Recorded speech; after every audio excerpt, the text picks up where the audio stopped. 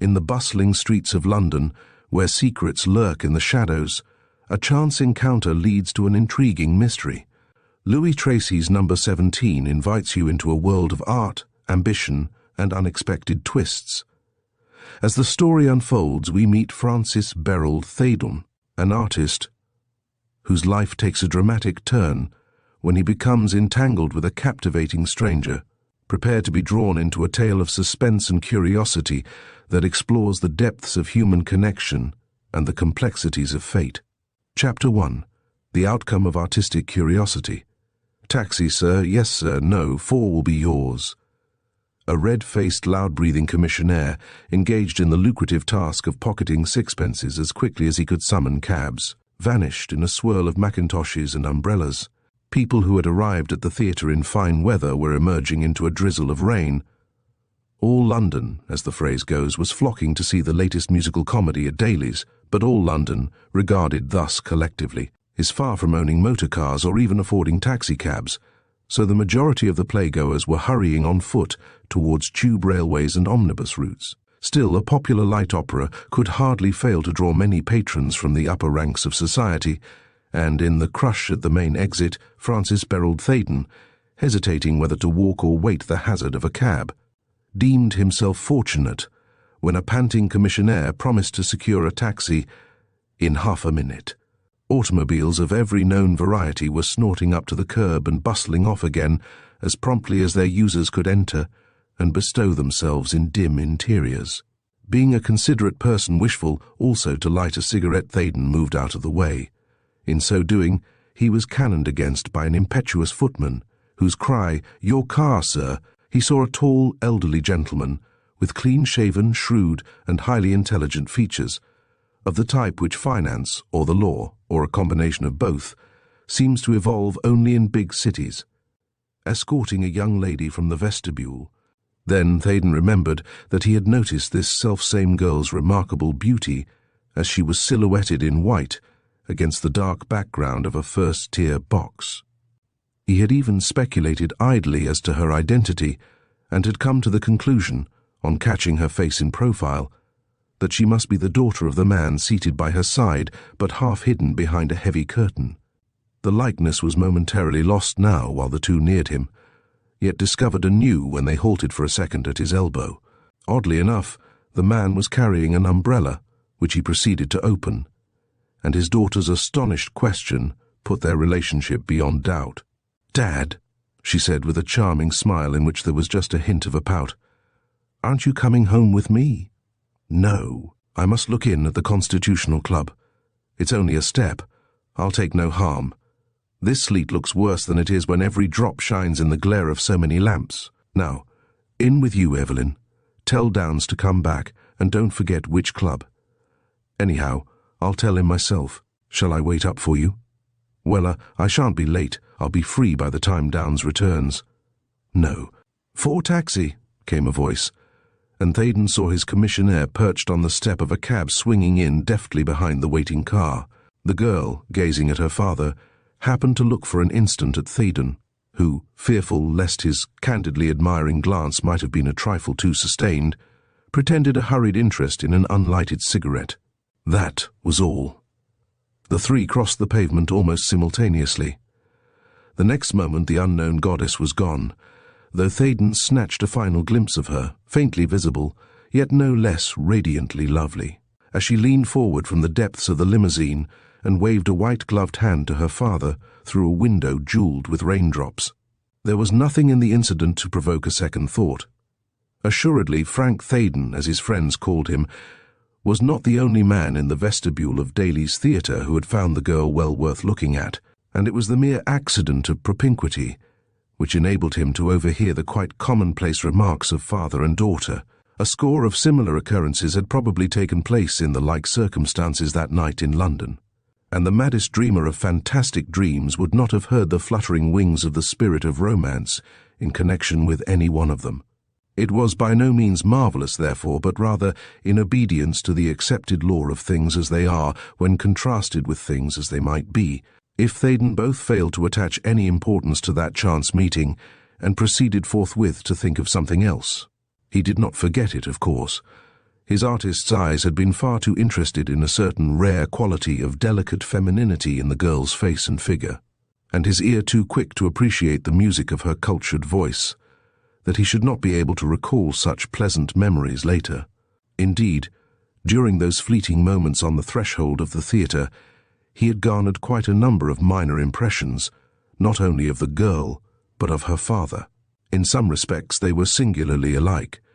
Thus, each had the same proud, self-reliant carriage, the same large, brilliant eyes, serene brow and firm mouth, the same repose of manner, the same clear, incisive enunciation. Neither could move in any company, however eclectic, without evoking comment.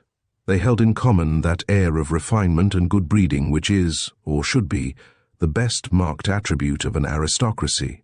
It was impossible to imagine either in rags, but given such a transformation, each would be notable because of the amazing difference that would exist between garb and mien. It must not be imagined that Theydon indulged in this close analysis of the physical characteristics of two complete strangers while his cab was wheeling into the scurry of traffic in Cranbourne Street. Rather did he essay a third time to light the cigarette which he still held between his lips. And yet a third time was his intent balked. A policeman stopped the eastbound stream of vehicles somewhat suddenly at the corner of Charing Cross Road, owing to the mud. The taxi skidded a few feet beyond the line, a lamp was torn off by a heavy wagon coming south, and a fierce argument between taxi driver and policeman resulted in numbers being demanded for future vengeance.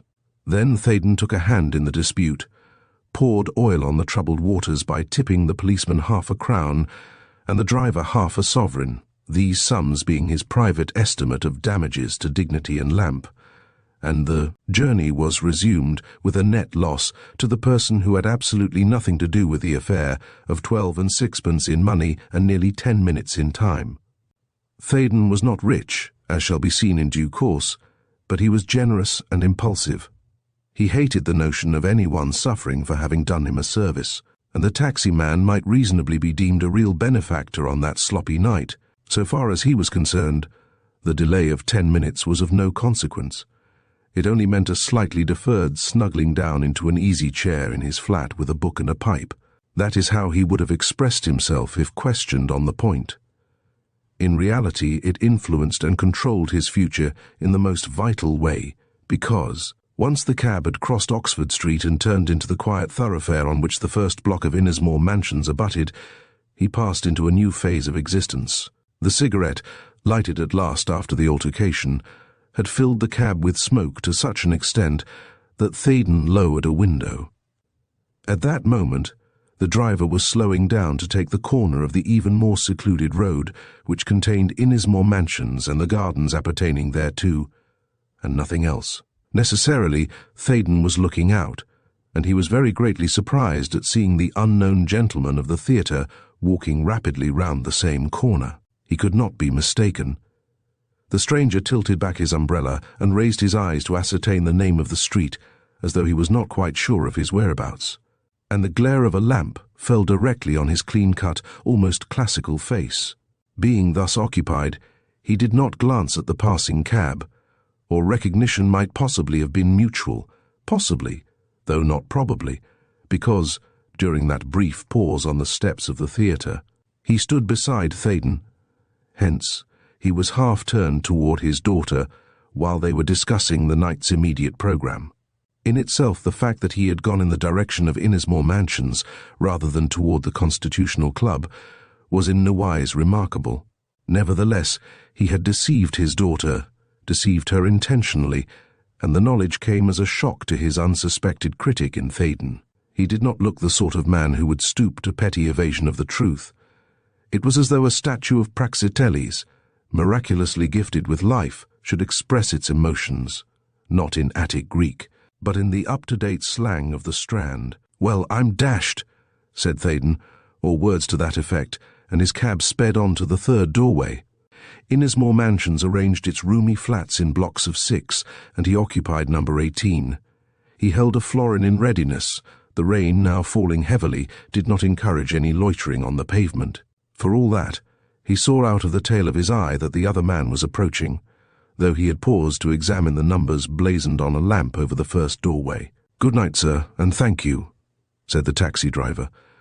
The cab made off as Theydon ran up a short flight of steps. Innismore Mansions did not boast elevators. The flats were comfortable, but not absurdly expensive, and their inmates climbed stairs cheerfully.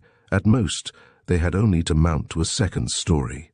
Each block owned a uniformed porter, who, on a night like this, even in May, needed rousing from his lair by a bell if in demand.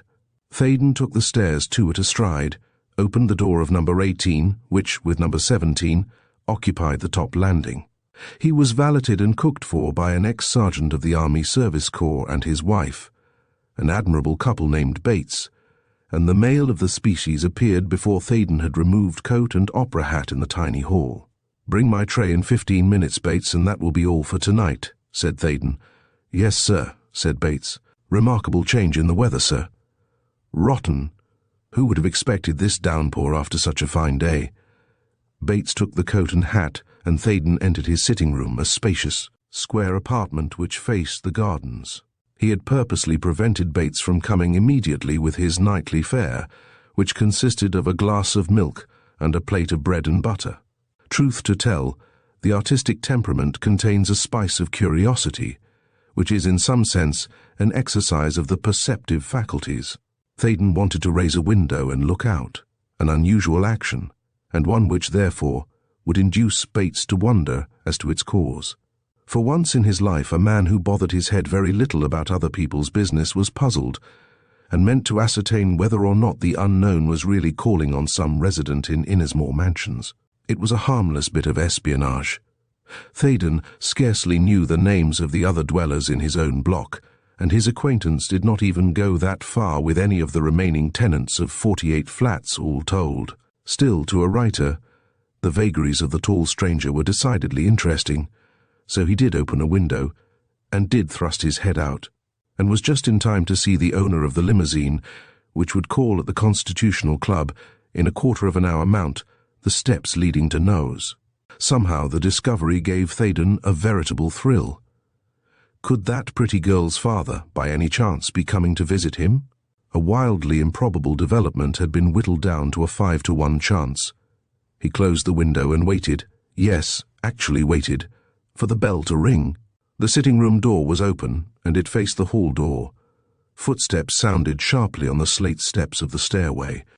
When Theydon heard someone climbing to the topmost landing, he was almost convinced that, as usual, the unexpected was about to happen. It did happen, but took its own peculiar path. The unknown rang the bell of number 17, and after a slight delay was admitted. Theydon smiled at the anticlimax. A trivial mystery had developed along strictly orthodox lines.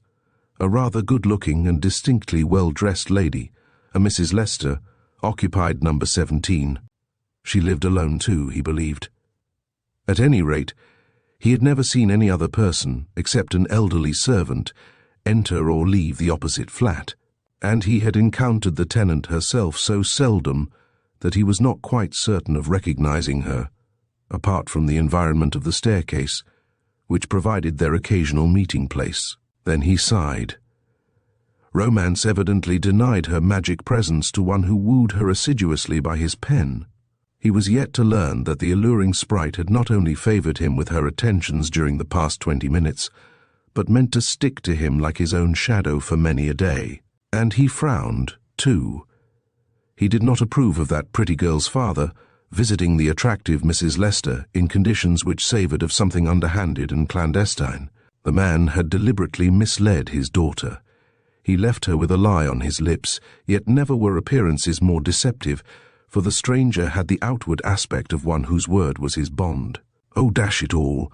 What business is it of mine, anyhow?" growled Theydon, and he laughed sourly as he sat down to write a letter which Bates could take to the post, thus himself practicing a slight deceit intended solely to account for the deferred bringing of the tray. It was apparently an unimportant missive, which could well have been postponed till the morning, being merely an announcement to a firm of publishers that he would pay a business call later in the week.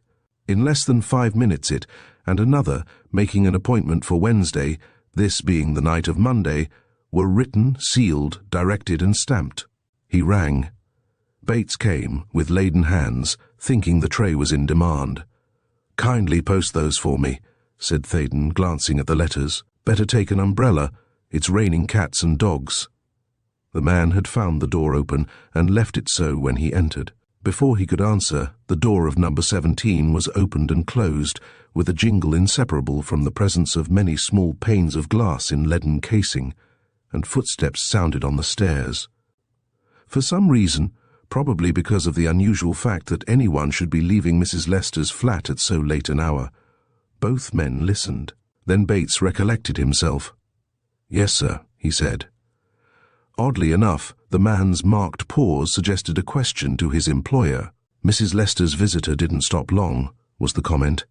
"He came up almost on my heels." "I thought it must have been a gentleman," said Bates. "Why a gentleman?" laughed Theydon. "I mean, sir, that the step didn't sound like a lady's." "Ah, I see." Vaguely aware that he had committed himself to a definite knowledge as to the sex of Mrs. Lester's visitor, Theydon added, "I didn't actually see anyone on the stairs, but I heard an arrival, and jumped to the same conclusion as you, Bates." Tacitly, master and man shared the same opinion. It was satisfactory to know that Mrs. Lester's male visitors, who called at the unconventional hour of 11:30 p.m., were shown out so speedily. Innismore mansions were intensely respectable. No lady could live there alone whose credentials had not satisfied a sharp-eyed secretary. Further, Theydon was aware of a momentary disloyalty of thought toward the distinguished-looking father of that remarkably handsome girl, and it pleased him to find that he had erred. Bates went out, closing the door behind him.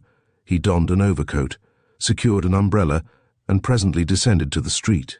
Yielding again to impulse, Theydon reopened the window and peered down. The stranger was walking away rapidly. A policeman, glistening in cape and overalls, stood at the corner near a pillar box. The tall man, who topped the burly constable by some inches, halted for a moment to post a letter. Whether by accident or design, he held his umbrella so that the other could not see his face. Then he disappeared. Bates came into view.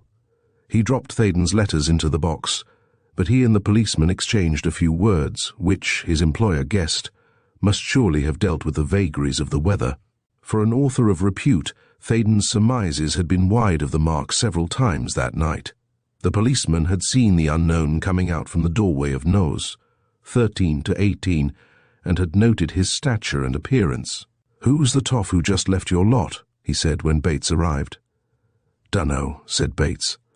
"Someone calling on Mrs. Lester, I fancy." "Why?" "Oh, nothing. Only if I was togged up regardless on a night like this, I'd blew a cab fare." "I didn't see him myself," commented Bates. "My boss eared him come, and both of us eared him go. He didn't stay more'n 5 minutes. Wish I was in his shoes." "I've got to stick round here till 6 in the morning," grinned the policeman. "Well, cheer-o, mate." "Cheer-o." Bates looked in on his master before retiring for the night. "What time shall I call you, sir?" he said. Theydon was in the pipe and book stage, having exchanged his dress coat for a smoking jacket. He was reading a treatise on aeronautics, and, like every novice, had already formulated a flying scheme which would supersede all known inventions. "Not later than 8, he said. "I must be out by 9. And by the way, I may as well tell you now. After lunch tomorrow I'm going to Brooklands. I return to Waterloo at 6:40, as I have to dine in the West End at 7:30, and my train may be a few minutes behind time. I want you to meet me with a suitcase at the hairdresser's place on the main platform. I'll dress there and go straight to my friend's house. It would be cutting things rather fine if I attempted to come here. I'll have everything ready, sir." Bates was eminently reliable in such matters. He could be depended on to the last stud.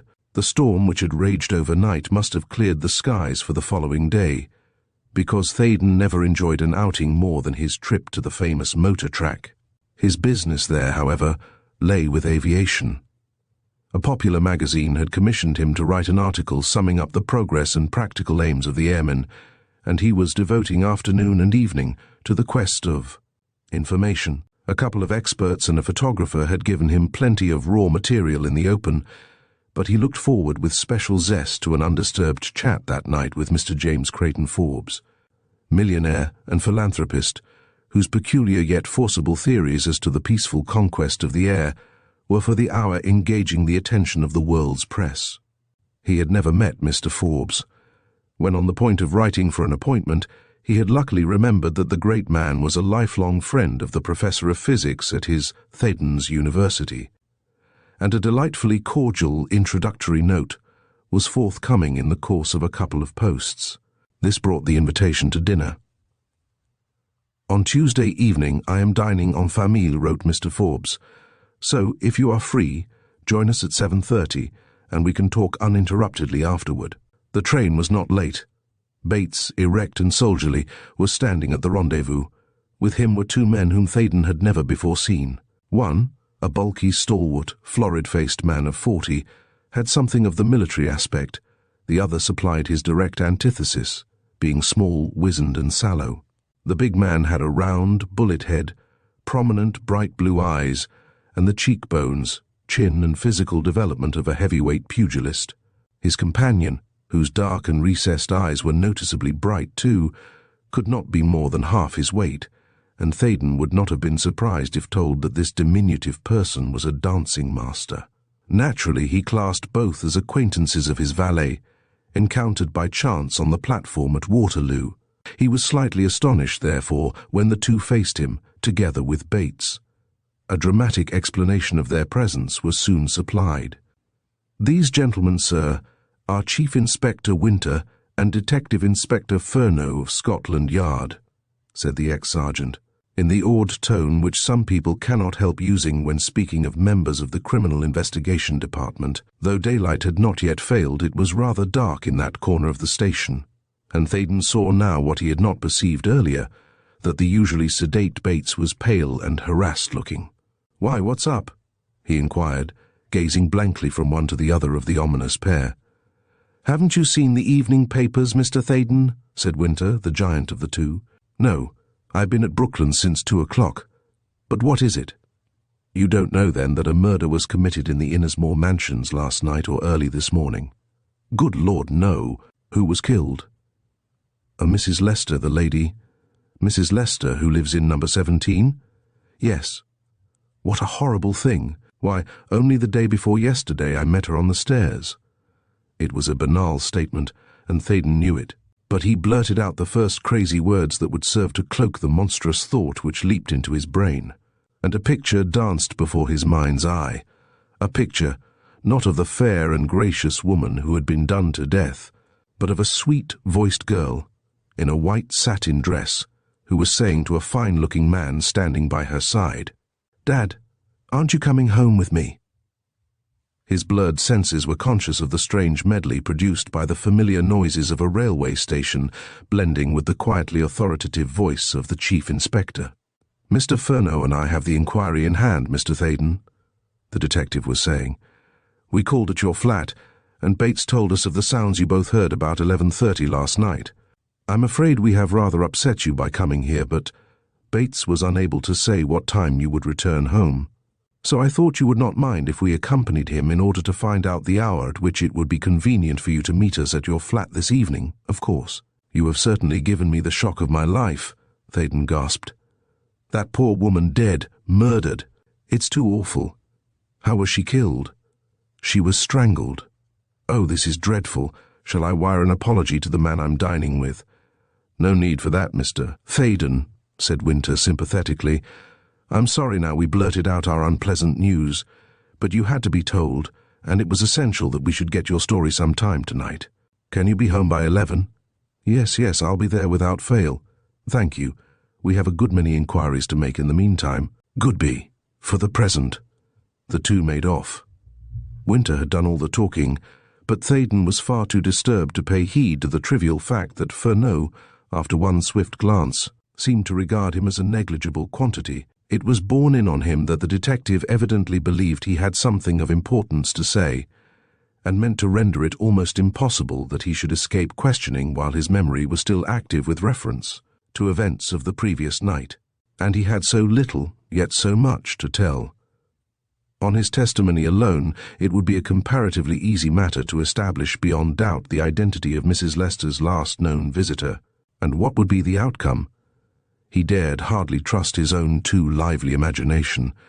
Whether or not his testimony gave a clue to the police, the one irrevocable issue was that somewhere in London there was a girl named Evelyn who would regard a certain young man, Francis Berrold Theydon to wit, as a loathsome and despicable Paul Pry. Bates, somewhat relieved by the departure of the emissaries of Scotland Yard, recalled his master's scattered wits to the affairs of the moment. "It's getting on for 7, sir," he said. "I've engaged a dressing room." "Tell you what, Bates," said Theydon abstractedly, "it is my fixed belief that you and I could do with a brandy and soda apiece. That would be a good idea, sir." The good idea was duly acted on. While Theydon was dressing, Bates told him what little he knew of the tragedy, which was discovered by Mrs. Lester's maid when she brought a cup of tea to her mistress's bedroom at 10 o'clock that morning. Bates himself was the first person appealed to by the distracted woman, and he had the good sense to leave the body and its surroundings untouched until a doctor and the police had been summoned by telephone. Thenceforth the day had passed in a whirl of excitement, active in respect to police inquiries and passive in its resistance to newspaper interviewers. He saw no valid reason why his employer's plans should be disturbed, so made no effort to communicate with him at Brooklands. "Them texts were very pressin', sir," said Bates rather indignantly. "Very pressin', especially the little one. He almost wanted to know what we had for breakfast." At that Theydon laughed dolefully, and, as it happened, Bates's grim humour prevented him from ascertaining the exact nature of Furneaux's pertinacity. Moreover, the time was passing.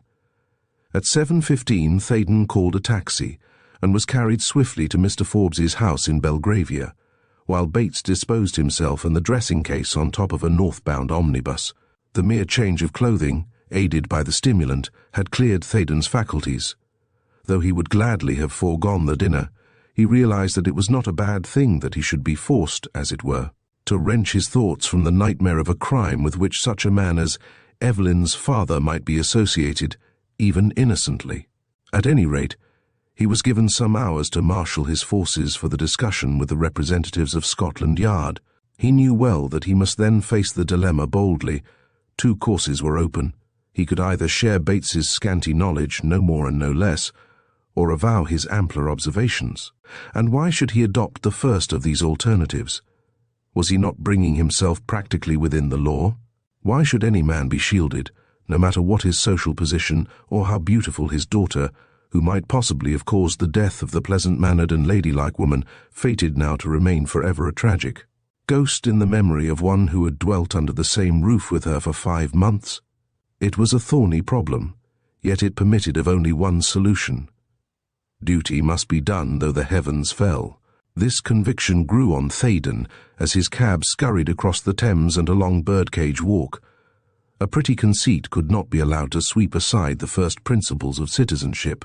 Indeed, so reassuring was this reasoned judgment that he felt a sense of relief as he paid off the cab and rang the bell of the Forbes mansion. He gave his name to a footman, who disposed of his overcoat and hat and led him to an upstairs drawing-room. Even the most fleeting glances at hall and staircase revealed evidences of a highly trained artistic taste, gratified by great wealth. The furniture, the china, the pictures were each and all rare and well chosen. "Mr. Theydon," announced the man, throwing wide the door. A lady, bent over some prints spread on a distant table, turned at the words and hastened to greet the guest. "My father is expecting you, Mr. Theydon," she said. "He was detained rather late in the city, but will be here now at any moment." Theydon was no neurotic boy, whose surcharged nerves were liable to crack in a crisis demanding some unusual measure of self-control. Yet the room and its contents, and, not least, the graceful girl advancing with outstretched hands swam before his eyes.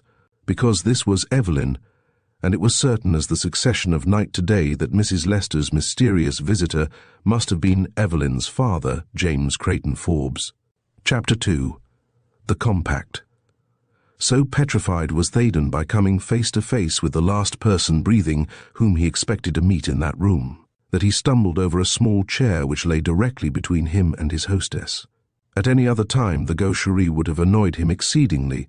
In the existing circumstances, no more fortunate incident could have happened, since it brought Evelyn Forbes herself unwittingly to the rescue. "I have spoken 20 times about chairs being left in that absurd position," she cried, as their hands met. "But you know how wooden-headed servants are. They will not learn to discriminate. People often sit in that very place of an afternoon, because anyone seated just there sees the canaletto on the opposite wall in the best light. When the lamps are on, the reason for the chair simply ceases to exist, and it becomes a trap for the unwary. You are by no means the first who has been caught in it." Theydon realized, with a species of irritation, that the girl was discoursing volubly about the offending chair merely in order to extricate an apparently shy and tongue-tied young man from a morass of his own creation. That an author of some note should not only behave like a country bumpkin, but actually seem to need encouragement so that he should feel at home in a London drawing-room, was a fact so ridiculous that it spurred his bemused wits into something approaching their normal activity. "I have not the excuse of the canaletto," he said, compelling a pleasant smile, "but may I plead an even more distracting vision? I came here expecting to meet an elderly gentleman of the class which flippant Americans describe as highbrow, and I am suddenly brought face to face with a Romney portrait of a lady in real life. Is it likely that such an insignificant object as a chair, and a small one at that, would succeed in catching my eye?" Evelyn Forbes laughed, with a joyous mingling of surprise and relief. Most certainly, Mr. Theydon's manner of speech differed vastly from the disconcerting expression of positive bewilderment, if not actual fright, which marred his entrance. "Do I really resemble a Romney?" "Which one?" she cried. "An admitted masterpiece." "Ah, but people who pay compliments deserve to be put on the rack. I insist on a definition." "Lady Hamilton as Joan of Arc." He drew the bow at random, and was gratified to see that his hearer was puzzled. "I don't know that particular picture," she said, "but I cannot imagine any model less adapted to the subject. Romney immortalized the best qualities of both," he answered promptly. "Please, may I look at the canaletto which indirectly waylaid me?" She turned across the room, but stopped and faced him again with a suddenness that argued an impulsive temperament. "Now, I remember," she said. "Dad told me you had written novels and some essays. Have you ever really seen Romney's portrait of Lady Hamilton as Joan of Arc?" Those fine eyes of hers pierced him with a glance of such candid inquiry that he cast pretense to the winds. "No," he said. "Then you just invented the comparison as an excuse for colliding with the chair?" "Yes. At the same time I throw myself on the mercy of the court." "It was rather clever of you," he laughed, and their eyes met at very close range. "May I share the joke?" said a voice, and Theydon knew before he turned that the man he had last seen disappearing around the corner of Innismore Mansions in a heavy rainstorm was in the room. "Why did you tell me that Mr. Theydon was a serious scientific person?" cried the girl. "He is anything but that. He can talk nonsense quite admirably." "So can a great many serious scientific persons, Evelyn. Glad to see you, Mr. Theydon. Professor Scarth's letter paved the way for something more than a formal meeting, so I thought you wouldn't mind giving us an evening. My wife is not in town. She is a martyr to hay fever, and has to fly from London to the sea early in May to escape. If caught here in June, nothing can save her. Tonight, as it happens, you're our only guest, but my daughter is going to a musicale at Lady de Winton's after dinner. So you and I will be free to soar into the Empyrean through a blaze of tobacco smoke, standing there, in that delightful drawing-room, made welcome by a man like Forbes, and admitted to a degree of charming intimacy by a girl like Forbes's daughter." Theydon tried to believe that his meeting with those ill-omened detectives at Waterloo Station was, in some sort, a figment of the imagination, but he was instantly and effectually brought back to a dour sense of reality by Evelyn Forbes's next words. She, by chance, looked at Theydon just as she had looked at him the previous night. "Were you at Daly's Theatre last night?" she inquired suddenly. "Yes," he said. Then, finding there was no help for it, he went on. "You and I have hit on the same discovery, Miss Forbes. We three stood together at the exit. I was waiting for a taxi, and saw you get into your car. Now you know just why I fell over the chair." Forbes glanced up quickly. "Don't tell me Tomlinson forgot to move that infernal chair again," he cried. "Really, I must get rid either of our butler or the Canaletto, yet I prize both." "Don't blame Tomlinson, Dad," laughed the girl. "If Mr. Theydon hadn't made an unconventional entry, we would have talked about the weather, or something equally stupid." At that moment, Tomlinson himself, imperturbable and portly, announced that dinner was served. The three descended the stairs, chatting lightly about the musical comedy witnessed overnight. It was no new revelation to Theydon that truth should prove stranger than fiction, but the trite phrase was fast assuming a fresh and sinister personal significance. He believed, and not without good reason, that no man living had ever undergone an experience comparable with his present adventure. When he left that house, he was going straight to two officers of the law, whose bounden duty it would become to call upon Mr. Forbes for a full and true explanation of his visit to Mrs. Lester, provided, that is, he, Theydon, told them what he knew. Talk about a death's head grinning at a feast. At that bright dinner table he was a prey to keener emotion than ever shook a Borgia entertaining one whom he meant to poison. In sheer self-defense, he talked with an animation he seldom displayed. Evelyn was evidently much taken by him, and, fired by her manifest interest, he indulged in fantastic paradox and wild flights of fancy. Seemingly his exuberance stimulated Forbes, himself a well-informed and epigrammatic talker. An hour sped all too soon. The girl rose with a sigh. "It's too bad that I should have to go," she said. "I shall be bored stiff at Lady de Winton's, but I can't get out of it except by telling a positive fib over the telephone.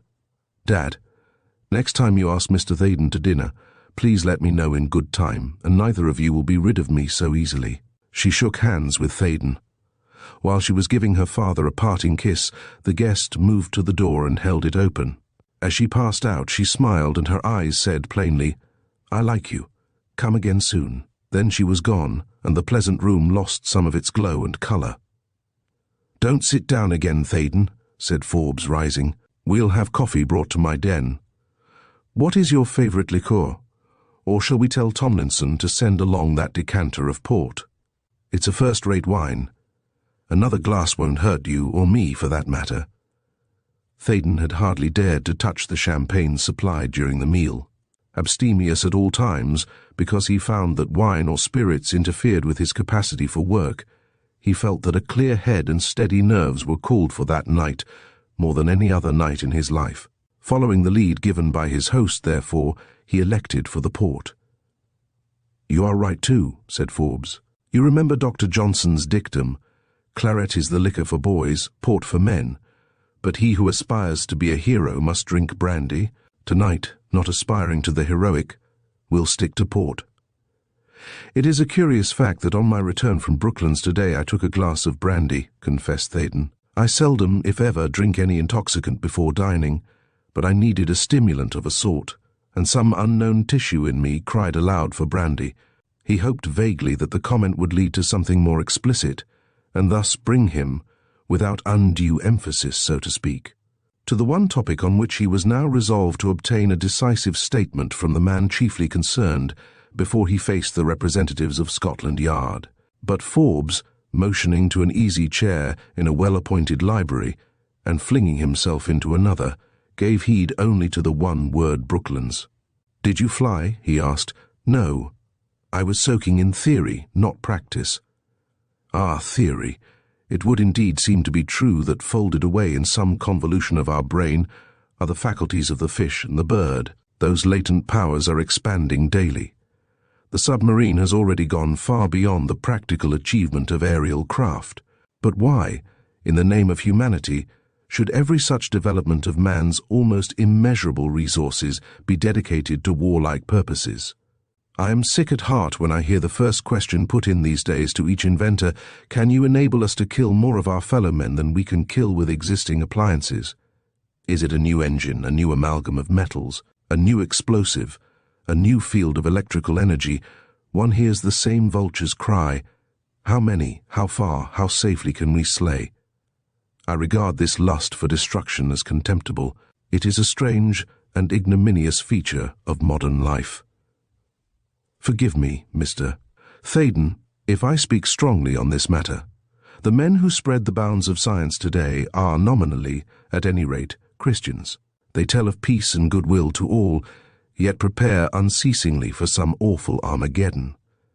We teach Christ's gospel in pulpit and schoolhouse, strive to express it in our laws, obey it in our lives and social relations. Yet we are armed to the teeth and ever arming, adding strength to the plates of our warships and distance to the range of our guns, constantly riveting and welding and forging monsters which shall shatter men and cities and states. This story was written before the outbreak of war in 1914. It was not the younger man now who talked brilliantly and forcibly. Theydon, frankly abandoning the effort to twist the conversation to that enigma which, the more he saw and heard of Forbes, the more incredible it became, listened enthralled to one who spoke with the conviction and earnestness of a prophet.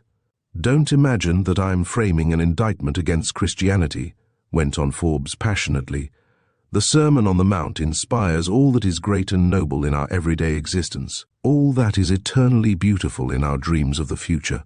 But why this din of war, this smoke of arsenals, this marching and drilling of the world's youth? Nature's law appears to have two simple clauses. It enforces a principle in the struggle for existence, a test in the survival of the fittest. Great heavens, are not these enough, without having our ears deafened by powder and drumming? That is why I am devoting a good deal of time and no small amount of money to an international crusade against the warlike idea, and I see no reason why a beginning should not be made with the airship and the airplane. We are too late with the submarine, but, before the golden hour passes, let us stop the navigation of the air from forming part of the equipment of murder. Surely it can be done. England and the United States, Italy, France, and the rest of Europe, the founts of civilization can write the edict. With all the blazonry of their glorious histories to illuminate the page, there shall be no war in the air. Theydon was carried away in spite of himself. "You believe that the airship might develop along the unemotional lines of the parcel post?" he inquired. Forbes laughed. "Exactly," he said. "I like your simile. No one suggests that we Britons should endeavor to destroy our hated rivals by sending bombs through the mails. Why then, in the name of common sense, should the first, I might almost say the only use of which the airship is commonly supposed capable, be that of destruction? Don't you see the instant result of a war-limiting ordinance of the kind I advocate? Suppose the peoples and the rulers declared in their wisdom that soldiers and war material should be contraband of the air, and suppose that airships do become vehicles of practical utility. What a farce would soon be all the grim fortresses, the guns, the giant steel structures now designed as floating hells. Humanity has yet time to declare that the flying machine shall be as harmless and serviceable as the penny post. I believe it can be done. Come now, Mr. Theydon, I think you've caught on to my scheme. Will you help? Help!" Here was a man expounding a new evangel, which might indeed be visionary and impracticable, but was none the less essentially noble and Christian in spirit. Yet Theydon was debating whether or not he should give testimony which would bring to that very room a couple of detectives whose first questions would make clear to Forbes that he was suspected of blood guiltiness. The notion was so utterly repellent that Theydon sighed deeply. His host not unnaturally looked surprised. "Of course, such a revolutionary idea strikes you as outside the pale of common sense," he began, but the younger man stayed him with a gesture. Here was an opportunity that must not be allowed to pass. No matter what the cost, if he never saw Evelyn Forbes or her father again, he must dispel the waking nightmare which held him in such an abnormal condition of uncertainty and foreboding. "Now that your daughter is gone, I may venture to speak plainly," he said. "I told you that. I felt the need of a brandy and soda at Waterloo. As a matter of fact, I did not leave the Brooklands track until 6 o'clock, and as Innismore Mansions, where I live, lie north, and I was due here at 7:30, I had my man meet me at the station with a suitcase, meaning to change my clothes in the dressing room there, and come straight here. Guess my astonishment when I found Bates. Bates is the name of my factotum, in the company of two strangers, whom he introduced as representing the Criminal Investigation Department. He paused. He had brought in his own address skillfully enough, and kept his voice sufficiently under control that no tremor betrayed a knowledge of Forbes's vital interest in any mention of that one block of flats among the multitude. Now, for the first time, Innismore Mansions figured as his abode, the correspondence which led to the dinner having centered in his club, but not a flicker of eyelid nor twitch of mobile lips showed the slightest concern on Forbes's part. Rather did he display at once a well-bred astonishment on hearing Theydon's concluding words. "Do you mean detectives from Scotland Yard?" he cried. "Yes." Forbes smiled and commenced filling a pipe. "Evidently they did not want you as a principal," he said. His tone was genial but slightly guarded. Theydon realized that this man of great wealth and high social position had reminded himself that his guest, though armed with the best of credentials, was quite unknown to him otherwise, and that, perhaps, he had acted unwisely in inviting a stranger to his house without making some preliminary inquiry. This reversal of their roles was a conceit so ludicrous that Theydon smiled too. At any rate, he meant now to pursue an unpleasing task, and have done with it. "No," he said slowly. "It seems that I am the worst sort of witness in a murder case.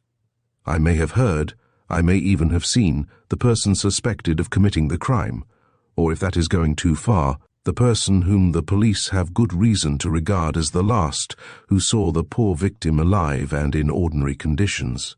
But my testimony, such as it is so slight and inconclusive that, of itself, no one could hang a cat on it. Good gracious! That sounds interesting, though you have my sympathy. It must be rather distressing to be mixed up in such an affair, even indirectly." Forbes struck precisely the right note of friendly inquiry. He wished to hear more, and was at the same time relieved to find that Professor Scarth had not introduced a notorious malefactor in the guise of a young writer, seeking material for an article on airships. Theydon could have laughed aloud at this comedy of errors, but the fact that at any moment it might develop into a tragedy exercises a wholesome restraint. "I happen to live at number 18 Innismore Mansions," he said. "Opposite on the same floor, I mean lives, or did live, a Mrs. Lester. I do not." "Are you telling me that a Mrs. Lester of number 17 Innismore Mansions is dead, has been murdered?" Forbes's voice rang out vibrant, incisive. His ordinarily pale face had blanched, and his deep-set eyes blazed with the fire of some fierce emotion, but beyond the slight elevation of tone and the change of expression, he revealed to Theydon's quietly watchful scrutiny no sign of the terror or distress which an evildoer might be expected to show on learning that the law's vengeance was already shadowing him. Even in so remote a way, as was indicated by the presence under his roof, of a witness regarded by the police as an important one. "Yes," stammered Theydon, quite taken aback by his companion's vehemence. "Do you know the lady? If so, I am sorry I spoke so unguardedly. Good heavens, man, don't apologize for that. I am not a child or weakling, that I should flinch in horror from one of life's dramatic surprises. But are you sure of what you are saying? Mrs. Lester murdered? When?" "About midnight last night, the doctor believes. That is what Bates told me. I was so shaken on hearing his news, which was confirmed by the two detectives, that I really gave little heed to details. She was strangled, a peculiarly atrocious thing where an attractive and ladylike woman is concerned. I have never spoken to her, but have met her at odd times on the stairs. I was immeasurably shocked, I assure you. In fact, I was on the point of telegraphing an excuse to you for this evening, but the Chief Inspector Winter, I think his name is, said it would suffice for his purpose if I met him at my flat about 11 o'clock, as he was engaged on other inquiries which would occupy the intervening hours. But if the news of this dastardly crime only reached you tonight at Waterloo Station, and you have no personal acquaintance with Mrs. Lester, what evidence can you give that will assist the police? Mrs. Lester received a visitor last night, an incident so unusual that I, who heard him arrive, and Bates, who was in my sitting room when we both heard him depart, commented on the strangeness of it. That, I suppose, is the reason why I am in request by Scotland Yard." You say him. How did you know it was a man? Did you see him? That was impossible. We were in my flat behind its closed door.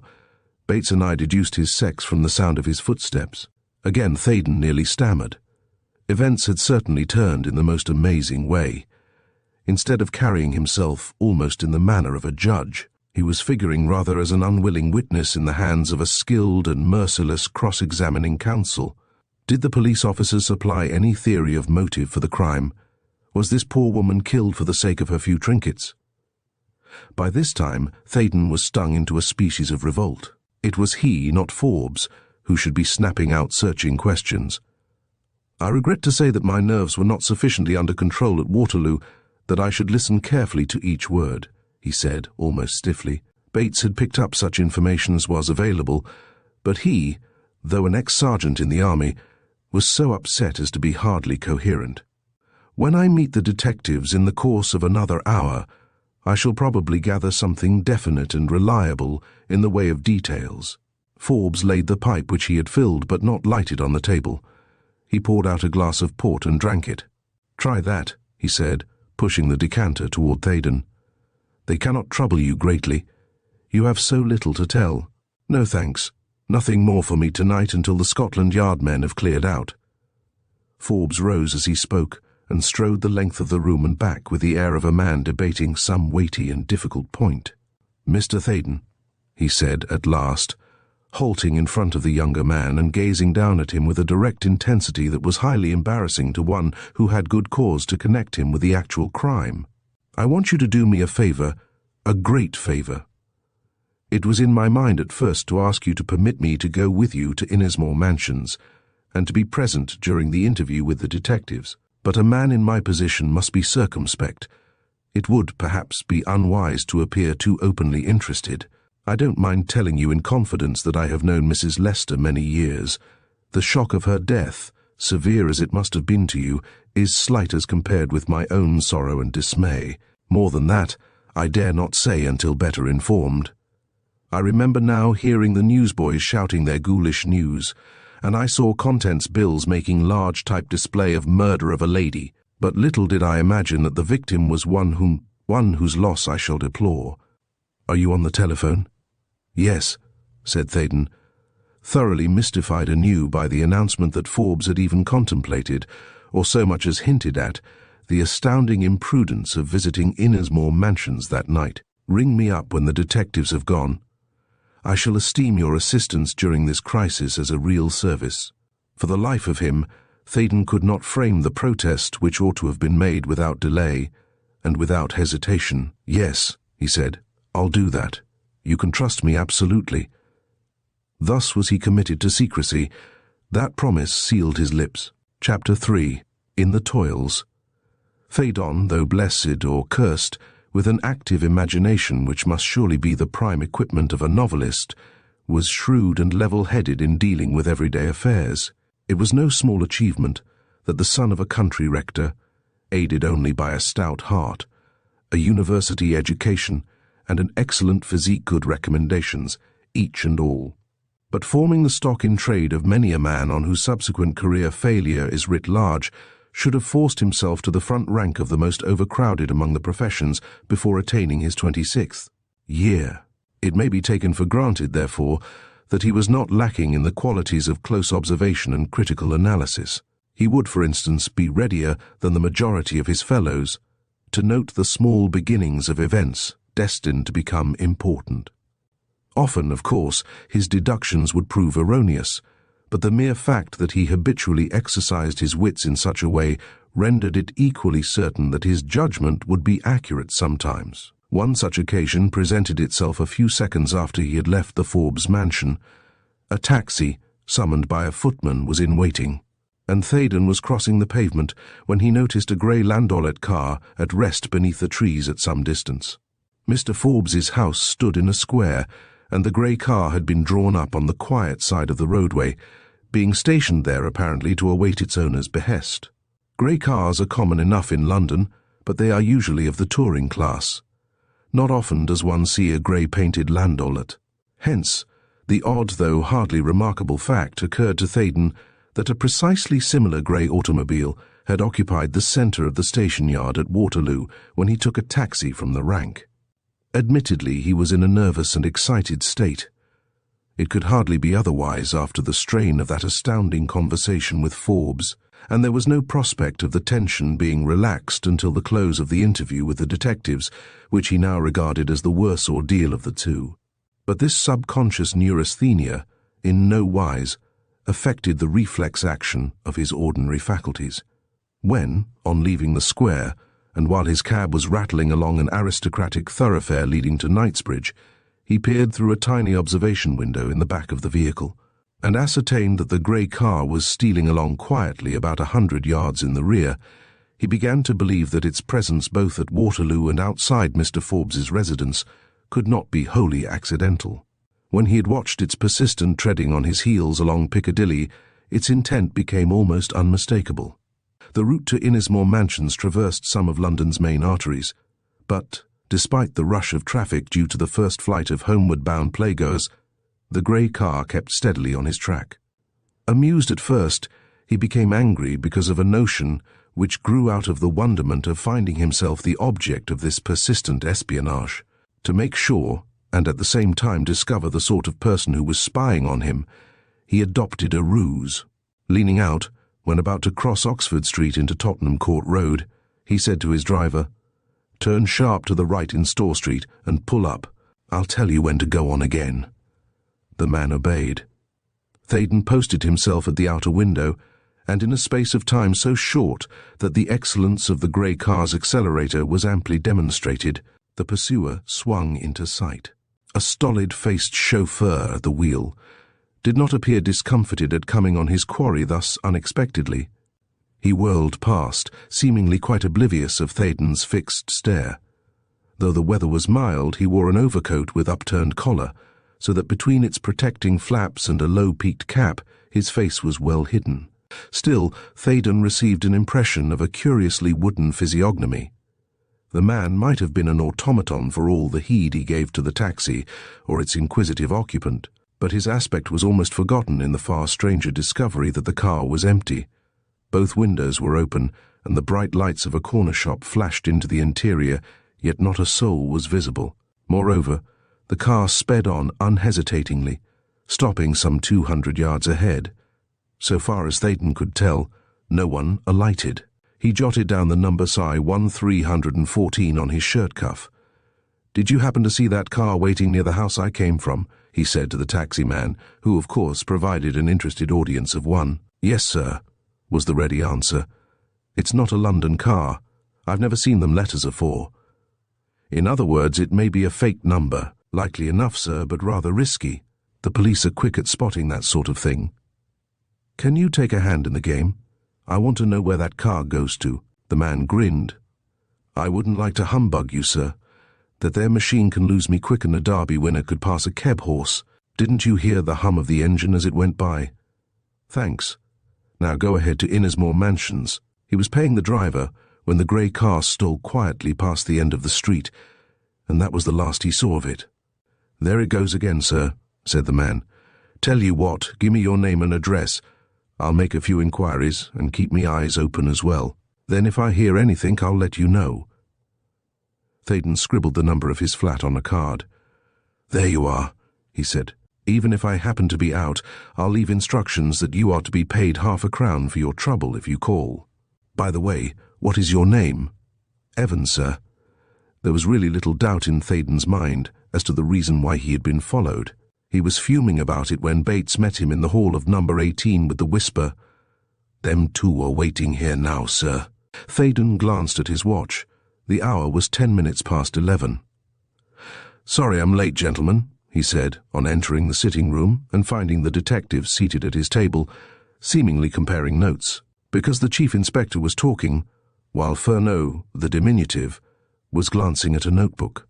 "We have no reason to complain of being kept waiting a few minutes in such comfortable quarters," said Winter pleasantly. "Oh, I fancy I was detained by some zealous assistant of yours," said Theydon, determined to carry the war into the enemy's territory. At that, Furneaux looked up quickly. "Will you kindly tell me just what you mean, Mr. Theydon?" said Winter. "Why?" Is it news to you that a grey limousine car stalked me from Waterloo to my friend's house, waited there 3 hours or more, and has carefully escorted me home? I dislike that sort of thing. Moreover, it strikes me as stupid. I didn't kill Mrs. Lester. It will save you and me a good deal of time and worry if you accept that plain statement as a fact. Won't you sit down? Said Winter quietly. And may I smoke? I didn't like to ask Bates for permission to light up in your absence. Theydon was not to be outdone in coolness. He opened a corner cupboard and produced various boxes. The cigars are genuine Havanas, he said. A birthday present from a maiden aunt, who is wise enough to judge the quality of tobacco by the price. Here, too, are Virginian, Turkish, and Egyptian cigarettes. Winter inspected the cigars gravely. By Jove, he cried, his big eyes bulging in joyous surprise. Last year's crop from the Don Juan y Guerrero plantation. Treasure that aunt of yours, Mr. Theydon. None but herself can be her equal. Theydon saw that the little man did not follow his chief's example. Don't you smoke? He said. No, but if you'll not be horrified, I would like to smell one of those Turks. Smell it? Yes. That is the only way to enjoy the aroma and avoid nicotine poisoning.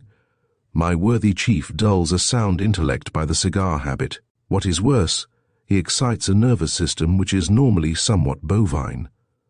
You also, I take it, are a confirmed smoker, so both of you are at cross purposes already. Fernaux's voice was pitched in the curious piping note usually associated with comic relief in a melodrama, but his wizened face was solemn as a Red Indian's. It was Theydon who smiled. His preconceived ideas as to the appearance and demeanour of the London detective were shattered. Really, there was no need to take these two seriously. Winter, while lighting the cigar, grinned amiably at his colleague. Fernaux passed a cigarette to and fro under his nostrils and sniffed. Theydon reached for a pipe and tobacco jar and drew up a chair. Well, he said, it is not my business to criticize your methods. I have very little to tell you. I suppose, Bates— The really important thing is this car which followed you tonight, broke in Winter. The details are fresh in your memory. What type of car was it? Did you see the driver and occupants? What's its number?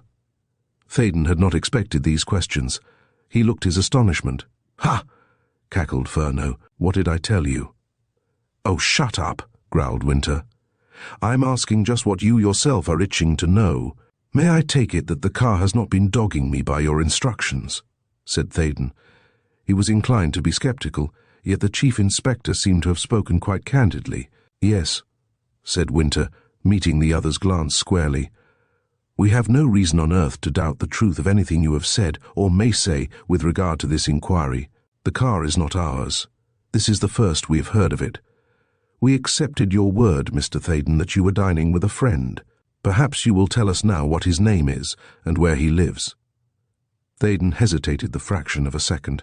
That, he knew instantly, was a blunder, so he proceeded to rectify it. I was dining with Mr. James Creighton Forbes, of No. 11, Fortescue Square, he said.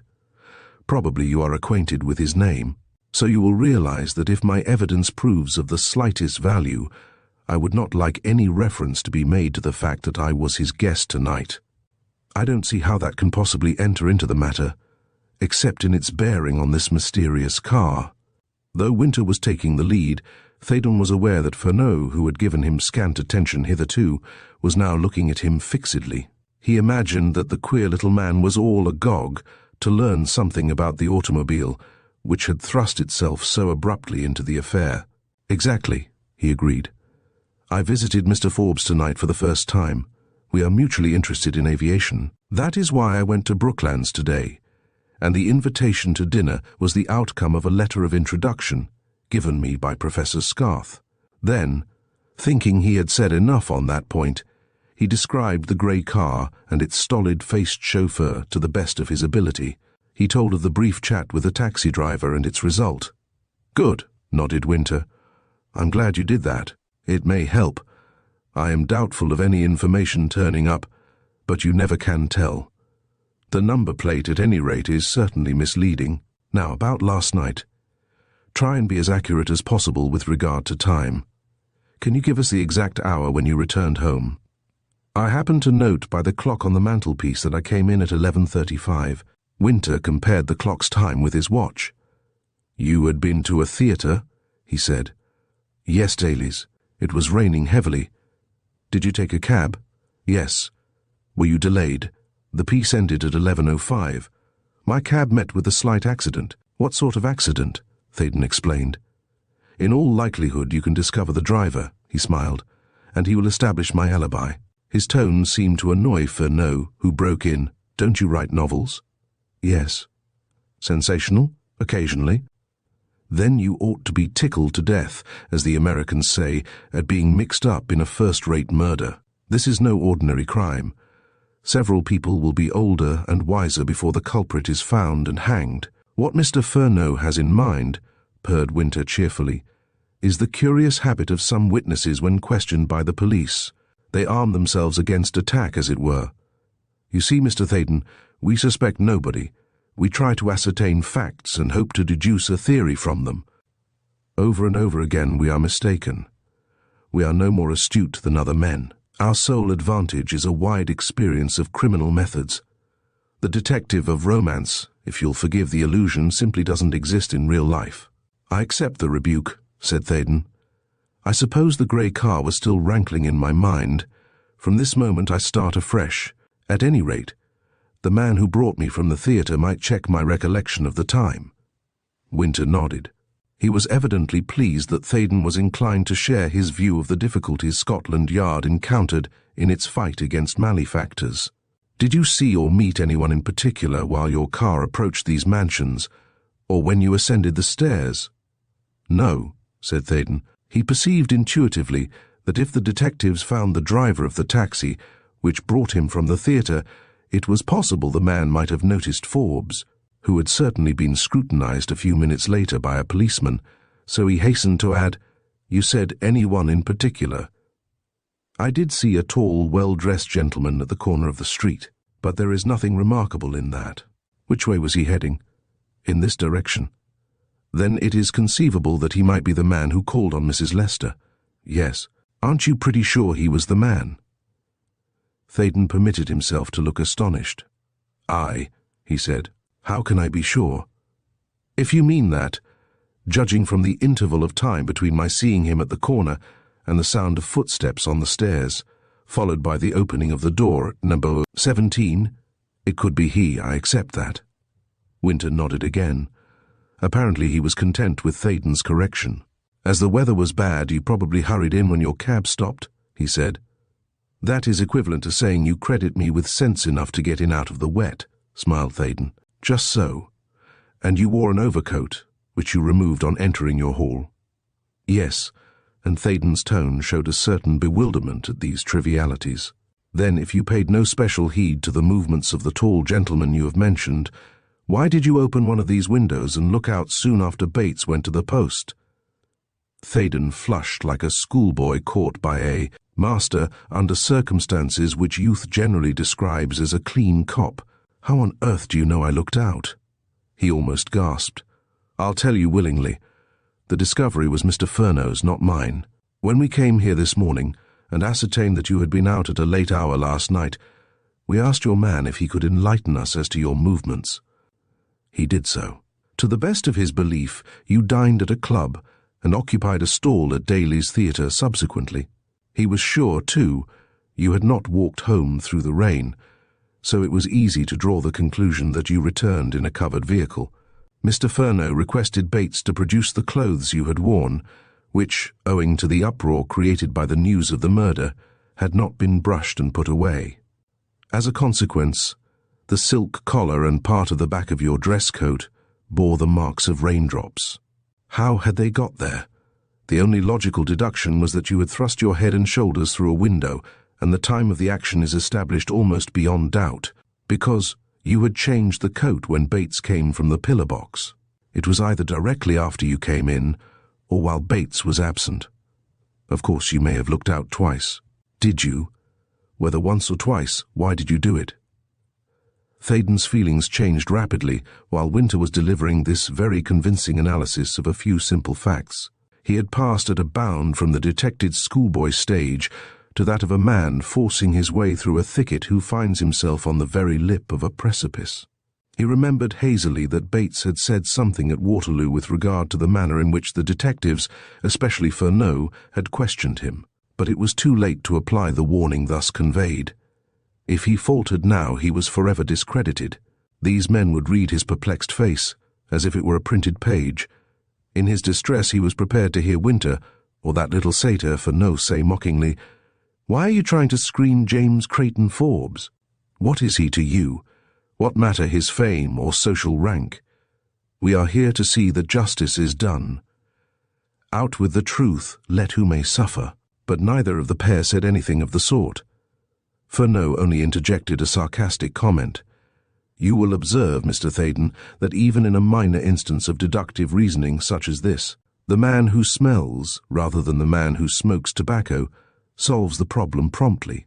Theydon threw out his hands in token of surrender.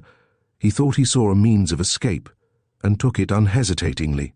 "I'm vanquished," he said. "You force me to admit that I do know a little, a very little, more than I have confessed hitherto about the man who visited Mrs. Lester's flat last night. I have said nothing about the matter thus far because I didn't want to be convicted of a piece of idle curiosity worthy of a gossip-loving housemaid.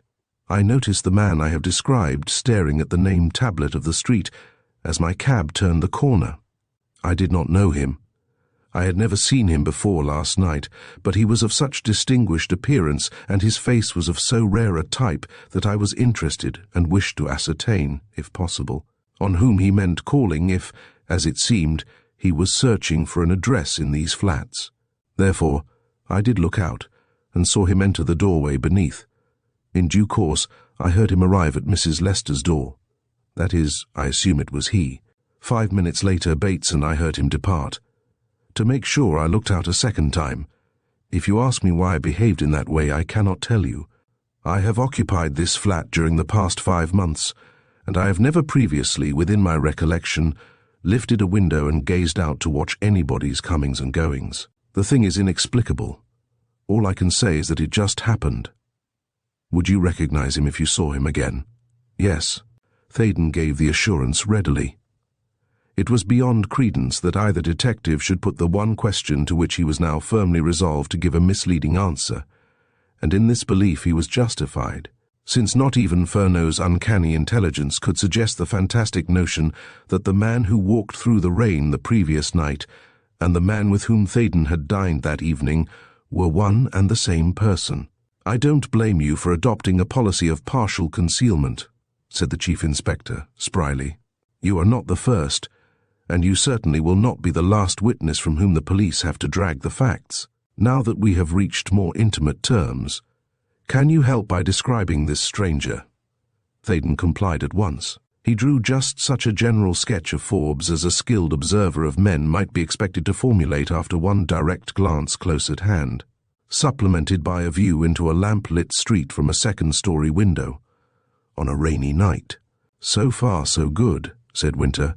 "You have contrived to fill in several details lacking in the description supplied by a policeman who chanced to be standing at the corner when Mrs. Lester's visitor posted a letter. Did you notice that?" "Yes.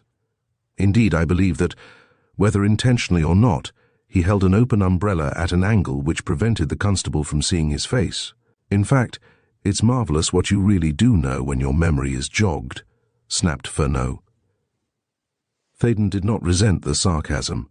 He smiled candidly into the little detective's eyes. "I suppose I deserve that," he said meekly. "Why did you hide your knowledge of Mrs. Lester's visitor from your man Bates?" "I was rather ashamed of the subterfuge adopted in order to get him out of the room while I opened the window the first time. That was understandable last night, but I failed to follow your reasoning for a policy of silence when we told you at Waterloo that Mrs. Lester had been killed. I was utterly taken aback by your news. I wanted time to think. I never meant to hide any material fact at this interview. You have contrived to delay and hamper our inquiry for 12 hours 24 in reality. I can't make you out, Mr. Theydon. You would never have said a word about your very accurate acquaintance with this mysterious stranger's appearance had not last night's rainstorm left its legible record on your clothes. Do you now vouch for it that the man was completely unknown to you?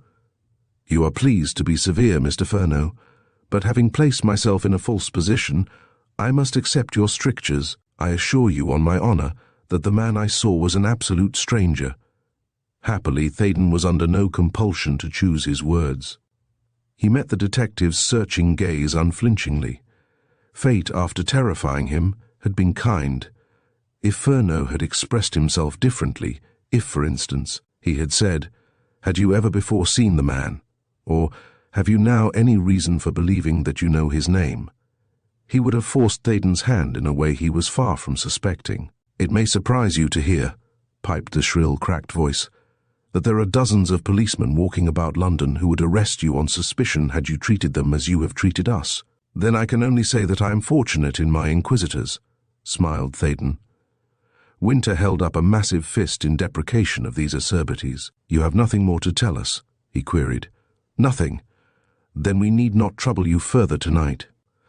Of course, if luck favors us, and we find the gentleman with the classical features, the most unlikely person to commit a murder I have ever heard of, we shall want you to identify him. I am at your service at any time.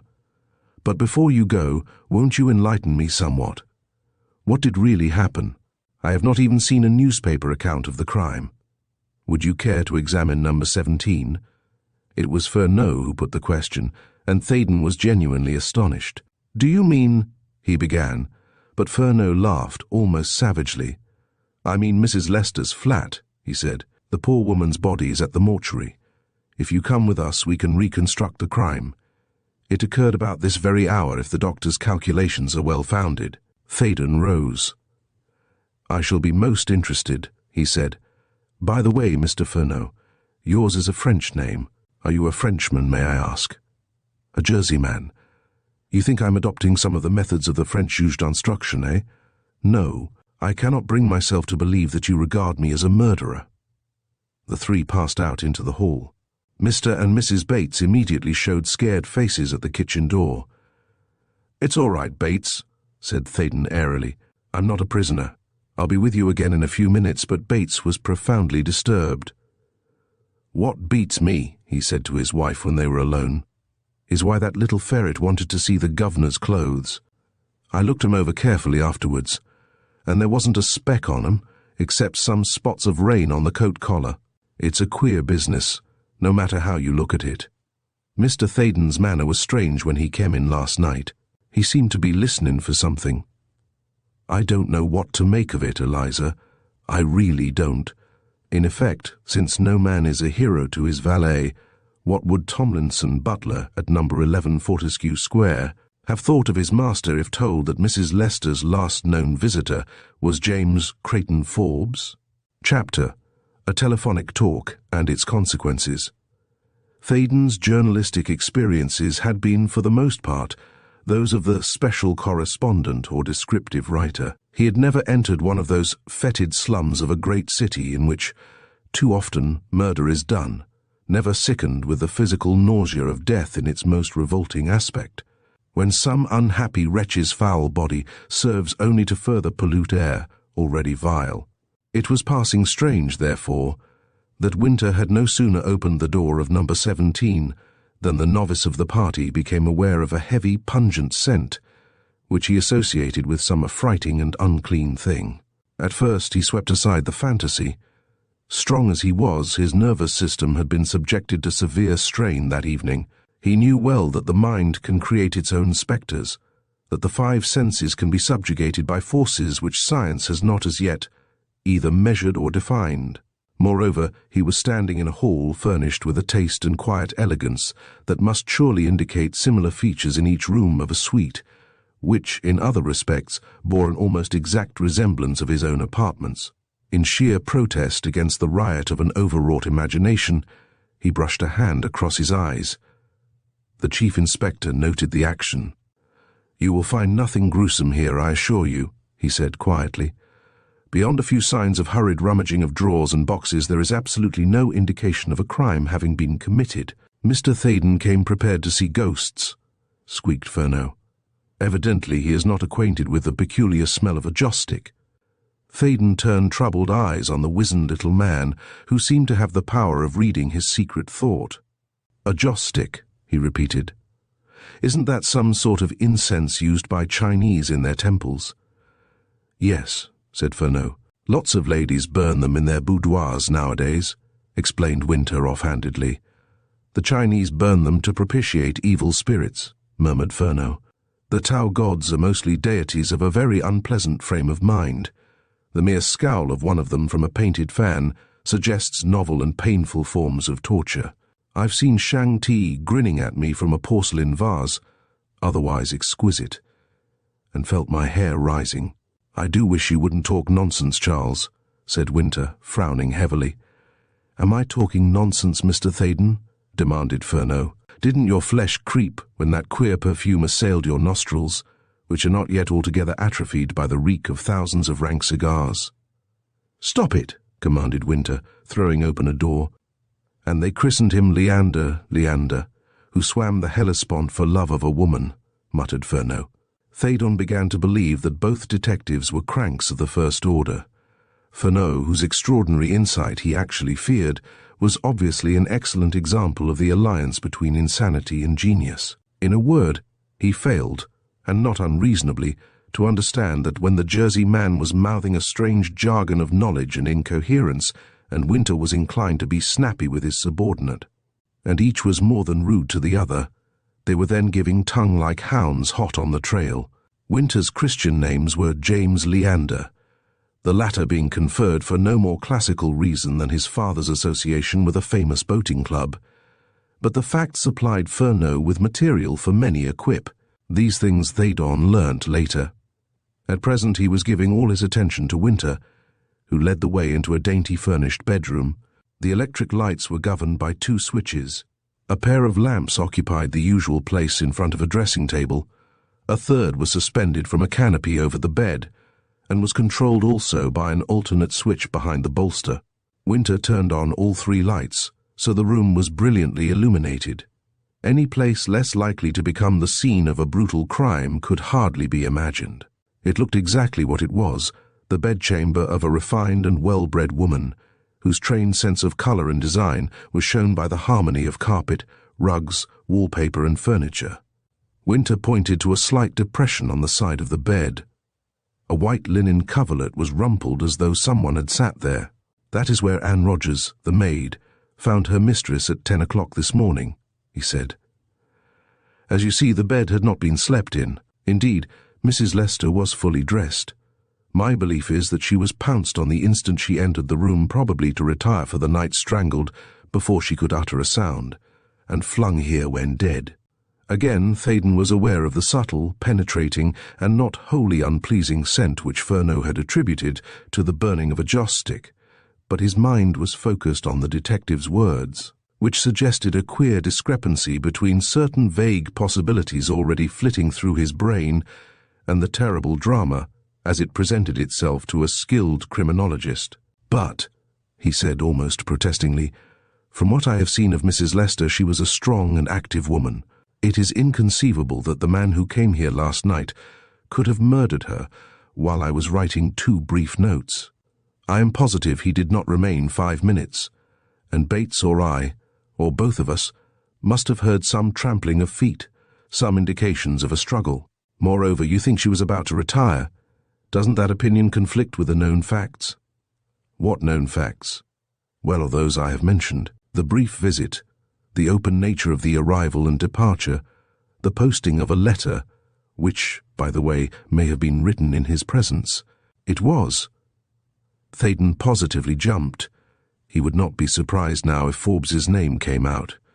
How do you know that? He asked. Mrs. Lester wrote to an aunt in Oxfordshire, a lady who lives in the village of Iffley, near the first lock on the Thames below Oxford.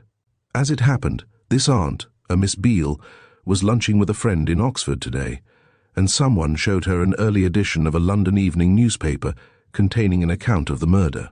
Instead of yielding to hysteria and passing from one fainting fit into another, Miss Beale had the rare good sense to go straight to the police station.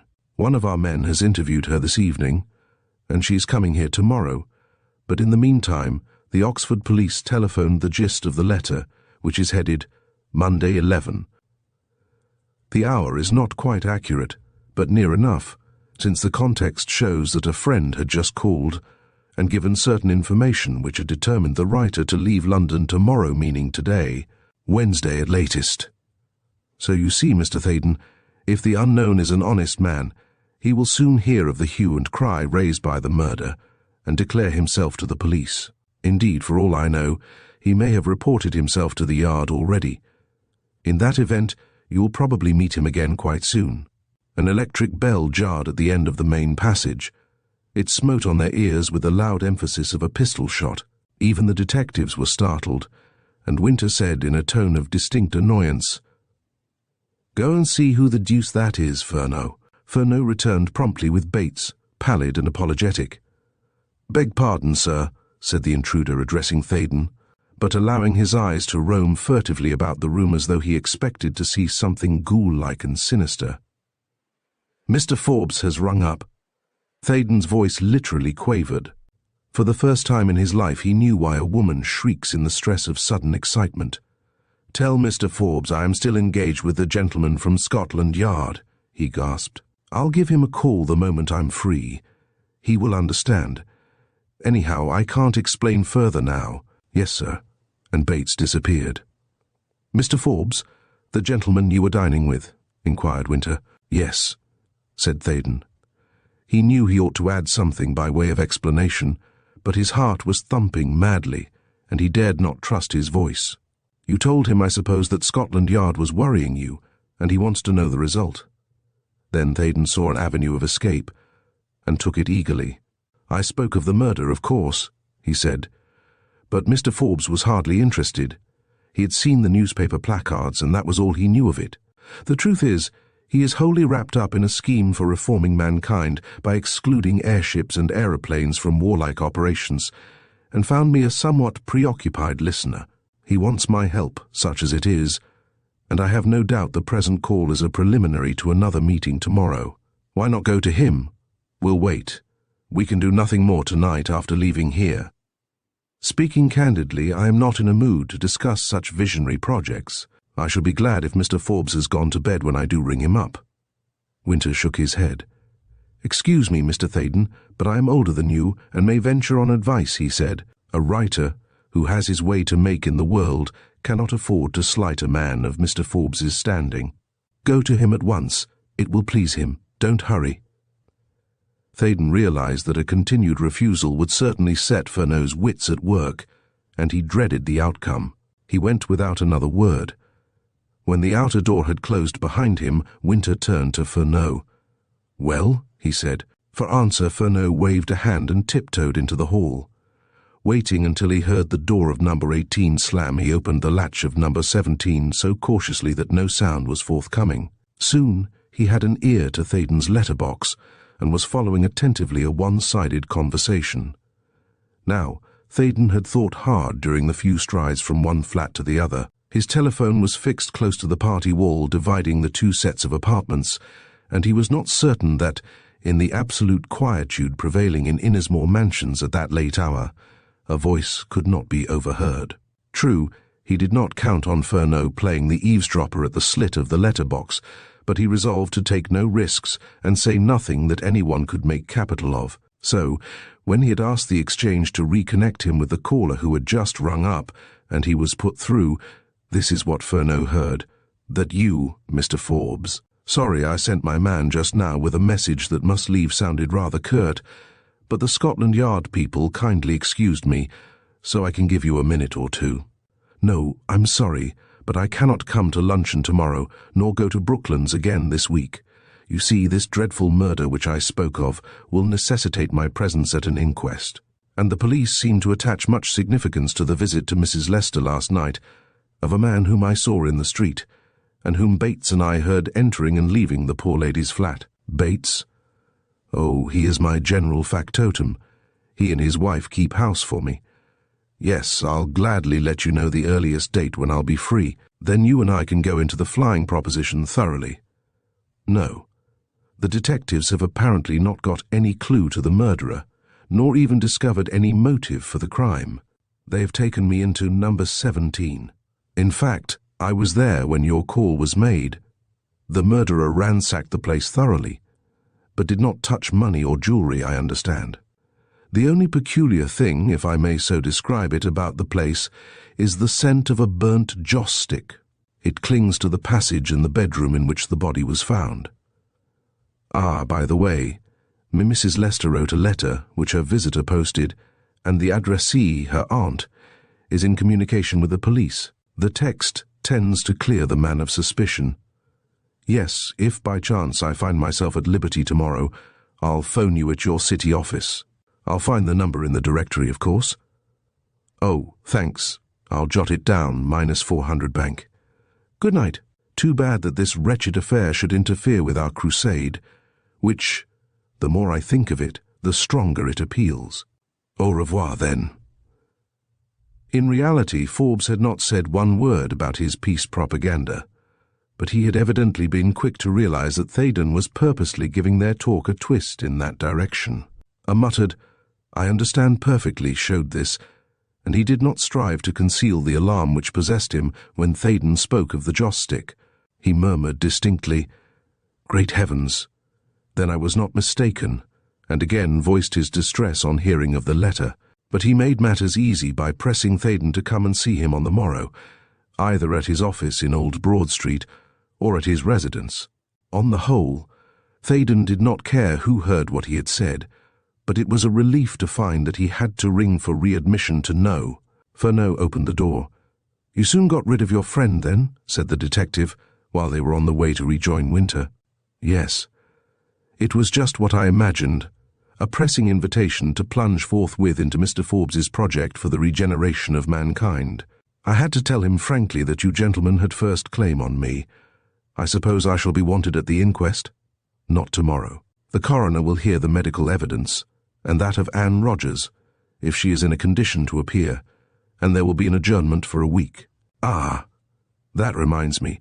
Didn't Mrs. Lester's servant admit the visitor last night?" Theydon put the question advisedly. He was calmer now, and had made up his mind as to the course he should pursue, although he had assured Winter that he would recognize the stranger if confronted with him, and if Forbes was brought into the inquiry, the admission might prove awkward. He meant to say that he had indeed noticed a remarkable resemblance in the millionaire to the man he had seen looking up at the name tablet on the corner, but felt that the likeness was only one of those singular coincidences which abound in a cosmopolitan city. The smartest cross-examiner at the bar could not shake him if he took that stand. The sheer improbability of Forbes being the mysterious visitor would justify his attitude, and the notion was so consoling that he faced the two detectives with new confidence and a self-possession that was exceedingly pleasant when compared with his earlier embarrassment. "No," said Winter. "By a most remarkable chance, Anne Rogers was given leave to spend the night with her father, who lives in Camden Town. He is an old man and was taken ill last evening. He believes he asked someone to telegraph to his daughter, asking her to come to him. She certainly received a telegram, and as certainly did visit him. Of course, that phase of the affair will be cleared up thoroughly, but the main facts are indisputable. Anne Rogers has her own latchkey. As Mrs. Lester usually sat up late, being a lover of books, and seldom stirred before 10 o'clock, the maid waited until that hour before bringing her mistress's cup of tea. That stain on the carpet near the door shows where the tray fell from her hands. Sometimes an artist obtains the strongest effect by one deft sweep of the brush. Winter, though he would have blushed if described as an artist in words, had achieved a similar result by his concluding sentence. Theydon pictured the scene. He saw the limp form thrown across the bed, the distorted face, the hands and arms posed grotesquely. He heard the shrill scream of the terrified servant, an elderly woman whom Bates described as a quiet body, and could imagine the clatter of the laden tray as it dropped from nerveless fingers. A sort of fury rose within him. Mrs. Lester had been done to death in a horrible and insensate way, and no matter who suffered, be he millionaire or pauper, the wretch who committed the crime should be made to pay the penalty of the law. In that moment, he forgot Evelyn Forbes, and thought only of the fair and gracious woman whose agonized spirit had taken flight under the compulsion of the tiger grip of some human brute now moving among his fellow creatures. Unknown and unsuspected.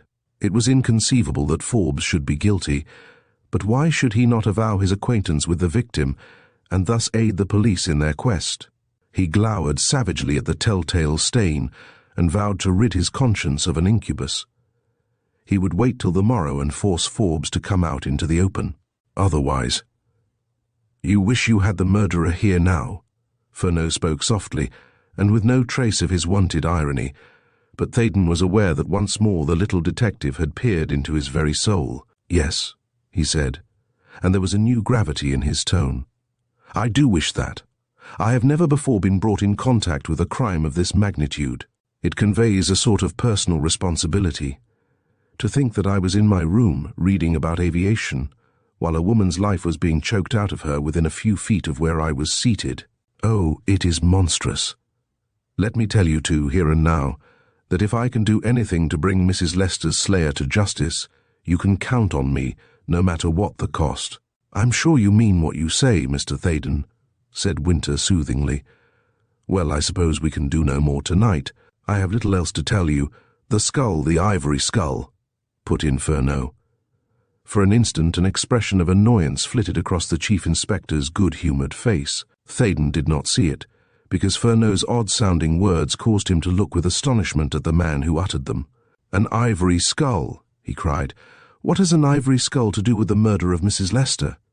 "We cannot even begin to guess at its meaning yet," said Winter, who, after one fierce glance at his colleague, had recovered his poise.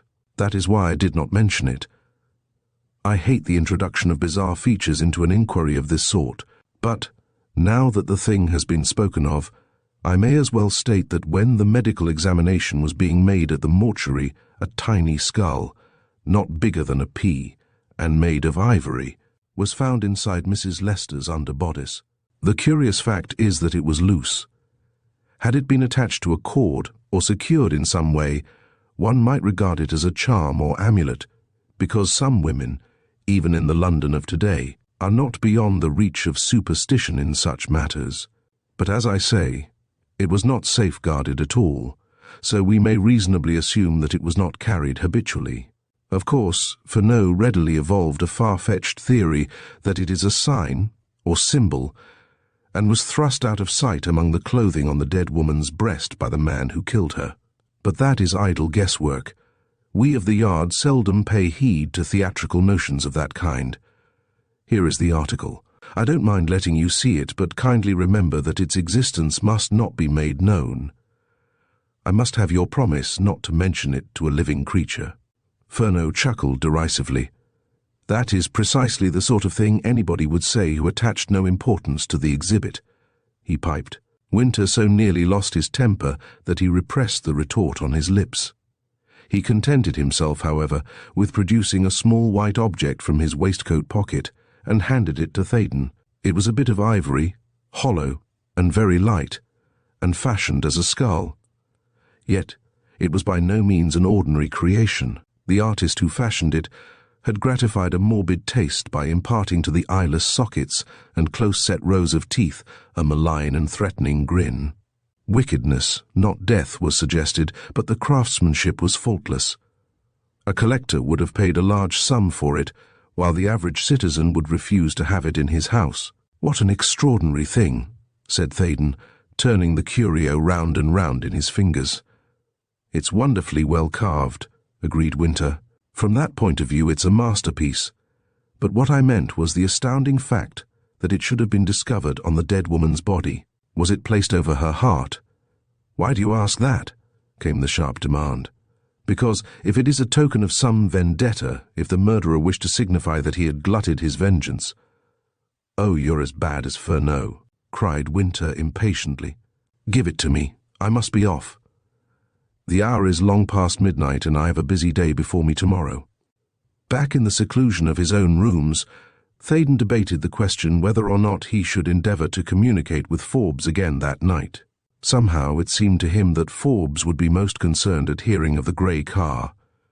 And what of the ivory skull? Suppose he knew of that? But a certain revulsion of feeling had come over Theydon since the sheer brutality of the murder had been revealed. He failed to see now why he should be so solicitous for Forbes's welfare, no matter what private purpose the man might serve by concealing his visit to Mrs. Lester. It ought to give way before the paramount importance of tracking a pitiless and callous criminal. So Theydon hardened his heart and went to bed, and being sound in mind and constitution, slept like a just man wearied. Nevertheless, the last thing he saw before the curtain fell on his tired brain was an ivory skull dancing in the darkness. Greatly as the many problems attached to Mrs. Lester's death bewildered him, he would have been even more perplexed if he had overheard the conversation between Winter and Furneaux when they entered a taxi and gave Scotland Yard as their destination. "Look here, Charles," began Winter firmly, but the other stayed him with a clutch of thin, nervous fingers on an arm strong enough to fell an ox. "Listen first, James, lecture me afterward," pleaded Furneaux. "I can't help yielding to impulse, and why should I strive to help it anyhow?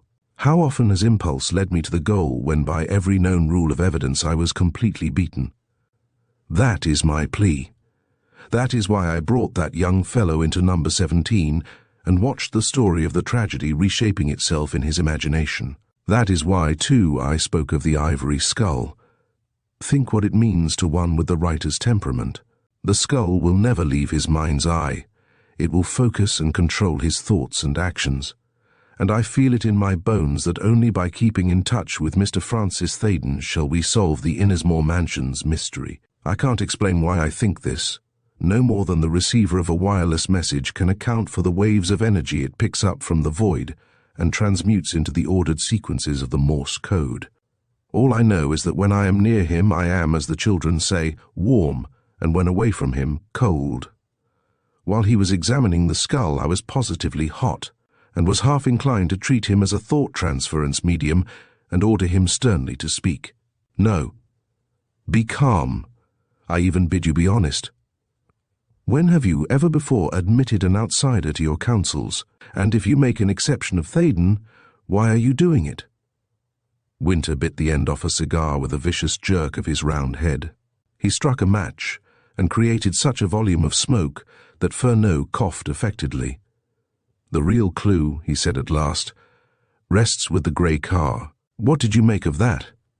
That, my bulky friend, will figure in my memory as a reproach for many a year, when, if ever, I am tempted to preen myself on some peculiarly close piece of ratiocinative reasoning, I shall say, 'Little man, pygmy, remember the grey car.' You think that someone had the impudence to follow us, watch us in Waterloo, and take up Theydon's trail when we had revealed it? Aha! It touched you too, did it? But why? The someone in question wants to know that. You mean they are anxious to find out what we are doing?" "Exactly." Winter laughed cheerfully. "Before long I shall begin to enjoy this hunt, Charles. I like to find originality in a felon. It varies the routine. At any rate, it is something new that you and I should be shadowed by the very people we are in pursuit of. Oh, I was nearly forgetting. Anything fresh in that telephone talk?" "It seemed all right." "Seemed? Well, it was too straightforward. Theydon puzzles me. I admit it frankly. He also worries me, but let me handle him in my own way. Have no fear that he will use our material for newspaper purposes. With regard to the Innismore Mansions affair, Theydon will lie close as a fish." "Why? No use asking you, of course. You despise intuition. When you die, someone should begin your epitaph, 'From information received.' But I'll stick to Theydon. See if I don't, even if I have to go up with him in one of Forbes's airships." Chapter 5. A Leap in the Dark. With the morning, Theydon brought a mature and impartial judgment to bear on his perplexities. The average man, if asked to form an opinion on any difficult point, will probably arrive at a saner decision during the first pipe after breakfast than at any other given hour of the day. Excellent physiological reasons account for this truism. The sound mind in a sound body is then working under the most favorable conditions. It is free from the strain of affairs. The cold, clear morning light divests problems of the undue importance, or it may be, the glamour of novelty, which they possessed overnight. At any rate, Frank Theydon, clenching a pipe between his teeth and gazing thoughtfully through an open window at the trees in Innismore Gardens, reviewed yesterday's happenings calmly and critically, and arrived at the settled conviction that his proper course was to visit Scotland Yard and make known to the authorities the one vital fact he had withheld from their ken thus far. It was not for him to assess the significance of Mr. Forbes's desire to remain in the background.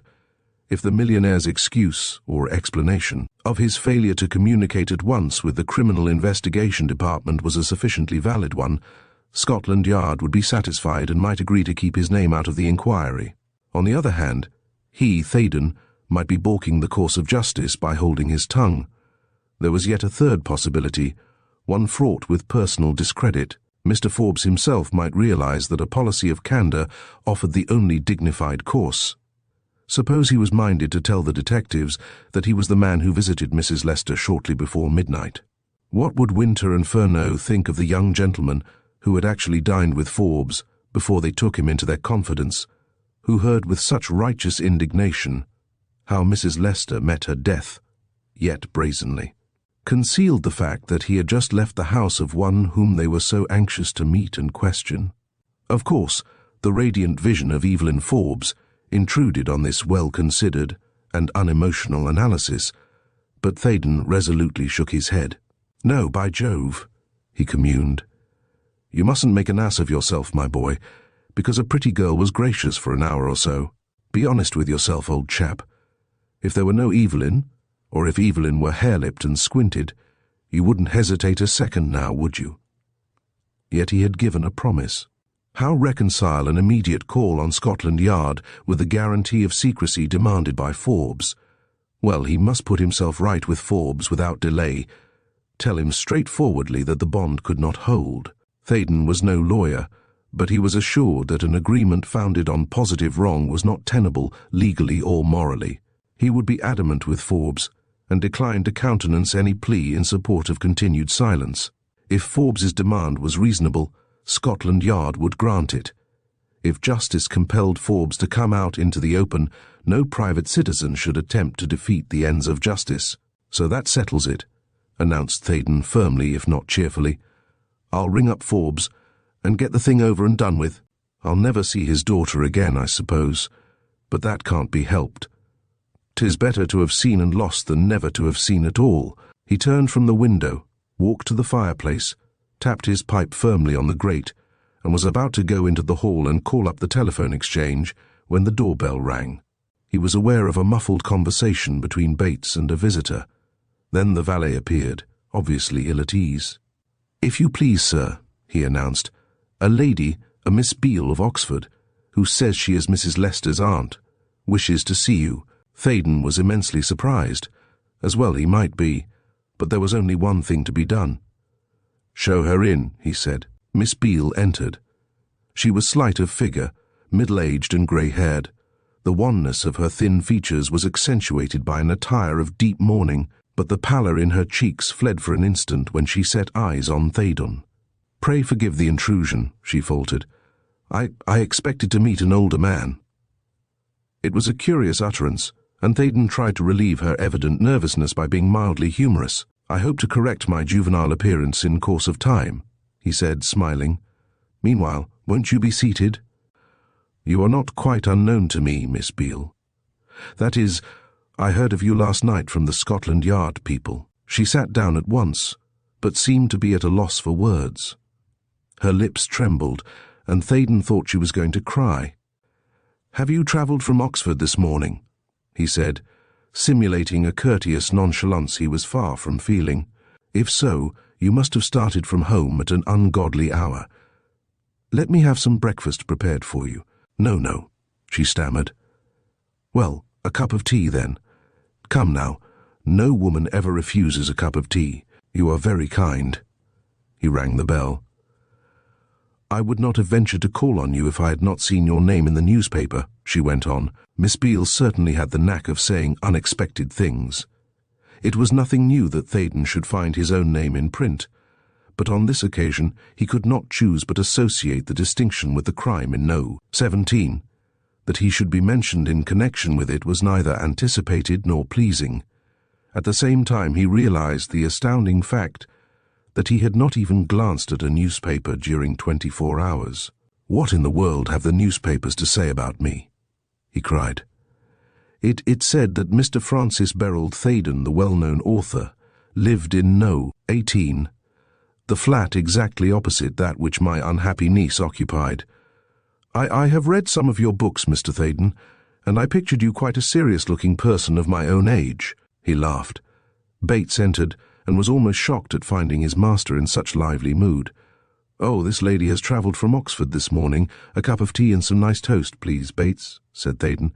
Then, when the two were alone together again, he brushed aside the question of his age as irrelevant. "I assure you that since this time yesterday, I have lost some of the careless buoyancy of youth," he said. "I had not the honour of Mrs. Leicester's acquaintance, but I knew her well by sight, and I received the shock of my life last evening when I heard of her terrible end. It is an extraordinary thing, seeing that we were such close neighbours, but I believe you got the news long before I did, because I left home early and heard nothing of what had happened till my man met me at Waterloo in the evening. You have seen the detectives in the meantime?" "Yes." "Then you will be able to tell me something definite. I have promised to call at Scotland Yard at 11 o'clock, and the only scraps of intelligence I have gathered are those in the papers. I would have come to London last night, but was afraid to travel, lest I should faint in the train. Moreover, someone in London promised to send a detective to see me. He came, but could give no information. Indeed, he wanted to learn certain things from me. So, after a weary night, I caught the first train, and it occurred to me, as you lived so near, that you might be kind enough to— The long speech was too much for her, and her lips quivered pitifully a second time. "I fully understand," said Theydon sympathetically. "Now, I'm positive you have eaten hardly anything today. Won't you let me order an egg?" "No, please. I'll be glad of the tea, but I cannot make a meal yet. Is it true that my niece was absolutely alone in her flat on Monday night?" Seeing that Miss Beale was consumed with anxiety to hear an intelligible version of the tragedy, Theydon at once recited all, or nearly all, that was known to him. The only points he suppressed were those with reference to the grey car and the ivory skull.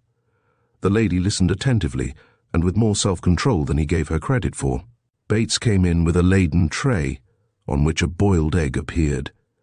Mrs. Bates had used her discretion, and decided that anyone who had set out from Oxford so early in the day must be in need of more solid refreshment than tea and toast. Thus cozened, as it were, into eating, Miss Beale tackled the egg, and Theydon was glad to note that she made a fairly good meal, being probably unaware of her hunger until the means of sating it presented itself. But she missed no word of his story, and when he made an end, put some shrewd questions. "I take it," she said, "that the strange gentleman who visited my niece on Monday night posted the very letter which I received by the second delivery yesterday?" "That is what the police believe," replied Theydon. "Then it would seem that she resolved to come to me at Iffley as the result of something he told her." "Why do you think that?" "Because I heard from her only last Saturday, and she not only said nothing about coming to Oxfordshire, but asked me to arrange to spend a fortnight in London before we both went to Cornwall for the summer." "Ah, that is rather important, I should imagine," said Theydon thoughtfully. "It is odd, too, that you and the detectives should have noticed the smell of a joss stick in the flat," went on Miss Beale. "Edith, my niece, you know, could not bear the smell of joss sticks. They reminded her of Shanghai, where she lost her husband." Theydon looked more startled than such a seemingly simple statement warranted. He had realized already that the ivory skull was the work of an Oriental artist, and the mention of Shanghai brought that sinister symbol very vividly to his mind's eye. "Mrs. Leicester had lived in China then," he said. "Yes, she was out there nearly 6 years. Her husband died suddenly last October. He was poisoned, she firmly believed, and of course she came home at once." "What was Mr. Leicester's business or profession?" "He was a barrister. I do not mean that he practiced in the consular courts. He was making his way in England, but was offered some sort of appointment in Shanghai. The post was so lucrative that he relinquished a growing connection at the bar. I have never really understood what he did. I fancy he had to report on commercial matters to some firm of bankers in London, but he supplied very little positive information before Edith, and he sailed. Indeed, I took it that his mission was highly confidential, and about that time there was a lot in the newspapers about rival negotiators for a big Chinese loan. So I formed the opinion that he was sent out in connection with something of the sort. Neither he nor Edith meant to remain long in the Far East. At first, their letters always spoke of an early return. Then, when the years dragged on, and I asked for definite news of their homecoming, Edith said that Arthur could not get away until the country's political affairs were in a more settled state. Finally came a cablegram from Edith, "Arthur dead, sailing immediately," and my niece was with me within a few weeks. The supposed cause of her husband's death was some virulent type of fever, but, as I said, Edith was convinced that he had been poisoned. Why? That I never understood. She never willingly talked about Shanghai or her life there. Indeed, she was always most anxious that no one should know she had ever lived in China. Yet she had plenty of friends out there. I gathered that Arthur had left her well provided for financially, and they were a most devoted couple. Edith was the only relative I possessed. It is very dreadful, Mr. Theydon, that she should be taken from me in such a way. Her hearer was almost thankful that she yielded to the inevitable rush of emotion.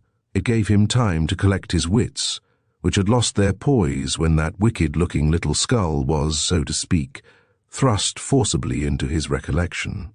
"In a word," he said at last, "you are Mrs. Lester's next of kin, and probably her heiress."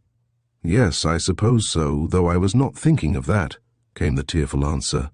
"Yet the relationship entails certain responsibilities," said Theydon firmly. "You should be legally represented at the inquest." "Are your affairs in the hands of any firm of solicitors?" "Yes, at Oxford. I contrived to call at their office yesterday, and they recommended me to consult these people," and Miss Beale produced a card from a handbag. Theydon read the name and address of a well-known West End firm. "Good," he said. "I recommend you to go there at once. By the way, was anyone looking after Mrs. Lester's interests? Surely she had dealings with a bank or an agency." Yes. I do happen to know the source from which her income came. She made a secret of it, in a measure. Pray don't tell me anything of that sort. Your legal adviser might not approve." "But what does it matter now?" "Poor Edith is dead. Her affairs cannot help being dragged into the light of day. She had some railway shares and bonds, some of which were left to her by her father, and others which came under a marriage settlement. But the greater part of her revenue was derived from a monthly payment made by the bank of which Mr. James Creighton Forbes is the head." Miss Beale naturally misinterpreted the blank stare with which Theydon received this remarkable statement. "I don't see why anyone should wish to conceal a simple matter of business like that," she said nervously. "May I explain that I have an impression, not founded on anything quite tangible, that Mr. Forbes was largely interested in the syndicate which sent Arthur Lester to China, so it is very likely that the payment of an annuity, or pension, to Arthur's widow would be left in his care. I do not know. I'm only guessing. But that matter, and others, can hardly fail to be cleared up by the police inquiry." Theydon recovered his self-control as rapidly as he had lost it. He glanced at the clock. 10:15. Within half an hour, or less, Miss Beale would be on her way to Scotland Yard. He must act promptly and decisively, or he would find himself in a distinctly unfavourable position in his relations with the Criminal Investigation Department. "I happen to be acquainted with Mr. Forbes," he said, striving desperately to appear cool and methodical when his brain was seething.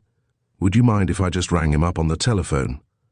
A few words now might enlighten us materially." "Oh, you are most helpful," said the lady, blushing again with timid gratitude. "I am so glad I summoned up courage to call on you.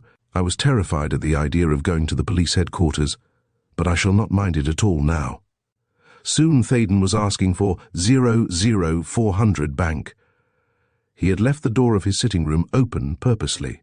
No matter what the outcome, he no longer dared keep the compact of silence into which he had entered with Forbes. But the millionaire was not at his office. In response to a very determined request for a word with someone in authority, on a matter of real urgency, the clerk who had answered the call brought Mr. Forbes's secretary, a Mr. MacDonald, to the telephone. "It is important, vitally important, that I should speak with Mr. Forbes within the next few minutes," said Theydon, after giving his name and address. "Do you expect him to arrive soon? Or shall I try and reach him at Fortescue Square?" "Mr. Forbes will not be here till midday," came a voice with a pronounced Scottish intonation. "I'm doubtful, too, if you'll catch him at home. Can I give him a message?" "Do you know where he is?" "Well, I cannot say, but do you know?" "I'll be glad to give him a message." "It will be too late then. Please understand, Mr. MacDonald, that I am making this call at Mr. Forbes's express wish. It is, as I have said, vitally important that I should get in touch with him without delay." Scottish caution was not to be overcome by an appeal of that sort. "I cannot go beyond what I have said," was the reply. "If you like to ask at his house—" "Oh, ring off!" cried Theydon, who pictured the secretary as a lanky, hollow-cheeked Scot, a model of discretion and trustworthiness, no doubt, but utterly unequal to a crisis demanding some measure of self-confident initiative. In reality, Mr. MacDonald was short and stout, and quite a jovial little man. After an exasperating delay, he got into communication with the Forbes mansion in Fortescue Square. "I'm Mr. Frank Theydon," he said, striving to speak unconcernedly. "Is Mr. Forbes in?" "No, sir." "Is that you, Tomlinson?" "Yes, sir." "Can you tell me where I can find Mr. Forbes at once?" "Isn't he at his office, sir?" "No. He will not be there till 12 o'clock. A pause of indecision on Tomlinson's part. Then a possible solution of the difficulty. "Would you care to have a word with Miss Evelyn, sir?" "Oh, yes, yes." Theydon blurted out this emphatic acceptance of the butler's suggestion without a thought as to its possible consequences. He was racking his brain in a frenzy of uncertainty as to how he should frame his words when he heard quite clearly a woman's footsteps on the parquet flooring, and caught Evelyn Forbes's voice saying to Tomlinson, "How fortunate! Mr. Theydon is the very person I wished to speak to, but I simply dared not ring him up." The slight incident only provided Theydon with a new source of wonderment. Why should Evelyn Forbes want speech with him at that early hour? Perhaps she would explain. He could only hope so, and trust to luck in the choice of his own phrases. "That you, Mr. Theydon?" came the girl's voice, sweet in its cadence yet ominously eager. "How nice of you to anticipate my unspoken thought. I have been horribly anxious ever since I read of that awful affair at Innismore Mansions. That poor lady's flat is next door to yours, is it not?" "Yes, but—" "Oh, you cannot choke off a woman's curiosity quite so easily. You see, I happen to know that Mrs. Lester's sad death affects my father in some way, and I realize now that you two were just on pins and needles to get rid of me last night so that you might talk freely. Miss Forbes, I assure you, wait till I've finished, and you will not be under the necessity of telling me any polite fibs. You men are all alike. You think the giddy feminine brain is not fitted to cope with mysteries, and that is where you are utterly mistaken. A woman's intuition often peers deeper than a man's logic." "Do forgive me," broke in Theydon despairingly, "but I am really most anxious to know how and where I can get a word with your father. I would not be so rude as to interrupt you if I hadn't the best of excuses. Tell me where to find him now, and I promise to give you a call immediately afterward. He's at the Home Office." "At the Home Office?" Some hint of utter bewilderment in Theydon's tone must have reached the girl's alert ear. "Ah," she cried. "Now will you be good and tell me why Dad should receive a little ivory skull by this morning's post?" Theydon knew that he paled. His very scalp tingled with an apprehension of some shadowy yet none the less affrighting evil, but he schooled himself to say with a semblance of calm interest, "What exactly do you mean, Miss Forbes?" She laughed lightly. Theydon was so flurried that he did not realize the possibility of Evelyn Forbes being as quick to mask her real feelings as he himself was. "Dad and I make a point of breakfasting together at 9 o'clock every morning," she said. "We were talking about you, and he told me of the dreadful thing that happened to Mrs. Lester. I was reading the account of the tragedy in a newspaper when I happened to glance at him. He was going through his letters, and I was just a trifle curious to know what was in a flat box which came by registered post. He opened it carelessly, and something fell out and rolled across the table.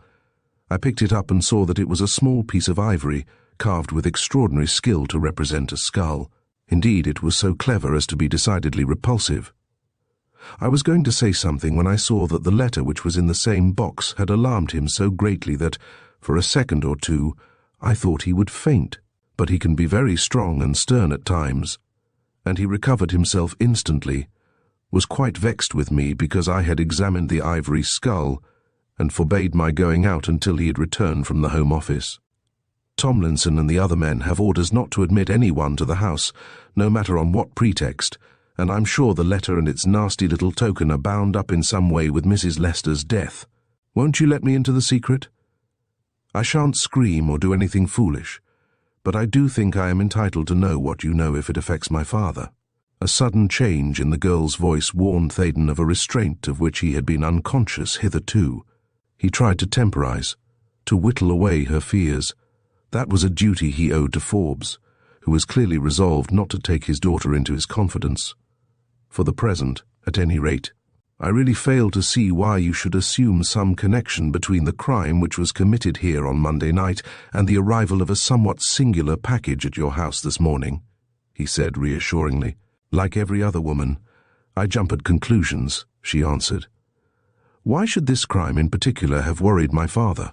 Unfortunately, the newspapers are full of such horrid things, yet he hardly ever pays them any attention. No, Mr. Theydon, I am not mistaken. He either knew Mrs. Lester and was shocked at her death, or saw in it some personal menace. Then comes the letter, with its obvious threat, and I am ordered to remain at home, under a strong guard, while he hurries off to Whitehall. You have met my father, Mr. Theydon. Do you regard him as the sort of man who would rush off in a panic to consult the Home Secretary without very grave and weighty reasons? But you can hardly be certain that a wretched crime in this comparatively insignificant quarter of London supplies the actual motive of Mr. Forbes's action," urged Theydon. The girl stamped an impatient foot. He heard it distinctly. "Of course I am certain," she cried. "Why won't you be candid? You know I am right. I can tell it from your voice, and your guarded way of talking." An inspiration came to Theydon's relief in that instant. "Pardon the interruption," he said, "but I must point out that both of us are acting unwisely in discussing such matters over the telephone. Really, neither must say another word. Except this, when I have found your father, I'll ask his permission to come and see you. Perhaps we three can arrange to meet somewhere for luncheon. That is absolutely the farthest limit to which I dare go at this moment." "Oh, very well." The receiver was hung up in a temper, and the prompt ring-off jarred disagreeably in Theydon's ear. If he was puzzled before, he was thoroughly at sea now. But he took a bold course, and cared not a jot whether or not it was a prudent one. The mere sound of Evelyn Forbes's voice had steeled his heart and conscience against the dictates of common sense. Let the detectives think what they might, the girl's father must be allowed to carry through his plans without let or hindrance. "Miss Beale," said Theydon, gazing fixedly into the sorrow-laden eyes of the quiet little lady whom he found seated where he had left her, "I'm going to tell you something very important, very serious. Something so far-reaching and momentous that neither you nor I can measure its effect. You heard the conversation on the telephone." "I heard what you were saying, but could not understand much of it," said his visitor in a scared way. "I have been trying to communicate with Mr. Forbes, but his daughter tells me that the murder of your niece seems to have affected him in a manner which is incomprehensible to her, and even more so to me. Though I am acquainted with facts which her father and I have purposely kept from her knowledge, Mr. Forbes has gone hurriedly to the Home Office. I suppose you know what that means. He is about to give the Home Secretary certain information, and it is not for you or me to interfere with his discretion. Now, if you tell the Scotland Yard people what you have told me, namely that Mr. Forbes was the intermediary through whom Mrs. Lester received the greater part of her income, he will be brought prominently into the inquiry. You see that, don't you?" "Yes, I suppose that something of the sort must happen." "Well, I want you to suppress that vital fact until we know more about this affair. It will not be for long.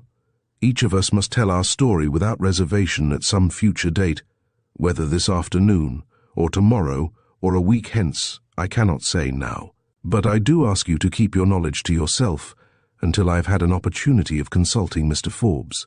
I undertake to tell you the exact position of matters without delay, and I accept all responsibility for my present advice." "I know little of the world, Mr. Theydon," said Miss Beale, rising and beginning to draw on her gloves. "But I shall be very greatly surprised if you are advising me to act otherwise than honourably. I shall certainly not utter a word about Mr. Forbes at Scotland Yard. When all is said and done, my statement to you was largely guesswork. You must remember that I have never seen Mr. Forbes, nor hardly ever heard his name except in connection with public matters in the press. Oh yes, I make that promise readily. I trust you implicitly." Chapter 6. Close Quarters. Theydon escorted Miss Beale downstairs. As they passed the closed door of number 17, the lady shivered. "To think that within the next few days I would have been staying there with Edith, and planning evenings at the theatre before going to Newquay," she murmured. There was a pitiful catch in her voice that told better than words how the remainder of her existence would be darkened by the tragedy. At best, she was a shrinking, timid little woman, for whom life probably held but narrow interests. Such as they were, their placid content was forever shattered. The death of her niece had closed the one chief avenue leading to the outer world. She would retire to the quiet backwater of Iffley to become more faded, more insignificant, more lonely each year. Theydon commiserated with her deeply, and did not hesitate to utter his thoughts while putting her into a cab. "Have you no friends in London?" he inquired. "I don't like the notion of sending you off alone into this wilderness. London is the worst place in the world for anyone in distress. The heedless multitude seems to be callous and unsympathetic. It isn't, in reality. It simply doesn't know, and doesn't bother. I used to claim some acquaintances here, but I have lost track of them for years," she said. "In any event, I shall have more than enough to occupy my mind today. The inquest opens at 3 o'clock, and I must face the ordeal of identifying Edith's body. The detective told me that this should be done by a relation, while the only other person who could act, Anne Rogers, has been nearly out of her mind since yesterday morning. Where are you staying?" She mentioned a small hotel in the West End. "I used to go there with my people when I was a girl," she added sadly. "Then I'll get my sister to call. You'll like her. She's a jolly good sort, and a chat with another woman will be far more beneficial than the society of detectives and lawyers and such like strange fowl. Keep your spirits up, Miss Beale. Nothing that you can say or do now will restore the life so cruelly taken, but you and I, each in our own way, can strive to bring the murderer to justice. I am convinced that a distinct step in that direction will be taken this very day. You can count on seeing or hearing from me as soon as possible after I have discussed matters with Mr. Forbes. Meanwhile, don't forget to have a lawyer representing you at the inquest." They parted as though they were friends of long standing. Theydon was genuinely sorry for this grey-haired woman's plight, and she evidently regarded him as a kind-hearted and eminently trustworthy young man. He stood and watched the cab as it bore her off swiftly into the maelstrom of London. He could not help thinking that seldom had he met one less fitted for the notoriety thrust upon all connected with a much-talked-of crime. When the press interviewers, the photographers, the 101 officials with whom she must be brought in contact, were done with her, poor Miss Beale would retire to her Oxfordshire nook in a state of mental bewilderment that would baffle description. In one of his books, Theydon had endeavoured to depict just such a middle-aged spinster, confronted with a situation not wholly unlike that which now faced Miss Beale. He smiled grimly when he realised how far fiction had wandered from fact. The woman of his imagination had acted with a strength of character, a decisiveness, that outwitted and confounded certain scheming personages in the story. How different was the reality! Miss Beale, rushing across London in a taxi, reminded him of nothing more masterful than a cage-bird turned loose in a tempest. He was about to re-enter the mansions, meaning to telephone to both the Fortescue Square house and the old Broad Street offices, and ask for instant news of Mr. Forbes in either locality. He was so preoccupied that he failed to notice an approaching taxicab, though the driver was signalling, and even tooted a motor horn loudly in the endeavour to attract his attention. He did, however, catch his own name, and halted. "Beg pardon, sir, but you are Mr. Theydon, aren't you?" said the man. Then Theydon recognised Evans, the taxi driver, who had brought him from Fortescue Square. "Hullo," he cried. "Any news of the grey car?" "Yes, sir, I think so," was the somewhat surprising answer. "When I dropped you last night, I got a fare to Euston. Then I took a gentleman to the Langham, and as I felt like a snack, I pulled into the nearest cab rank. I was having some coffee and a sandwich when I happened to speak about the grey car to one of the chaps. 'That's odd,' he said. 'Quarter of an hour ago, I had a theatre job to Langham Place, and a grey landaulet stopped in front of the Chinese embassy. It came along from the east side, too.' He didn't notice the number, sir, so there may be nothing in it after all, but I thought you might like to hear what my pal said. Was the car empty? Did it call for someone at the embassy?" "That's the queer part of it, sir," I axed particular. "This grey car brought a gentleman, a small youngish man, who skipped up the embassy steps like a lamplighter and went in afore you could see knife. Somebody might have been watching for him through the keyhole. The door was opened that quick. Then the car went off. My friend wouldn't have given a second thought to it if the gentleman hadn't vanished like a jack-in-the-box. That's way he remembered the colour of the car." Theydon tried to look as though Evans's statement merely puzzled him, whereas his mind was already busy with the extraordinary coincidences which the haphazard events of a few hours had produced. Was the Far East bound up in some mysterious way with Mrs. Lester's death? Did the crime possess a political significance? If so, an explanation by Forbes was more than ever demanded. "Your informant was not mistaken about the Chinese embassy, I suppose?" he said. "No, sir. He's always in that district. His garage is at the back of Great Portland Street. He knows most of them. They're Chinese by sight." "Then that grey car can hardly have been our grey car," commented Theydon, deeming it wise to prevent the sharp-witted taxi driver from jumping at conclusions. "I'm afraid not, sir. Still, I just took the liberty." "I'm very much obliged to you, of course. I said £50, didn't I? Here you are. Keep an eye open for XY 1314 and let me know if you hear or see anything of it." "Thank you, sir." Then Evans lifted his eyes to the block of buildings. "A nasty business, this murder which was done here the other night, sir," he went on. "One 'ud hardly believe it possible for such things to take place in London nowadays." Much as he was disinclined for gossip of the sort at the moment, Theydon saw that he must endeavour to dissociate the grey car and the crime from their dangerous juxtaposition in the man's mind. So he spoke about Mrs. Lester's attractive appearance, harped on the apparent aimlessness of the deed, hinted darkly at clues in the possession of the police, and finally got rid of the well-meaning chauffeur. Back he went to his telephone, and having ascertained that Mr. Forbes was fully expected to put in an appearance at the city office before noon, settled down to read the newspapers. They contained sensational but fairly accurate accounts of the tragedy. One enterprising journal had published an interview with Bates, whom the reporter described as a typical British manservant, which was amusing, since Bates had "retired non-commissioned officer" written all over his square frame and soldierly features. The same journalist spoke of Theydon himself, and had even ferreted out the fact that Mrs. Lester was the widow of an English barrister who had died at Shanghai. On reaction, Theydon saw that there was nothing unusual in this statement. The connection between the metropolitan press and the bar is old and intimate, and scores of junior barristers must remember Arthur Lester's beginnings, resolved to possess his soul in patience till 12 o'clock, the hour being yet barely 11:30 a.m. Theydon tackled a page of reviews.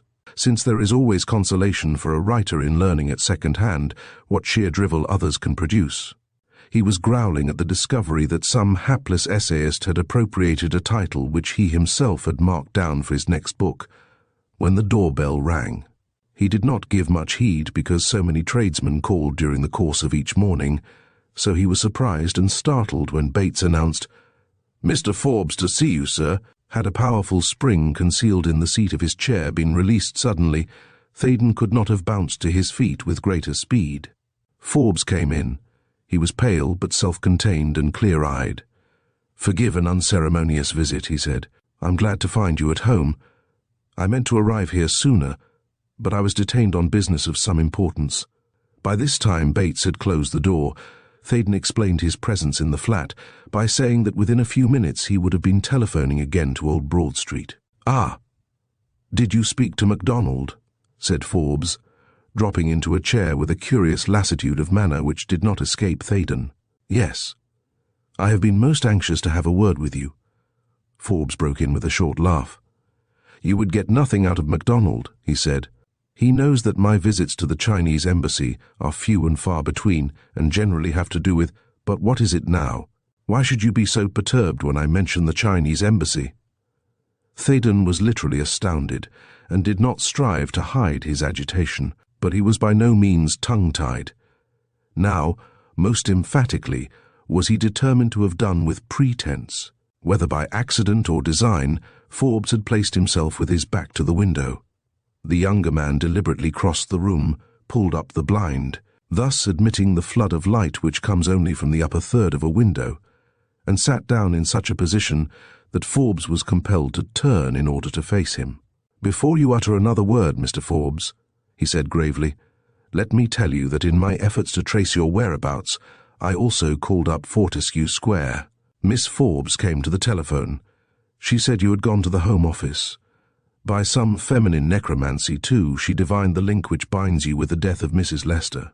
She was distressed on your account, and I was hard put to it to extricate myself from the risk of saying something which I might regret.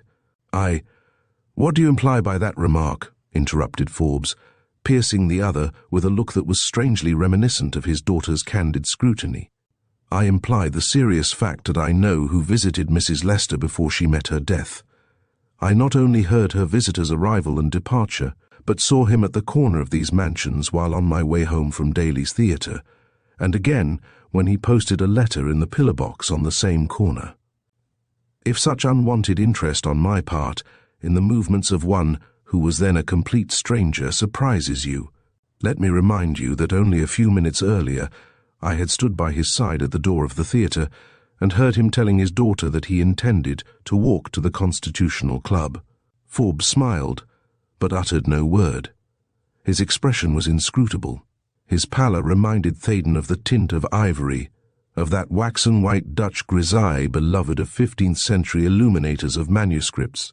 His silence was disturbing, almost irritating, his manner singularly calm. These negative indications conveyed absolutely nothing to Theydon, who for the second time in their brief acquaintance found himself in the ridiculous position of one explaining a fault, rather than, as he imagined, arraigning a man under suspicion. "So we had better dispense with ambiguities, Mr. Forbes," he went on, speaking with a precision that sounded oddly in his own ears. "It was you who called on Mrs. Lester on Monday night. You who posted the letter she wrote to Miss Beale at Iffley, Oxfordshire. You for whom the police are now searching. I have contrived thus far to keep your secret, but the situation is passing out of my control. I would help you if I could." "Why?"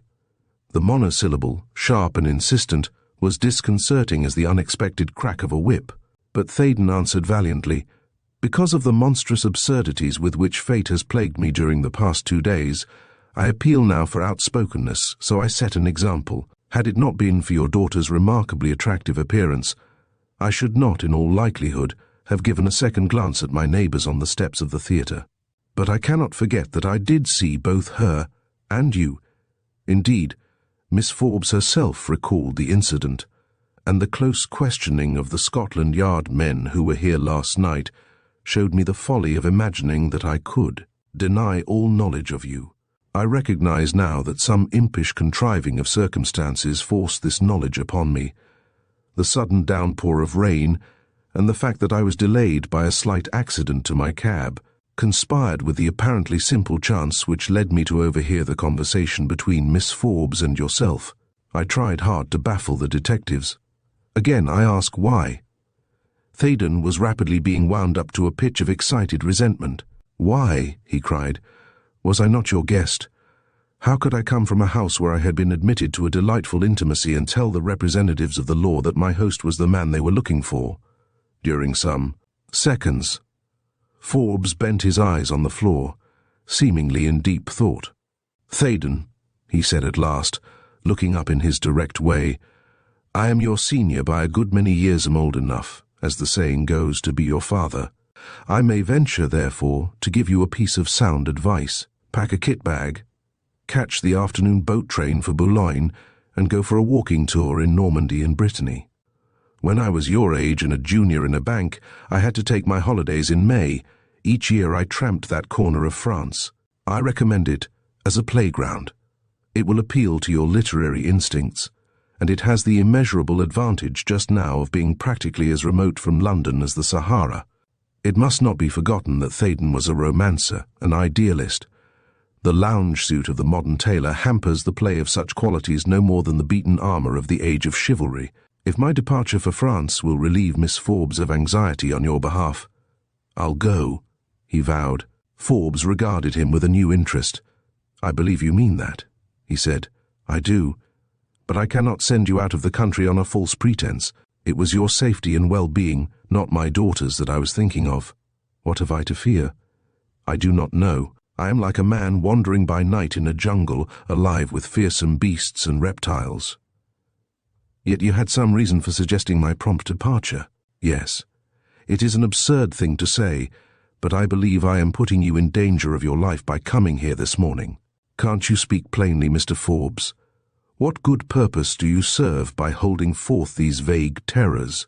If, as Miss Forbes told me, you have visited the Home Office, I take it you made yourself clear to the authorities, assuming, that is, you went there in connection with the amazing conditions which seem to be bound up with this crime. There is a certain class of knowledge which is in itself dangerous to those who possess it, no matter whether or not it affects them in any particular. I recommend you, in good faith, to leave London today. If my own safety is the only consideration, I refuse as readily as I agreed before. Theydon's tone grew somewhat impatient. He really fancied that Forbes was trifling with him. Indeed, a queer doubt of the man's complete sanity now peeped up in him. Forbes was regarded as a crank by a large section of the public on account of his peace propaganda. If that opinion were justified, why should he not be eccentric in other respects? It was fantastic, almost stupid, to look upon him as responsible for Mrs. Leicester's murder. But there was always a possibility that he might be utilizing the chance which led him to her apartments shortly before the crime was, committed to cover himself and his movements with a veil of spurious mystery. In a word, though Theydon had likened his visitor's face to a mask of ivory, he had momentarily forgotten the ominous token found on Mrs. Leicester's body and duplicated in Forbes's own house by the morning's post. Forbes spread wide his hands with the air of one who heard, but was allowing his thoughts to wander. When next he spoke, it was only to increase the crazy inconsequence of their talk. Later, perhaps today, perhaps it may never be necessary, I may explain myself to your heart's content, he said slowly. At present, I am here to ask a favour. In the first place, is Mrs. Leicester's flat in charge of the police? I suppose so, said Theydon. Is there a detective or constable on duty there now? I am not sure. I imagine there is not. When the Scotland Yard men and I came out after midnight, they locked the door and took away the key. The body is at the mortuary, awaiting the opening of the inquest at 3 o'clock. Ah, I hope that would be so. Can you ascertain for certain? But why? Because I wish to go in there, and that brings me to the favour I seek. The secretary of these flats, even the hall porter, should have a master key. Borrow it on some pretext. They will give it to you. Really, Mr. Forbes, gasped Theydon, voicing his surprise as a preliminary to a decided refusal. He was interrupted by the insistent clang of the telephone, that curt herald which brooks no delay in answering its demand for an audience. Pardon me one moment, he said. I'll just see who that is. The inquirer was Evelyn Forbes. I've waited patiently, she began, but he stopped her instantly by saying that her father was with him. Please ask him to come to the phone, she said. Forbes rose at once. He merely assured the girl that he was engaged in important business and would be home soon after the luncheon hour. Meanwhile, she was not to go out, and his orders must be obeyed to the letter. Now, Theydon, he said, coming back to the sitting room, what about that key? The most extraordinary feature of an extraordinary case was the way in which the mere sound of Evelyn Forbes's voice stilled any qualms of conscience in Theydon's breast. He knew he was acting foolishly in conducting a blind inquiry on his own account, an inquiry which might well arouse the anger and active resentment of the police. but he offered a sop to his better judgment by consulting Bates. Then came a veritable surprise. "The fact is, sir," admitted Bates nervously, "we have Anne Rogers's key in the kitchen. When she went away on Monday, she left it here, being afraid of losing it. Of course, she took it on Tuesday morning, and after going from one fit of hysterics into another, she gave it to us again." Theydon's face was eloquent of the serious view of this avowal. "Did you tell the police?" he said. "No, sir. My missus and me clean forgot all about it." "So, while Mrs. Lester was being killed, the key of her flat was actually in your possession? I suppose it might be put that way, sir." By this time, Theydon was becoming exasperated at the veritable conspiracy which fate had engineered for the express purpose, apparently, of entangling him in an abominable crime. "Why on earth didn't you mention such an important fact to the detectives?" he almost shouted. "Don't you see they are bound to think—" "Oh, a plague on the detectives and on what they think," broke in Forbes imperiously. "It doesn't matter a straw what they think, and very little what they do. This affair goes a long way beyond the 4-mile radius, Theydon. The vital point is that your man has the key. Where is it? Let us go in there at once." "You offered me some advice, Mr. Forbes," said Theydon firmly. "Let me now return it in kind. If you wish to examine Mrs. Lester's flat, why not seek the permission of Scotland Yard? My good fellow, I have spent a valuable hour this morning in persuading the Home Secretary that the less Scotland Yard interferes in my behalf, the more effectually shall I be protected. I don't want any detective within a mile of my house or office. But as I have told you already, explanations must wait you, Bates. Look a man who can hold his tongue. Do so, and with Mr. Theydon's permission, I'll make it worth your while when this storm has blown over now. Give me that key." Theydon was silenced, if not convinced.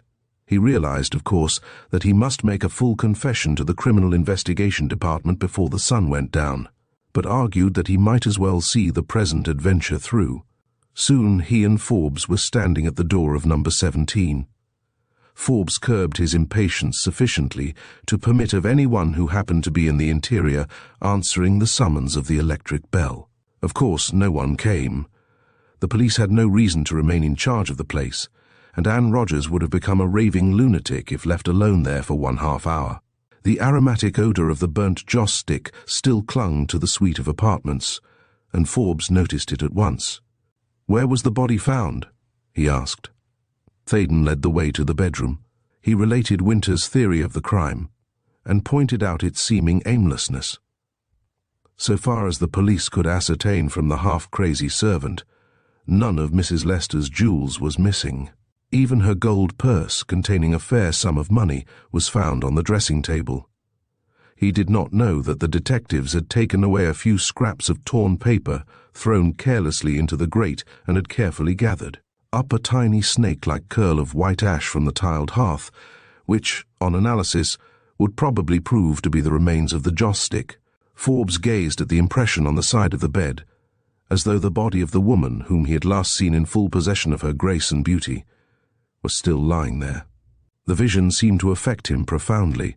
He did not speak for fully a minute, and when speech came, his voice was low and strained. "Tell me everything you know," he said. "The Scotland Yard men took an unusual step in admitting you to their conclave. They must have had some motive. Tell me what they said, their very words, if you can recall them." Theydon was uncomfortably aware of a strange compulsion to obey. His commonplace, everyday senses cried out in revolt, and warned him that he was tampering dangerously with matters which should be left to the cold scrutiny of the law. But some subconscious instinct overpowered these prudent monitors, and he gave an almost exact account of his talk with Winter and Vernot. Then followed questions, eager, searching, almost uncanny in their prescience. "The little one who strikes me as having more brains than I credit the ordinary London policeman with spoke of the evil deities of China. How did such an extraordinary topic crop up?" "In connection with the joss stick." Yes, but I don't see the inference. Mr. Winter alluded to the habit some ladies have of burning such incense in their houses, whereupon Vernot remarked that the Chinese use them to propitiate harmful spirits. Was that all?" Theydon felt insensibly that his companion was hinting at something more definite, but he was bound in honor to respect the confidence reposed in him. "I don't quite understand," he temporized. "Was nothing said as to the finding of some object, such as a small article obviously Chinese in origin, which might turn an inquirer's thought into that channel?" "The conversation I am relating took place the moment after we had entered the flat. We were standing in the hall. It was wholly the outcome of the strange smell, which was immediately perceptible." Forbes passed a hand over his eyes. "I wonder," he breathed. Then, turning quickly on Theydon, he repeats the question.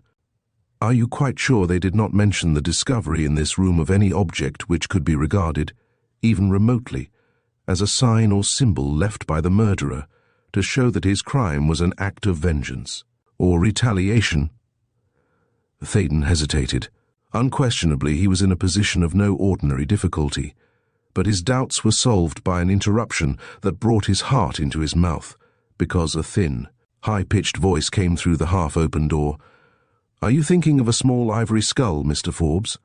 Chapter 7, wherein Mr. Forbes explains himself. Even the boldest may flinch when confronted with that which is apparently a manifestation of the supernatural." Theydon and Forbes were standing in a chamber of death.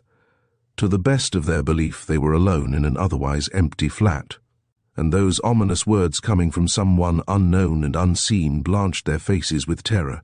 But Theydon was a healthy and athletic young Englishman, and Forbes was of the rare order which combines a frame of exceptional physique with a mind accustomed to think imperially. Two such men might be trusted to display real grit if surrounded by a horde of veritable spooks. The door was thrown wide as they turned at the sound of the words, and Theydon recognized in a strange little figure, wearing a blue serge suit, a straw hat, and brown boots for the man whom he had looked on as somewhat of a crank and visionary during their talk of the previous night. "You?" he gasped, and the note of recognition was sharpened by a sudden sense of dismay, almost of alarm, because of the overwhelming knowledge that now all his scheming had collapsed.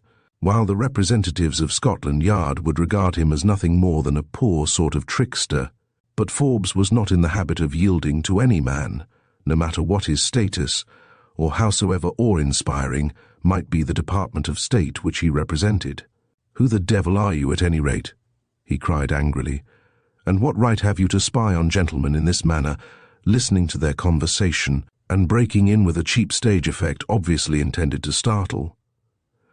Furneaux remained motionless, his feet set well apart and his hands thrust into his trousers pockets. The trim, natty figure, the spruce and summer-like attire, the small, wizened face with its cynically humorous and wide-awake aspect above all, a certain jauntiness of air and cocksure expression, certainly did not suggest a comedian fresh from the boards. "You tell," he said, nodding to Theydon. "This is Mr. Furneaux of Scotland Yard," said the latter nervously. He imagined he could detect in Furneaux's glance a mixture of amusement and contempt. Amusement at the notion that any amateur should harbour the belief that the two best men in the yard could be egregiously hoodwinked, and contempt of one who so far forgot himself as even to dare attempt such a thing in relation to a police inquiry into a murder. "I don't know and care less who Mr. Furneaux of Scotland Yard may be," went on Forbes hotly. "I resent his intrusion and wish to be relieved of his presence." "Why?" said Furneaux. "I have given my reasons to the Home Secretary. That mere statement must suffice for you. Really, I must ask you to be more explicit. I visited the Home Office this morning and placed such evidence in the hands of the Home Secretary that Scotland Yard will be requested to suspend all further investigation into the death of Mrs. Lester." "Do you mean that the Home Secretary has sanctioned the breaking off of this inquiry? In the conditions?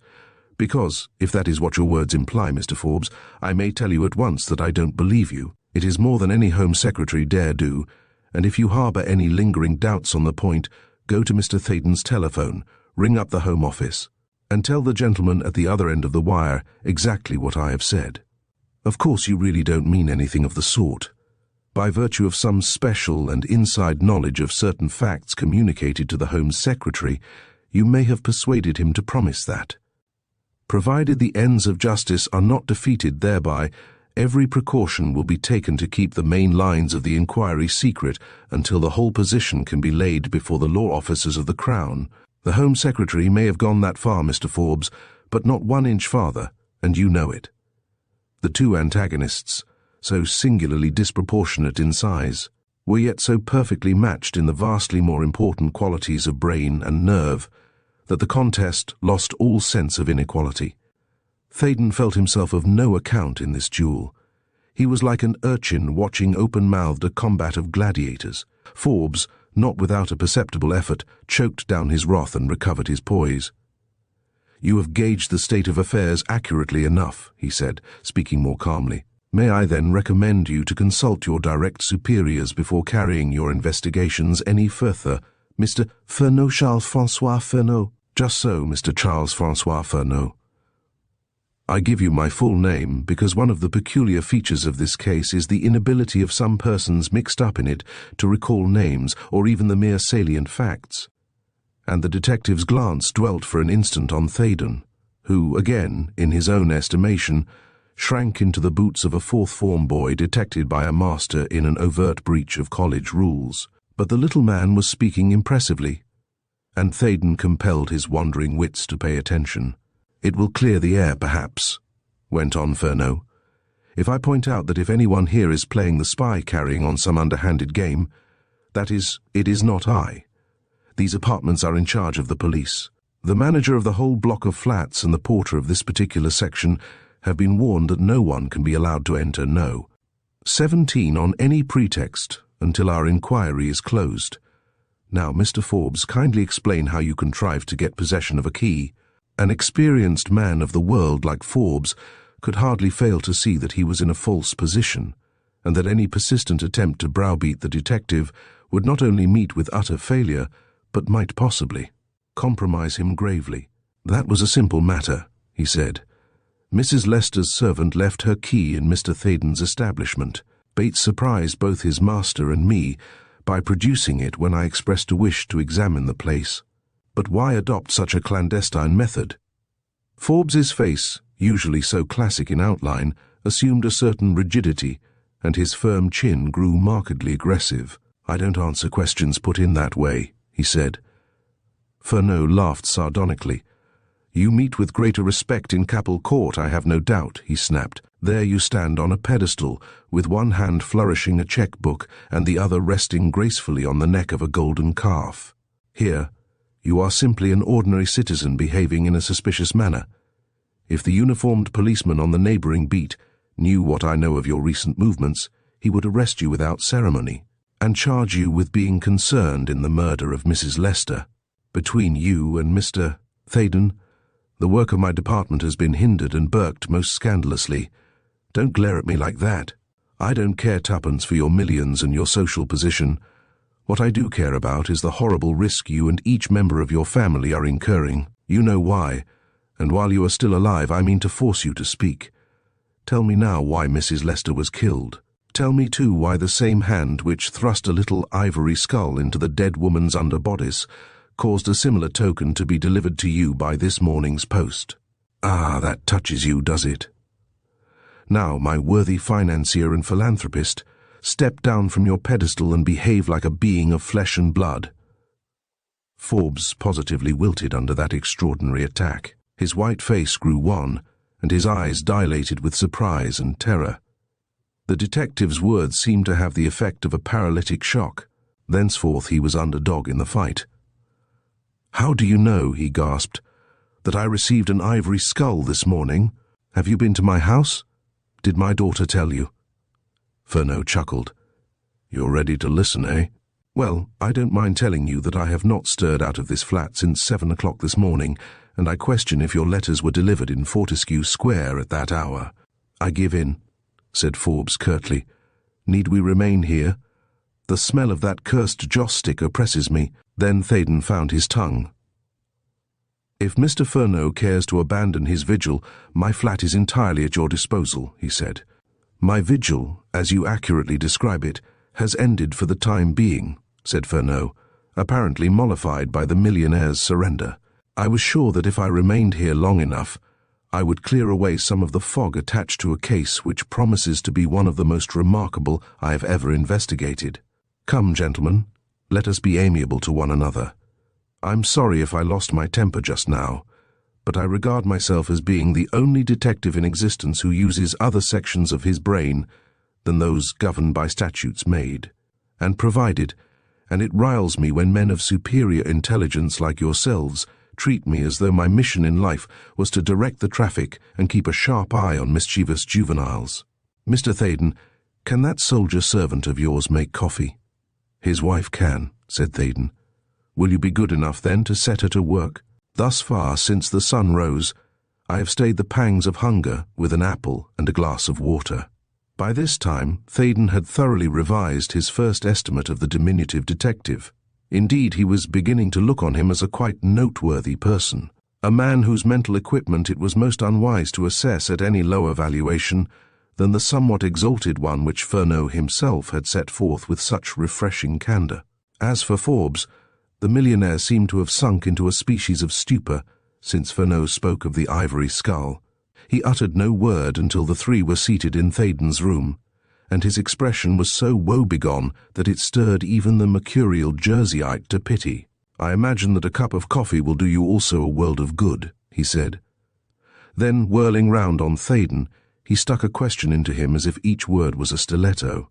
Where do you get your coffee? At the grocer's, was the surprised answer. Is that all you know about it? Yes, singular thing, isn't it? Mused the detective aloud. How idiotic men and women can be in their attitude to the supreme things of life.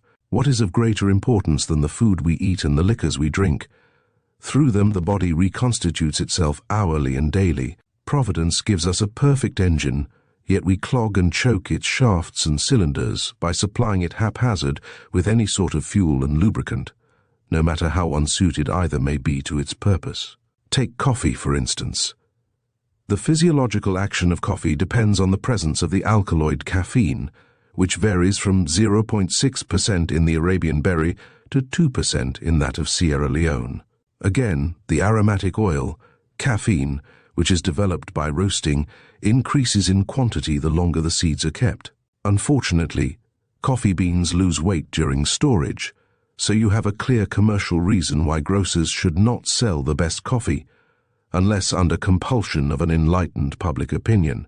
Now you, Mr. Forbes, would never dream of putting your money into an investment without full and careful inquiry into the history and scope of the proposed undertaking.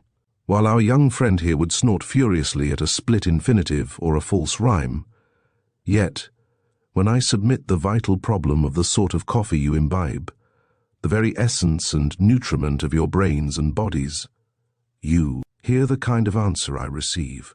All this, of course, was excellent fooling, intended to dispel the brooding horror which had suddenly descended upon Forbes since it was borne in on him that the demoniac wrath wreaked on Mrs. Lester was now directed with equal ferocity against his family and himself. To an extent, Furneaux's scheme succeeded. A gleam of interest shot from the millionaire's eyes. They lost their introspective look. He even smiled wistfully. "You are a man after my own heart, Mr. Furneaux," he said. "I had no idea that the Criminal Investigation Department employed philosophers of your caliber.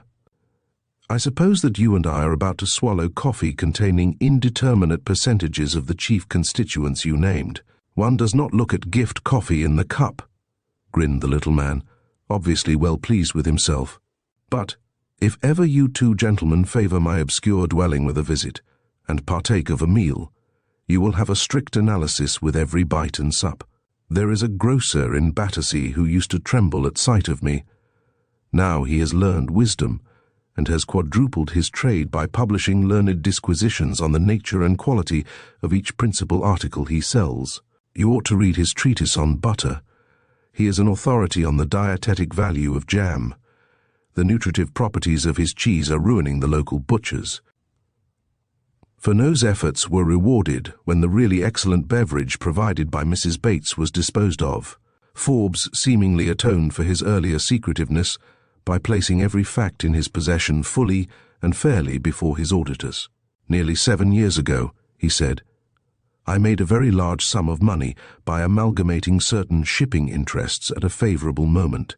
Thus, as it happened, I had at command practically unlimited resources when I was asked to finance the cause of reform in China. The wretched lot of the Chinese nation had always appealed to my sympathies. Some hundreds of millions of the most industrious and peace-loving people in the world have been exploited for centuries by a predatory caste. Given a chance to expand, freed from the shackles of the Manchus, the Chinese, in my opinion, contain the elements which go to form a great race. But the Manchus held them in bondage, body and soul, and so powerful is self-interest, there has never been an emperor or statesman who strove to elevate the masses who was not mercilessly assassinated as soon as he allowed his intent to become known. The only path to freedom lay through revolution, and I had reason to believe that the ruling faction could be overthrown by a well-organized and properly financed movement without the appalling bloodshed which often accompanies such dynastic changes. At any rate, I entered the conspiracy, heart and soul, but I met with two difficulties at the outset. I could not exercise efficient financial control in London, and I could neither go and live in the Far East nor transact my business through ordinary banking channels. So I had to find a substitute, and my choice fell on a rising young barrister named Arthur Lester, whom I had known since he was a boy who had married the daughter of an old friend. He had a taste for adventure, and was alive to the magnificent career which lay before one who helped materially in the rebirth of China. In a word, he went to Shanghai as my agent, and the outcome of his work there is the present Chinese constitution. Of course, as holds good in all human affairs, events did not follow the precise track mapped out for them. But, on the whole, he and I were satisfied. China is awake at last. The giant has stirred, and if his first uncertain steps have deviated from the open road of reform, he will never again sink into the torpor of the past centuries. Manchu arrogance and domination, at any rate, are shadows of the past, but unhappily, the conquerors who have been so effectually thrust aside have now embarked on a secret campaign of vengeance and reaction. A society which calls itself the Young Manchus is inspired by one principle, and one only, and that is death to the reformers. I don't suppose you gentlemen follow closely the trend of affairs in China, but you must have read of the assassinations of prominent men reported occasionally in the newspapers. Furneaux clicked his tongue so loudly that Forbes stopped speaking and looked at him, thinking, apparently, that the little detective meant to say something. He did, but it was Theydon whom he addressed. I'd give a week's pay if Winter was here now, and I could see those big eyes of his bulging out of his head, he cackled. Theydon nodded. He understood perfectly. Then he caught Forbes's inquiring glance and explained matters. Mr. Furneaux hinted last night at some such development as that which your present statement conveys, and his colleague, Mr. Winter, pretended to scout it, he said. Pretended, shrieked Furneaux, instantly in a rage. That was how it struck me, said Theydon coolly. Didn't I drag the Chinese aspect of the crime out of him with pincers? Came the indignant demand. Unquestionably. I only remark that your large-sized friend had it tucked away all the time at the back of his head. Furneaux pounded the table so viciously that the cups rattled. Of course he has a nose to smell joss sticks, and eyes to see an ivory skull, but didn't he say I was talking nonsense when I spoke about Shang-Ti scowling from a porcelain vase? He shrilled. Yes. For all that, I don't think he missed the least hint of your meaning. Furneaux gazed at Theydon fixedly. Sorry, he said, with an acid tone that was almost malicious. I imagined you were so busy throwing dust in our eyes that you wouldn't have noticed such fine shades of perception on Winter's part. But Theydon was now able to measure this strange little man with some degree of accuracy. He only smiled. As a thrower of dust, I was a most abject failure, he said. Furneaux smiled and turned to the millionaire. Pardon the interruption, he said. Like every artist, I am pained when my best efforts are scoffed at by heedless mediocrity. You, at least, will understand what a big thing it was to deduce even the vaguest outline of the truth from the facts at my command. I certainly do, agreed Forbes. Until this morning I was convinced that Mrs. Lester's death removed the one person in England who knew of my connection with the revolution in China. To revert to the young Manchus, they have secured far more victims than the world at large is aware of. I am sure that they poisoned Arthur Lester, and his wife held the same view. They aim at nothing less than the extinction of the democratic cause by the murder of every prominent man connected with it. But they never yet have been able to obtain a full and authentic list of the reform leaders. They suspected poor Lester of complicity in the movement and killed him. It was through Mrs. Lester that I first became aware of their existence as an active organization, and I hoped that when she had returned to England and was living quietly in London, she would be lost sight of, ignored. In fact, nevertheless, both she and I thought it prudent that our acquaintance should cease until the turmoil in China had subsided. For that reason I never visited her, nor did I permit the growth of friendship between her and my wife and daughter, a friendship which, in happier conditions, would have been natural and inevitable. But we were woefully mistaken. An Oriental vendetta neither slackens nor dies. By some means wholly unknown to me, the young Manchus must have discovered, or guessed, that in leaving Leicester's widow out of their reckoning, they had lost a promising clue. Be that as it may, they followed her to London, and by a singular fatality, I was the first to know of it. Last Monday, while driving home from the city, my car was held up in Piccadilly for a few seconds. Looking idly out at the passing crowd, I saw a Chinese individual in European clothes. He was waiting to cross the road, so I was able to scrutinize him carefully, and owing to a scar on the left side of his face, recognized him. His name is Wong Li Fu, a Manchu of the Manchus, a Mandarin of almost imperial lineage. Some years ago he was a young attaché at the Chinese embassy here.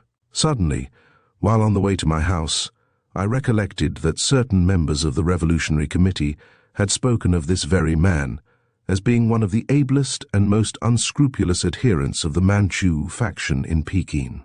Somehow, his presence in London was disconcerting and menacing. Who more likely than he, I argued, to be a leading spirit among the young Manchus? In any event, London was not big enough to hold both Mrs. Lester and him, and I decided to visit her that very night, tell her I had seen Wong Li Fu, and advise her to go away into the country, leaving no record of her whereabouts. I happened to be taking my daughter to Daly's Theatre, and contrived to slip away on some pretext after the performance. I found Mrs. Lester alone in her flat, and she fell in with my views at once, because she too had heard of this very man, and the mere sound of his name terrified her. I was half inclined to urge that she should go to an hotel for the night, but the lateness of the hour, and the seeming fact that if danger threatened she was safe at least till the morrow, prevented me. Fernot, sitting on the edge of a chair, his head bent forward, his piercing black eyes intent as those of a hawk, a hand resting on each knee. His attitude, curiously suggestive of a readiness to spring forward at any instant, now leaned over and tapped the millionaire decisively on the shoulder. "You couldn't have saved her, Mr. Forbes," he said gravely. "She was marked down as the first warning. Didn't the letter you received this morning tell you something of the sort?" Agitation gave place to utter astonishment in Forbes's face. "In heaven's name, how do you know anything of any letter?" he cried. "I will tell you later, but am I not right?" "Yes, you are. Where is it? May I see it?" Forbes took a creased and soiled document from a small, flat cardboard box which he carried in the breast pocket of his coat. But first he withdrew from the box a little object and placed it on the table. It was an ivory skull, and the very presence of such a sinister token brought some hint of the charnel house into the cosy and sunlit room. Fernot, a creature oddly constituted either of all nerves or of no nerves, disregarded the skull. He had eyes only for the few words typed on a single sheet of notepaper. They ran, "James Creighton Forbes, if you're willing to come to terms, announce the fact by advertisement in Thursday's Times. Address your reply to YM and sign it JCF. Yield, and you will hear further. Refuse, and no other warning will be given." Chapter 8. The First Counterstroke. Fernot apparently made up his mind with reference to the contents of a somewhat enigmatic message after one quick, unerring perusal. "The man who wrote that took a great many things for granted," he said. "He assumed, firstly, that you knew of Mrs. Lester's death and understood its significance. Secondly, that you are aware of the nature of the terms he will offer. Thirdly, that you may hesitate between compliance and threatened death. YM, of course, can be read as young Manchus. Even there, the writer exhibits artistic reticence. Frankly, Mr. Forbes, I wish you had come straight to Scotland Yard on Monday evening instead of wasting those precious hours at Daly's Theatre. Forbes was moved to energetic protest. How was I to deduce the true nature of these hellhounds' mission from a casual glance vouchsafed of one who may or may not be their leader? He cried. Yet you treated your discovery as serious enough to warrant a prompt visit to the woman with whom association was dangerous. Yes, I wanted to act secretly, just so. You were afraid the police would bungle the job. Between you and Mr. Theydon, you have exhibited remarkable skill in heading us off the scent. Fortunately, we were able to dispense with your assistance, having other matters to occupy our brains. You two were ripe nuts waiting to be cracked and have the contents extracted at leisure. There were a few freshly broken shells lying about which invited immediate attention. For instance, some 4 months ago, a well-known and reputable firm of private inquiry agents was instructed from Canton to secure all possible information about Mrs. Lester and you, yes, you, Mr. Forbes, your household. Friends, methods of living, servants, tradesmen, every sort of fact, indeed, which might be useful to a thoroughgoing and well-organized society of cutthroats like the young Manchus. The inquiry agents did their work well, and were handsomely paid for it. I haven't the least doubt that Wang Li Fu knows what brand of cigars you favor and what you eat for breakfast. His informant sent us a copy of their notes an hour after the murder was announced in the newspapers. Mr. Lester is removed in Shanghai. His widow comes home. The inquiry agents receive instructions. They forward their report to Canton, and Wang Li Fu turns up in London. The program is a tribute to the excellence and regularity of the mail service between England and the Far East. While the detective was speaking, Forbes's face, already haggard, had grown desperate. I care little for my own life, he said, but I shall stop short of no measures to protect my wife and daughter. I certainly recommend that an armed guard should be on duty day and night in any house where you may happen to be living at the moment, replied Furneaux airily. I really think that if your safety alone were at stake, I would do you a good turn by arresting you on suspicion. On suspicion of what crime? Of killing Mrs. Lester, to be sure. I regard you as a clever man, Mr. Furneaux. So may I remind you that this is neither the time nor the place for a display of gross humour. Theydon expected that Furneaux would flare into anger at this well-deserved rebuke, but, much to his surprise, the detective treated the matter argumentatively. Personally, I have looked on you from the outset as an innocent man, he said placidly, but just to show how circumstantial evidence may be twisted into plausible error, let me point out that nearly all the known facts conspire against you. Have you considered how dexterously a prosecuting counsel would treat your admission that Mrs. Lester was the one person in England who knew of your connection with the revolutionary party in China? And how would you set about convincing a stolid British jury that you were acting in the interests of law and order in concealing your visit to number 17 on the night of the murder?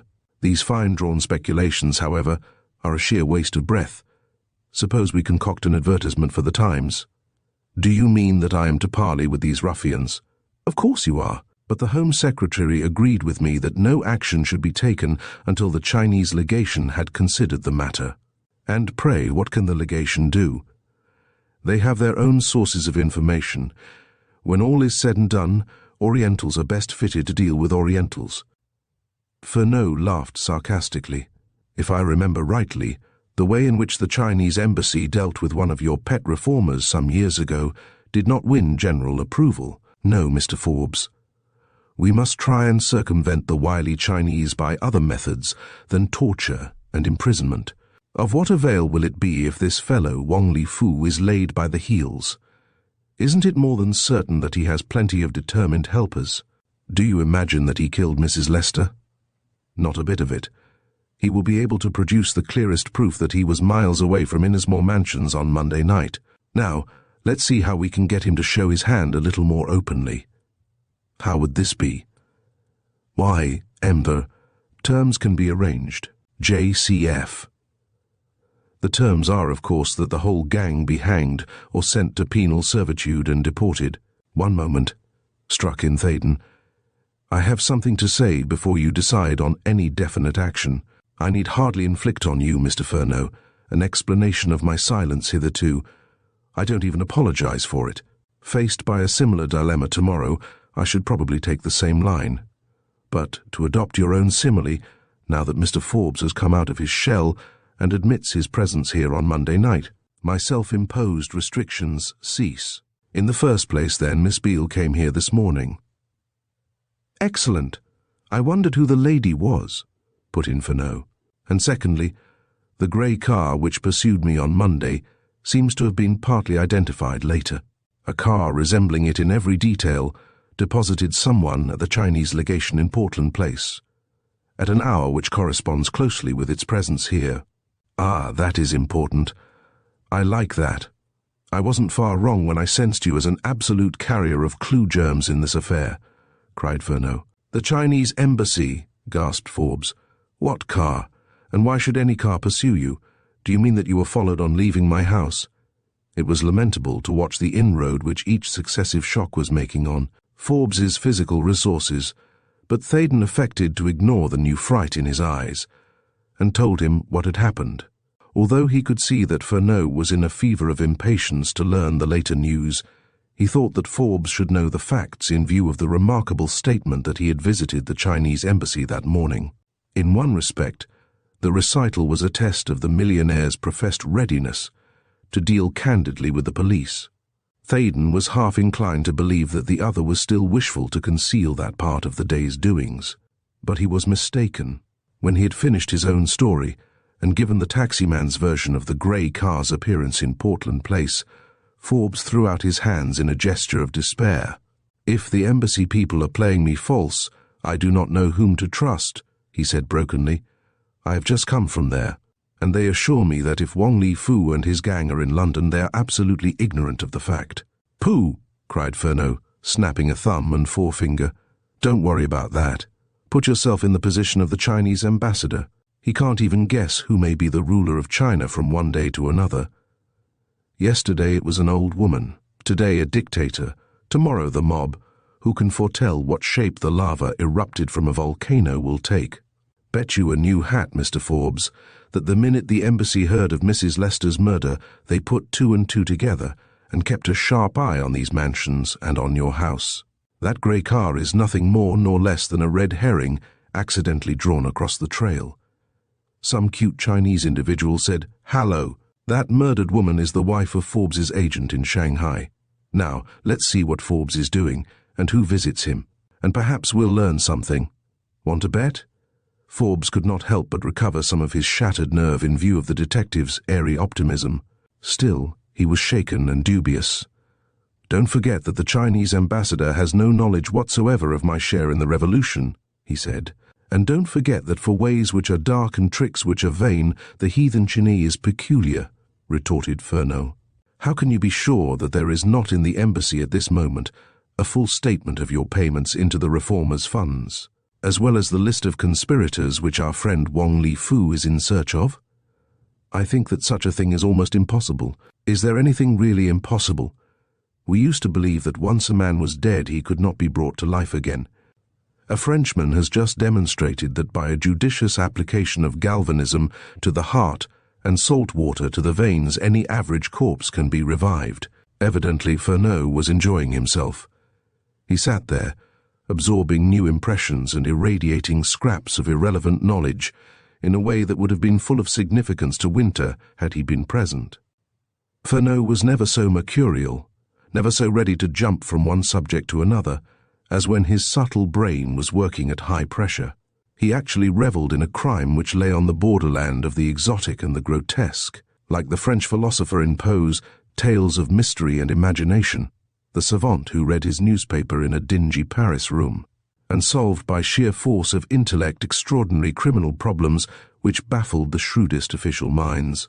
He felt in relation to this particular tragedy that he required only to be brought in touch with certain contingent forces, bound up with Forbes, for instance, and in a minor degree, Theydon, and in due course, He would be able to go forth and find the master wrongdoer. Suddenly, the millionaire seemed to cast off the cloak of despair which clogged his energies and impaired his brilliant intellect. He rose to his feet and involuntarily squared his shoulders. "Surely we are wasting valuable hours, which should be given to action," he cried. "I am going to the city and shall arrange for a prolonged absence from my office. Then I'll hurry home, perfect my defences, and defy these murderous curs. My wife must come to London. In a crisis like this, I must have my loved ones under my own personal supervision. I can still shoot straight and quick, and woe betide any man, white or yellow, who enters my house unbidden. As for this infernal symbol—" He raised a clenched fist, and would have pounded into fragments the thin fabric of the ivory skull still lying where he had placed it on the table, had not Furneaux snatched it into safety. "No, no," protested the detective. "I want that for purposes of comparison. Kindly give me that typed note too, Mr. Forbes. It may bear finger marks. You never can tell. The cardboard box in which it was posted also. Thank you. Now, a few more questions before you go. How much money did you provide for the revolutionaries? 2 million sterling, as a gift or a loan? If they failed, I lost every farthing, of course. If they succeeded, I was to recoup myself by financing the new government, but I gather that they have neither failed nor succeeded. China has a constitution, but the presidential election was conducted on lines suspiciously akin to those recently adopted in Mexico. Nevertheless, negotiations are now on foot for a big loan. If you died, what would become of the 2 millions? They would be lost irretrievably. Furneaux sat back in his chair. That gives one furiously to think, he said. The grey car comes back into the picture. What do you mean? I don't know, but I'll tell you what, the man who first spoke of a Chinese puzzle as a metaphor for something downright bewildering knew what he was talking about. Forbes put a hand to his forehead in an unconscious gesture of hopelessness. My brain is reeling, he muttered. To think that in the London of today we should live in abject terror of a band of Mongolian ruffians. Why do you remain here, man? You vaunt the prowess of your department. Why are you not scouring every haunt of Chinamen in the East End? Spread your net widely enough, and you will surely get hold of some minor scoundrel who will talk for fear or money. Bribe him to the point where he cannot refuse to speak. Wong Li Fu is the only man I fear. Put him where he can accomplish no mischief, and the rest of his crew will be powerless. When you come to count up the achievements of my friend Winter and myself, in the face of stupid, but none the less disheartening obstacles, we have not done so badly in 2 days, said Furneaux complacently. Can I drive you anywhere? My car is waiting. No, thanks. The truth is, Mr. Forbes, I look on you as a disturbing influence. A man who can talk as calmly as you about dropping 2 millions on a crazy project to introduce Western methods into China is not fitted for the phlegmatic and judicial atmosphere of Scotland Yard. If I want any money, I'll come to you.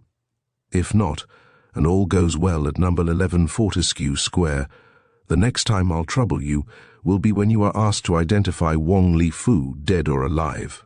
Forbes seemed hardly to be aware of Furneaux's words. He went out. Theydon accompanied him, and as they descended the stairs together, the older man said brokenly, "It is my wife and daughter for whom I fear. I can hardly control my senses when I think of these yellow fiends contemplating vengeance on me through them. Theydon, do you believe in that detective? He is either a vain fool or a genius. By the way, I forgot to ask him how he found out that I had received the warning delivered by this morning's post. I'll try and worm an explanation out of him. If he tells me, I'll telephone you later. He is an extraordinary creature, but abnormally clever at his work, I am sure. For my own part, I feel disposed to trust him implicitly. I wish you had met his colleague, Chief Inspector Winter. He is the sort of man whose mere presence inspires confidence." Forbes halted on the step of the automobile and glanced at his watch. "I shall be home in an hour," he said. "After that I shall not stir out all day. Telephone me if you have any news. Why not dine with us tonight?" Theydon's eyes sparkled. He was longing to meet Evelyn Forbes once more, but a wretched doubt diminished the glow of gratification which the prospect brought. Should he, or should he not, tell the girl's father of the rather indiscreet admissions she had made during their brief talk that morning. That minor worry, however, was banished suddenly and forever. Furneaux, taking the 3 steps which led from entrance hall to pavement with a flying leap, cannoned right into Forbes, whom he grasped with both hands, quite as much by way of emphasis as to check the impetus of his diminutive body. "In with you," he piped. "Tell your chauffeur to obey my orders no matter what they are." Action, determination, were as the breath of the millionaire's nostrils. He aroused himself instantly. "You hear Downs?" he said to the chauffeur. Downs was one of those strange beings who have been evolved by the age of petrol, an automaton compounded seemingly of steel springs and leather. He had long ago lost the art of speech, having cultivated delicacy of hearing and quickness of sight at the expense of all other human faculties. The old-time coachman possessed a certain fluent jargon, which enabled him to chide or encourage his horses and exchange suitable comments with the drivers of brewers' drays and market carts. But the modern chauffeur is all an ear for the rhythm of machinery, all an eye for the nice calculation of the hazards of the road 50 yards ahead. At any rate, Downs mumbled something which resembled, "Yes, sir." Forbes sprang in and slammed the door. Furneaux raced round the front of the car and perched himself beside Downs, and the heavy automobile was almost into its normal stride before it had travelled twice its own length. Theydon was left gaping on the pavement. He saw that the car turned west and caught a glimpse of Furneaux's outstretched hand with forefinger pointing like the barrel of a pistol. "Fool," he cried in bitter self-apostrophe. "Why didn't I jump in after Forbes? Now I am out of the hunt. I wonder what the deuce Furneaux saw or heard." That concluding thought sent him back to the flat, 2 steps at a time. "Bates," he shouted, "has Mr. Furneaux used the telephone, or did anyone ring up?" "No, sir," said Bates, coming hurriedly at that urgent call. "First thing I knew was he was tearing out and running downstairs like mad." "Oh, double-distilled idiot that I am," growled Theydon again. "Why didn't I go with them?" As though the gods heard his plaint and meant to crush him with their answer, the telephone bell sounded at his elbow. Mechanically, he lifted the receiver off its hook and immediately became aware of Tomlinson's voice, with some element of flurry and distress in its unctuous accents. "That you, Mr. Theydon?" said the butler. "Yes." "Have you had any news of Mr. Forbes, sir?" "Yes, he has just left me." "Ah, if only I had known, and had given you a call before ringing up the city." "What is it? Can I do anything?" "It's Miss Evelyn, sir." "Yes. What of her?" "She's gone, sir." Theydon's heart apparently stopped for a second, and then raced madly into tumultuous action again. "Gone? Good Lord, man, what do you mean?" He almost groaned. "A telegram came from Mrs. Forbes at Eastbourne, saying she was ill and wanted Miss Evelyn. I tried all I knew to persuade Miss Evelyn to wait until she had spoken to her father, but she wouldn't listen. She just threw on a hat and a wrap and took a taxi to Victoria.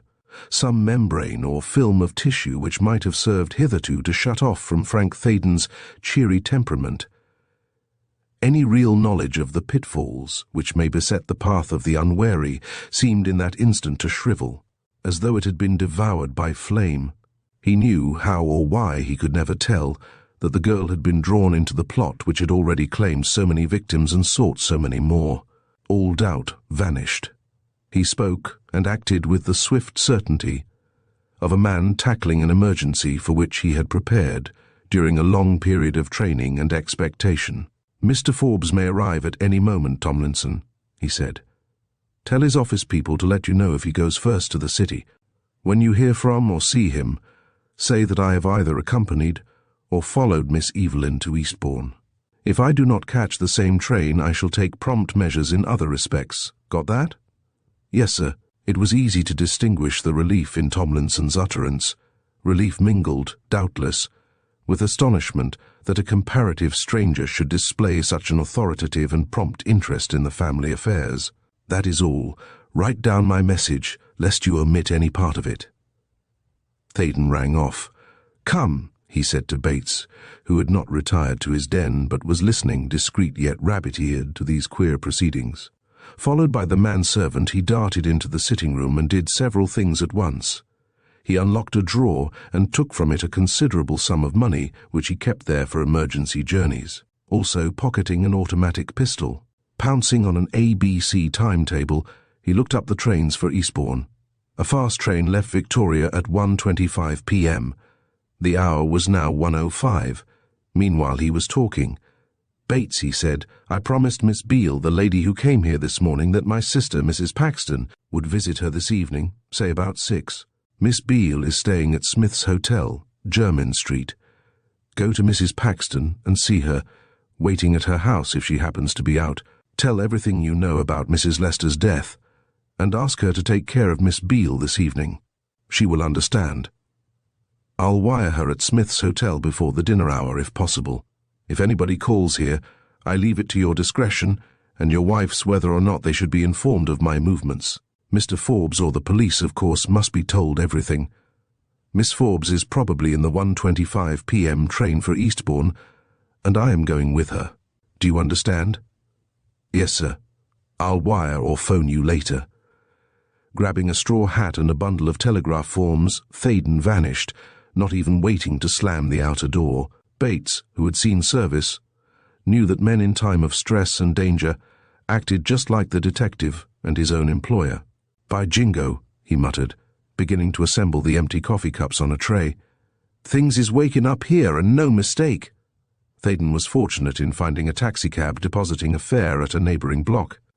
Just before he reached the vehicle, a gentleman hurried out of the building and forestalled him. Theydon dashed up and caught the other man by the arm. "My need is urgent," he said. "Let me have this cab." The stranger smiled good-humouredly. He was an American and had not the least objection to being hustled by a Britisher. Indeed, he rather appreciated this exhibition of haste as a novel experience. "I'm on a hair-trigger myself," he said pleasantly. "I want to make Victoria pretty quick. Can I give you a lift?" "In with you," cried Theydon. "Now, cabby, half a sovereign if you get us to Victoria, Brighton line, in 15 minutes. I'll pay all fines." Then they were off, and the transatlantic cousins were banged against one another as the cab whirled round in a sharp semicircle. "Say," cried the American, "this reminds one of home. I've been here a week, and had a kind of notion that London air was half fog, half dope. But you're awake all right. Bet you a 5-spot you're after a girl."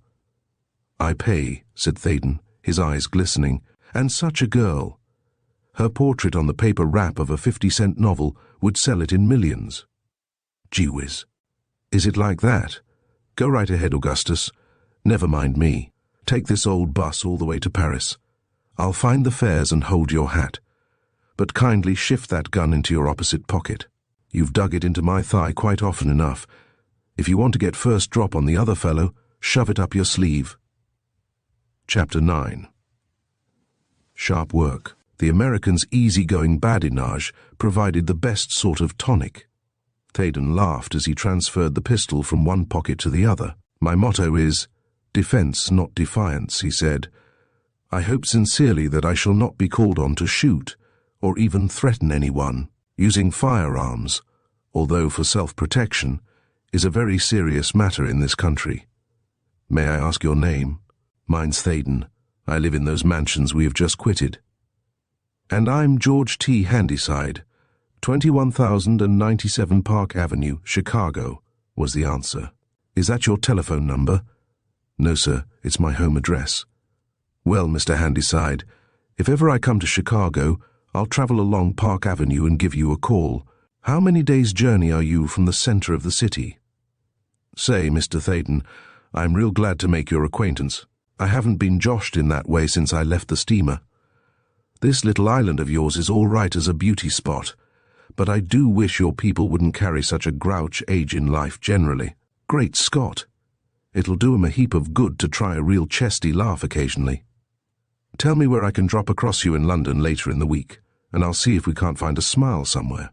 The American scribbled the name of a Strand hotel on a card, which Theydon disposed in his pocketbook, at the same time producing one of his own cards. "You'll hear from me," he said.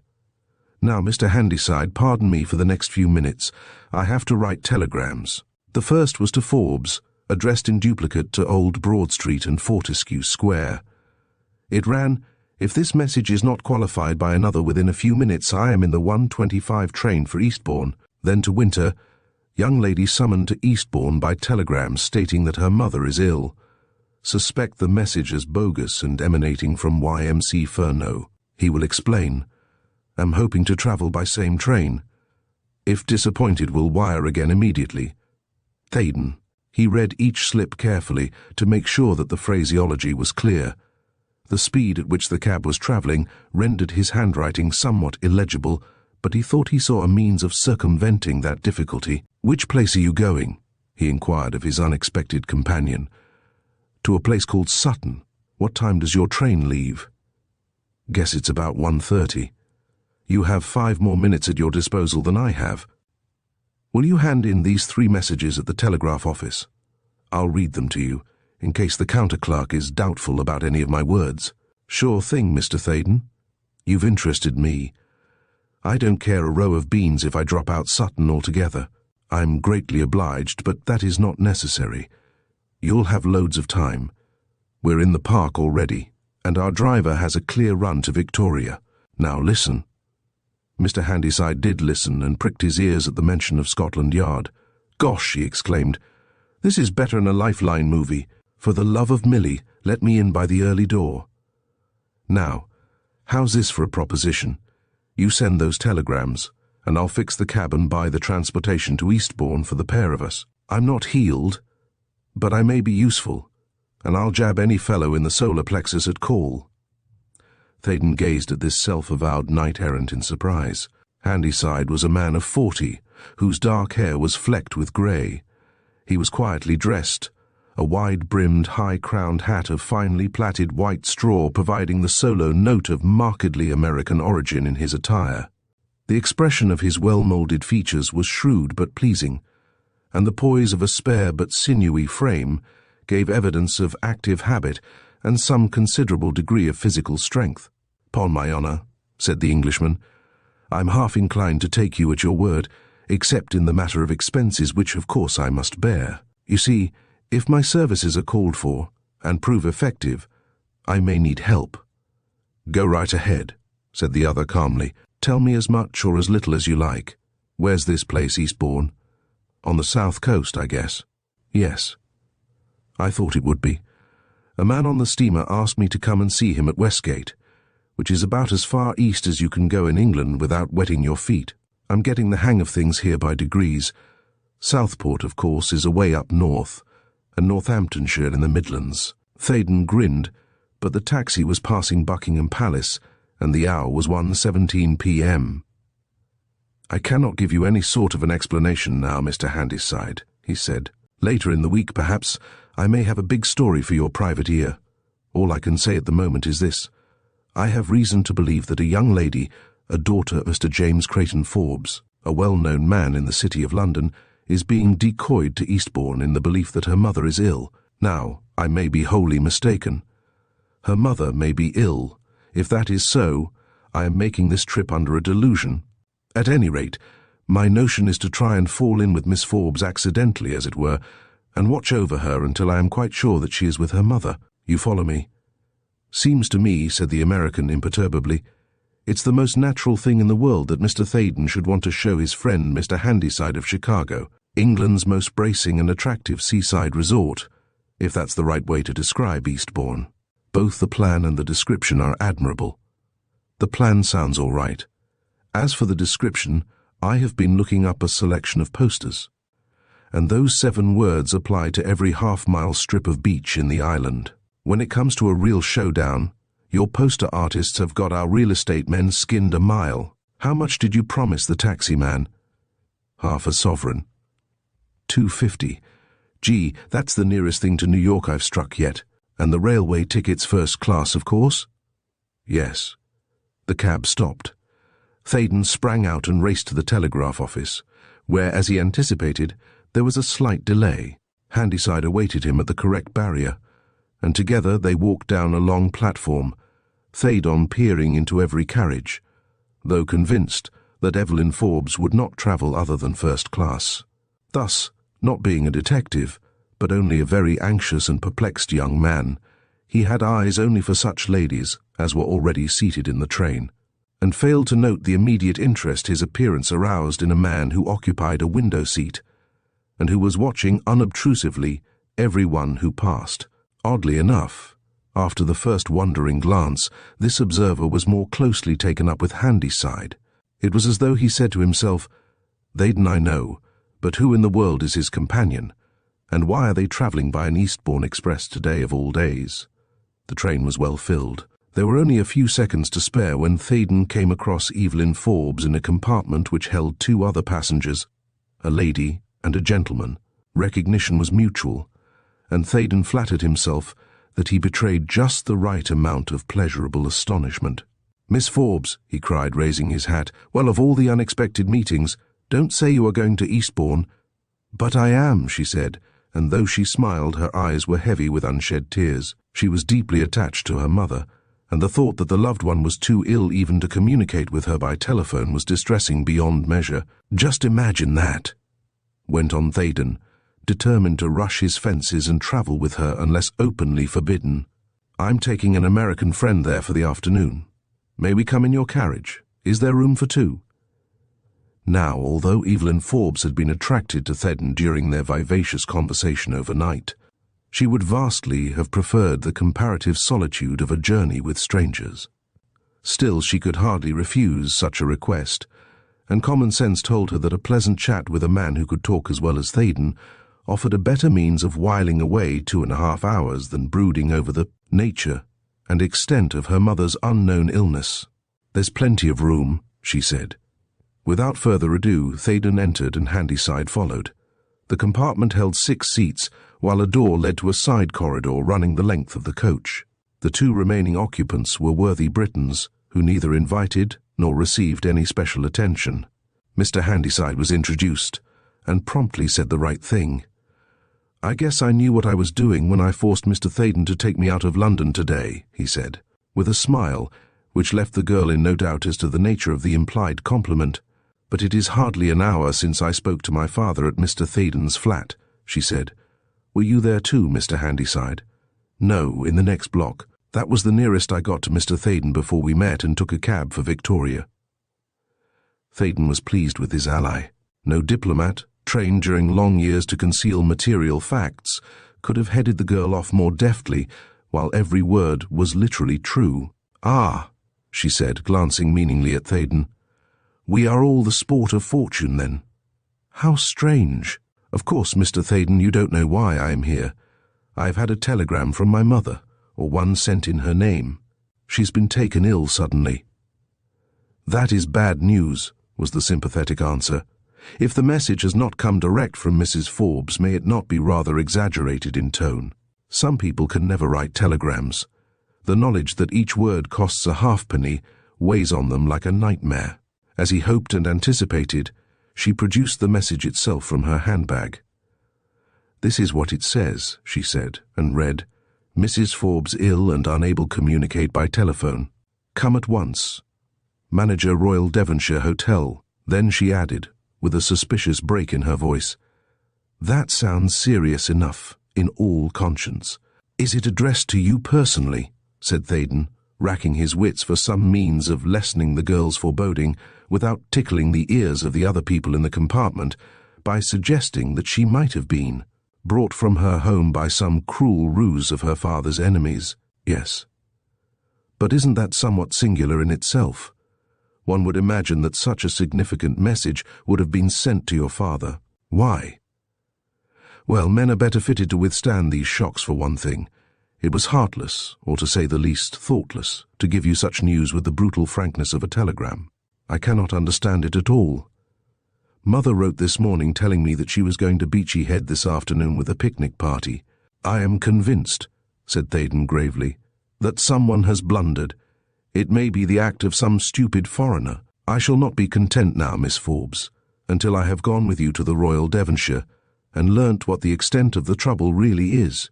Then, if Mrs. Forbes needs your presence, perhaps you will allow me to telephone to your father, as he will be greatly disturbed when he returns home and learns the cause of your journey.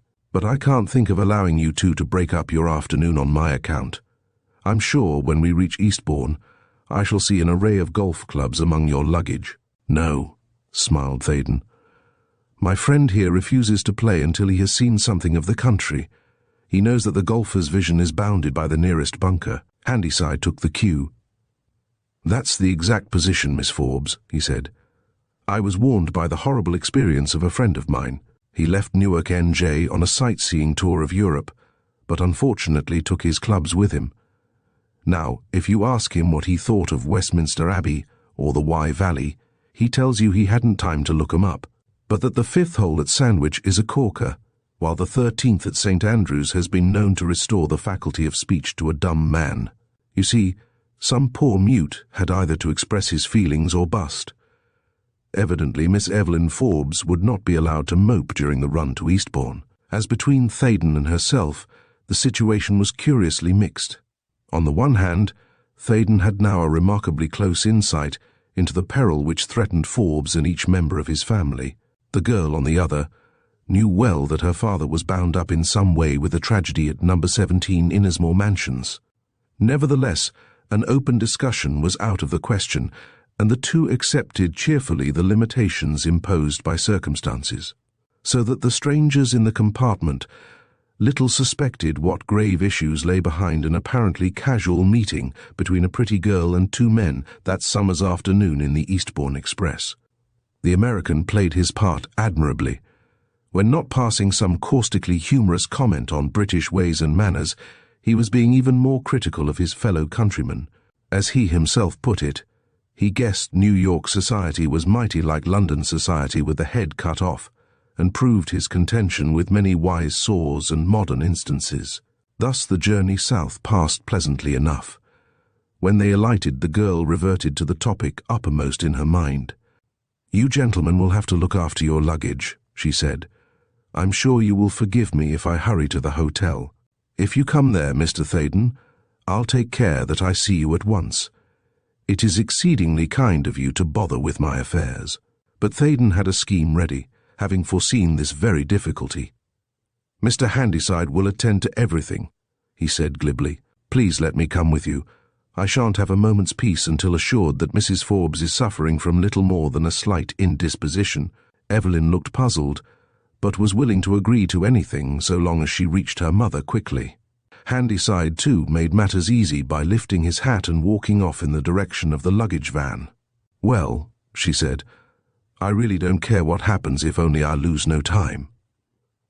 Suiting the action to the word, she hurried toward the exit, and was murmuring something that sounded like an apology for her seeming brusqueness as they passed the ticket collector. Here a momentary difficulty arose. Theydon had forgotten to ask Handyside for his ticket. The girl, of course, had her own ticket, but her companion was not allowed to pass the barrier. He began an explanation to which a busy official paid no heed. In desperation, he produced a sovereign and his card. "Here," he said. "You can hold this as a guarantee that my ticket will be given up. This lady has been called to the bedside of her mother, who is said to be dangerously ill, and I simply must be allowed to take her to the Royal Devonshire Hotel." Luckily, the railwayman had the wit to see that this earnest-eyed passenger was speaking the truth. "That's all right, sir," he said. "We have to be very particular about tickets, you know." Evelyn Forbes was a few yards in advance, and impatiently awaiting her escort, when a gentleman approached and spoke to her. "Miss Forbes, I believe," he said, raising his hat. "Yes," she answered breathlessly, because the man's garb suggested, before he uttered another syllable, that he was a doctor. He had a curiously foreign aspect, and spoke with a pronounced lisp. "I am assistant to Dr. Sinnett," he said, "and he has sent me to take you to the hotel. This is his car. Will you come, quick?" He pointed to a smart limousine drawn up near the exit, and in his eagerness to be polite, almost pushed the girl toward the open door. Insensibly she resisted, and turned to explain matters to Theydon, who had just placated the Cerberus at the gate and was running all to her. "Mr. Theydon," she began. "There is no time to wait, I assure you," said Dr. Sinnett's assistant imperatively. At that instant, Theydon came up. His temper was ruffled, and he did not scrutinize the doctor's appearance as closely as might be looked for in one who was actually on his guard against foul play. "What is it now?" he asked. "This gentleman has been sent by Dr. Sinnett to take me to the hotel," said Evelyn. "Now, Mr. Theydon, perhaps it will be better that you wait for Mr. Handyside and come on at your leisure." "I'm a stiff-necked person," said Theydon, trying to smile unconcernedly. "I've made up my mind to see you safely to your destination, and I refuse to leave you on any account. I'm sure the doctor will let me sit beside the chauffeur." Then, for the first time, he glanced at the newcomer, and was almost stupefied to discover that the man, despite his faultless professional attire, was a Chinese individual. Moreover, this Chinese individual bore a livid scar down the left side of his face, and his eyes were set horizontally, a sure sign of Manchu descent, because all southern Chinese have the oblique Mongolian eye. Though prepared for treachery of some kind, the very simplicity of this scheme almost disconcerted him, and he blurted out the first words that rose to his lips. "Is your name Wong Li Fu?" Half unconsciously, a hand dropped to the pocket containing the revolver. For answer, he was struck a violent blow in the throat and sent sprawling. The attack was so sudden that he was nearly unprepared for it. Nearly, not quite. Because a flicker of baffled spite in the dark eyes gave him the ghost of a warning. It was fortunate that he saved himself by a slight backward flinching, since he learnt subsequently that his assailant was a master of jiu-jitsu, and that vicious blow was intended to paralyze the nerves which cluster around the cricoid cartilage.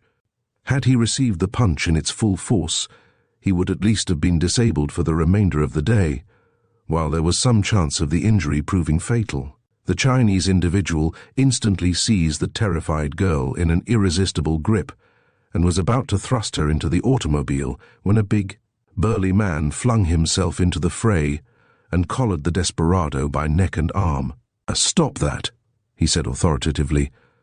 "Let go that young lady or I'll shake the life out of you." By this time Theydon was on his feet again and rushing to the assistance of Chief Inspector Winter, who seemed to have miraculously dropped from the skies at the right moment. The Chinese individual, seeing that he was in imminent danger of capture, released Evelyn, wrenched himself free by another jiu-jitsu trick, swung the girl into Winter's arms, thus impeding him, and leaped into the car, which made off with a rapidity that showed how thoroughly the chauffeur was in league with his principal. Naturally, the people coming out from the station, reinforced by the mob of semi-loafers always in evidence in such localities, gathered in scores around Evelyn Forbes and her two protectors. Such an extraordinary scuffle was bound to attract a crowd. Few had seen the commencement of the fray, because nothing could be more usual and commonplace in a fashionable place like Eastbourne than the sight of a frock-coated and top-hatted gentleman handing a well-dressed lady into a motor car. The first general intimation of something bizarre and sensational was provided by Theydon's fall. After that, events travelled rapidly, and the majority of the onlookers imagined that it was Winter who had knocked Theydon off his balance, while the rush made by the latter to intercept Wong Li Fu was actually stopped by a well-intentioned railway porter. Worst of all, Theydon was quite unable to speak. He indulged in valiant pantomime, and Winter fully understood that the Chinese individual's escape should be prevented at all hazards. But the Chief Inspector accepted the inevitable. The limousine was equipped with a powerful engine, and the only vehicles available for pursuit were some ancient horse-drawn cabs. He noted the number on the identification plate, and that was the limit of his resources for the moment. Moreover, Evelyn Forbes, finding herself clutched tightly by a tall, stout man whom she had never seen before, was rather more indignant than hurt. Disengaging herself from the detective's hands, she looked to Theydon for an explanation. "Has everybody suddenly gone mad?" she said vehemently. "What is the meaning of this? Did you know who that man was? And why did he try to force me into the car?" Theydon, slowly regaining his breath, stammered brokenly that he would make things clear in a minute or so. Then he gasped to Winter, "That is Wong Li Fu, the man wanted at number 17. "We'll get him all right," was the grimly curt answer. "Meanwhile, are you and Miss Forbes going to the hotel?" Hardly less surprising than Winter's appearance on the scene was his seeming knowledge of the purpose of their journey. "We must get out of this," he went on, gazing around wrathfully at the ring of curious faces. "Here you," he cried, singling out a policeman who was forcing a passage through the crowd. Clear away this mob and get us a cab." The policeman seemed inclined to resent the masterful directions, but a word whispered in his ear when he reached Winter acted like magic, and he soon had the gapers scattered. A cab was called, and Evelyn Forbes was already inside when Theydon remembered the American. He looked around, but could see nothing of him. "Where is Mr. Handyside?" he said, still finding a good deal of difficulty in articulating his words. "Is that the man who came with you from London?" inquired Winter. "Yes, he's an American." "Well, he may have been scared and made a beeline for the States. He is not anywhere in sight." "Oh, please, Mr. Theydon, do let us go to the hotel," pleaded Evelyn. She was pale and yielding to reaction after the excitement of the fracas. Unwillingly, since he was certain now that there was absolutely no ground for the girl's alarm on her mother's account. At any rate, so far as illness was concerned, Theydon entered the cab and Winter followed. "The first thing to do," said the Chief Inspector when they were en route, "is to assure this young lady, whom I take to be Miss Forbes, that she has probably been brought to Eastbourne by a lying telegram, and that her mother is quite well in health. Secondly, why should Wongley Fu be described as the man wanted in the Innismore Mansions inquiry? And thirdly, how does Mr. Handyside come into the picture?" "I can't talk just yet," wheezed Theydon hoarsely. "In a few minutes, I'll tell you everything." Evelyn had not realized earlier that her self-appointed champion had been seriously hurt. She was deeply concerned and wanted to take him straight to the nearest doctor, but he smiled and essayed to calm her fears by whispering that he would soon be fully recovered. It was pleasant to know that he had succeeded in rescuing her from some indefinable, though none the less deadly peril, yet the insistent question in his subconscious mind was not connected with Evelyn's escape, or the flight of her assailant, or the mysterious presence of the Chief Inspector, but with the vanishing of Mr. Handyside. What had become of him? It was the maddest of fantasies to imagine that he could be bound up in some way with the young Manchus. Yet why did he fail to turn up at the station? Theydon could not even guess at a plausible explanation. He leaned back in the cab and closed his eyes. Really, there were times in life when it would be a relief to faint. Chapter 10. Captures on both sides. Though Theydon was in first-rate athletic trim, that blow on the throat had nearly stunned him. The effort to rise promptly and bear a hand in the imminent capture of one whom he regarded as something akin to a homicidal maniac had imposed a further strain on his resources. And it was possible that he did actually lose his senses during a couple of seconds. In all likelihood, too, he changed colour slightly, because the next thing he was aware of was the note of alarm in Evelyn's voice when she cried excitedly, "Mr. Theydon is really very ill. I'm sure we ought to try and revive him." At that he reopened his eyes and looked at her whimsically. Nature, in fact, had put forth a supreme effort. From that moment he recovered rapidly. Winter took a calmly professional view of the younger man's collapse. "There's nothing to worry about, Miss Forbes," he assured the agitated girl. "Our friend has just escaped being knocked insensible, if not killed. He was hardly prepared for such a vicious attack, I fancy. Most certainly that scoundrel took me by surprise, or he would not have slipped through my fingers like an eel. Next time, either Mr. Theydon or I may be trusted to balance matters." Theydon grinned and nodded. He signalled with his eyes that Winter was to make Evelyn Forbes understand that she had just escaped being the victim of an extraordinary outrage. Muddled as his thoughts were, he grasped the essential fact that Scotland Yard was better posted in the secret history of the Innismore Mansions crime than he'd given the department credit for before the dramatic meeting with Furneaux that morning. And indeed the Chief Inspector lost no time in justifying that belief. "You must have imagined that the world had suddenly turned topsy-turvy," he said, smiling at the mystified and distraught Evelyn, as though the whirl of events outside the station were part and parcel of the humdrum routine of life. "When Mr. Theydon regains his speech, he will tell us how he came to suspect that an attempt would be made to kidnap you today. In my own case, intervention was the outcome of sheer and simple logical deduction. You see, I represent the Criminal Investigation Department, or Scotland Yard, as it is familiarly described, and I have reason to believe that your father is, and has been for some time, the object of unpleasant attentions by a political society in China. whose members are nothing more nor less than criminal fanatics. Probably this is the first you have heard of the matter, Miss Forbes. Your father would wish, no doubt, to keep any such disquieting knowledge from you and your mother, but the policy of concealment must cease now. Today's daring attack is a warning. Other efforts may be forthcoming. If you are to be protected efficiently, the police must have your loyal cooperation. I admit candidly that I myself, with all my experience, was taken off my guard a few minutes ago. If Mr. Theydon had not delayed that Chinese individual whose name he has got hold of from Mr. Forbes, I don't think I could have reached you in time. Is that the meaning of the little ivory skull which my father received at breakfast this morning? Said Evelyn breathlessly. Winter's eyes twinkled. No question could have thrown a more vivid light into the somber depths of a crime which promised to transcend in interest and importance any similar occurrence in Great Britain during the previous decade. Doubtless, he said.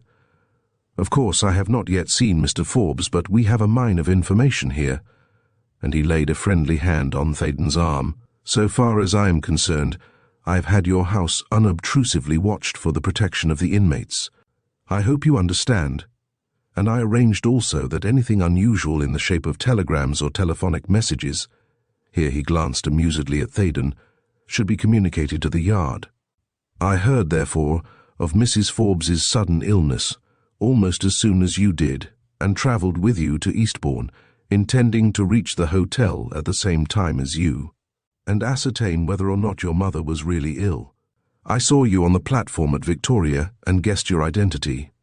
But in my profession, we never take anything for granted, so I left that matter until I could interview the hotel manager, and here we are. I advise you not to say a word about Mrs. Forbes being ill. If, as I firmly believe, you find that she is in the best of health, you can explain your sudden visit by saying that Mr. Theydon and I have something of importance to communicate, which will be perfectly accurate, as I mean to urge strongly that we all return to London by the next train. The cab stopped. To show that Richard was himself again, Theydon, nearest the door, opened it, got out, and helped Evelyn to alight. Reassured on his account, the girl smiled, and a wave of colour leaped to her cheeks. Anyone happening to watch their arrival would put them down as ordinary visitors. Evelyn Forbes was just a charming young woman, plainly but expensively dressed, Theydon an attentive cavalier, and Winter a prosperous city man, probably with a taste for coursing and pheasant shooting. Subtly observant, indeed, would be the theorist who gathered from their demeanour that they had just emerged practically unscathed from a situation rife with the elements of tragedy. Nevertheless, Winter kept a sharp eye on Theydon after Evelyn Forbes had run up the steps of the hotel, and was relieved at seeing that he could walk without assistance. "Keep nothing back," he said under his breath as they followed the girl with sedater pace. "These women must be frightened into complete obedience. Did Furneaux get hold of Forbes?" Theydon nodded. "That's right. Don't talk. I can pretty well guess what took place. But look here, who's Handyside? A mere acquaintance?" Another nod. "You just contrived to pick him up, and used him as an excuse for coming to Eastbourne. I see. That removes a troublesome pawn off the chessboard." "But it doesn't," wheezed Theydon. "He ought to be here. Can't make out what has become of him." "He will turn up an American, isn't he?" "I thought so. The indications were slight but certain features, walk, figure. You can buy clothes, but the genuine citizen of God's own country is as distinct a type as a Highlander all wool and a yard wide." Inside the hotel they came on Evelyn Forbes talking to the manager. She hailed them at once. "Mother has gone to Beachy Head," she cried. "She and her friends are expected home about 6 o'clock. Shall we have some tea? There is no use in following her. She will be starting back before we could get there." "Mrs. Forbes is quite well, I hope?" put in Winter casually. "Yes, sir, in the best of health," said the manager, indicating, with a flourish of both hands, that nothing else was to be expected as to the condition of any among the numerous patrons of the Royal Devonshire Hotel. Evelyn asked that tea should be served in her mother's sitting-room. When they were screened by the closed door, Winter examined Theydon's throat. Beyond a slight swelling and external soreness, the cricoid cartilage known to the multitude as Adam's apple was seemingly uninjured, while Theydon himself now made light of the blow, though a certain hoarseness was perceptible in his voice, and he deemed it advisable to speak in a low-pitched tone. Evelyn Forbes listened with ill-repressed bewilderment while he related the day's doings. At first she hardly grasped the significance of the story, but Winter's occasional questions and comments, and a parenthetical sentence or two introduced by Theydon for her benefit, quickly revealed the astounding nature of the plot of which her father was the chief object. At this crisis, she displayed a self-control and reticence which were admirable. She seemed to realize intuitively that any gaps in the recital could be filled in later, whereas it was all important that the detective should be made acquainted as speedily as possible with the developments brought about by the morning's fuller disclosures. As for Winter, he was keenly interested in Furneaux's behavior at the moment of Forbes's departure from Innismore Mansions.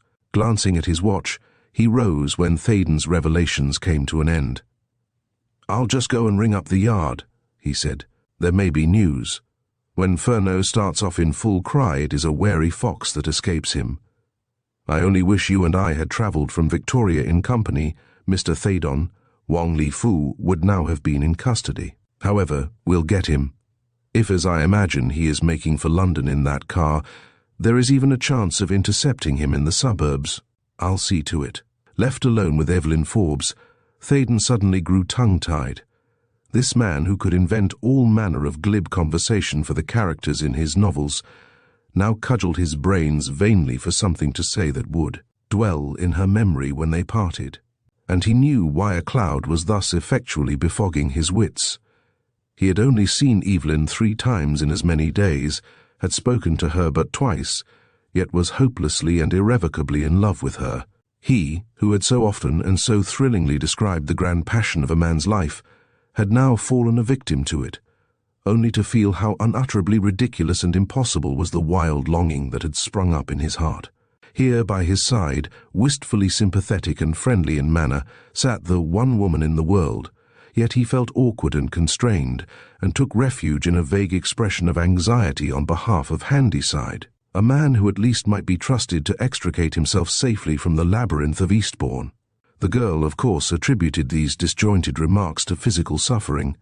In reality, he was contrasting her wealth and his own comparative poverty, and bidding himself fiercely not to be a vain fool. "Don't you think you ought to call in a doctor?" she inquired, tenderly. "No, no," he hastened to assure her.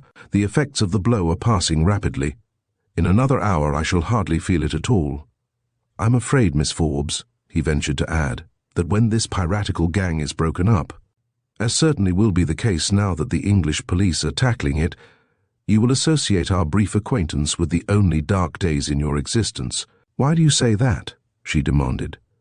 "Because I am bound to admit that if I had not dined at your house on Monday evening, many, if not all, of the amazing events of the past 36 hours could not have happened." "I don't agree with you, not one little bit," she protested emphatically.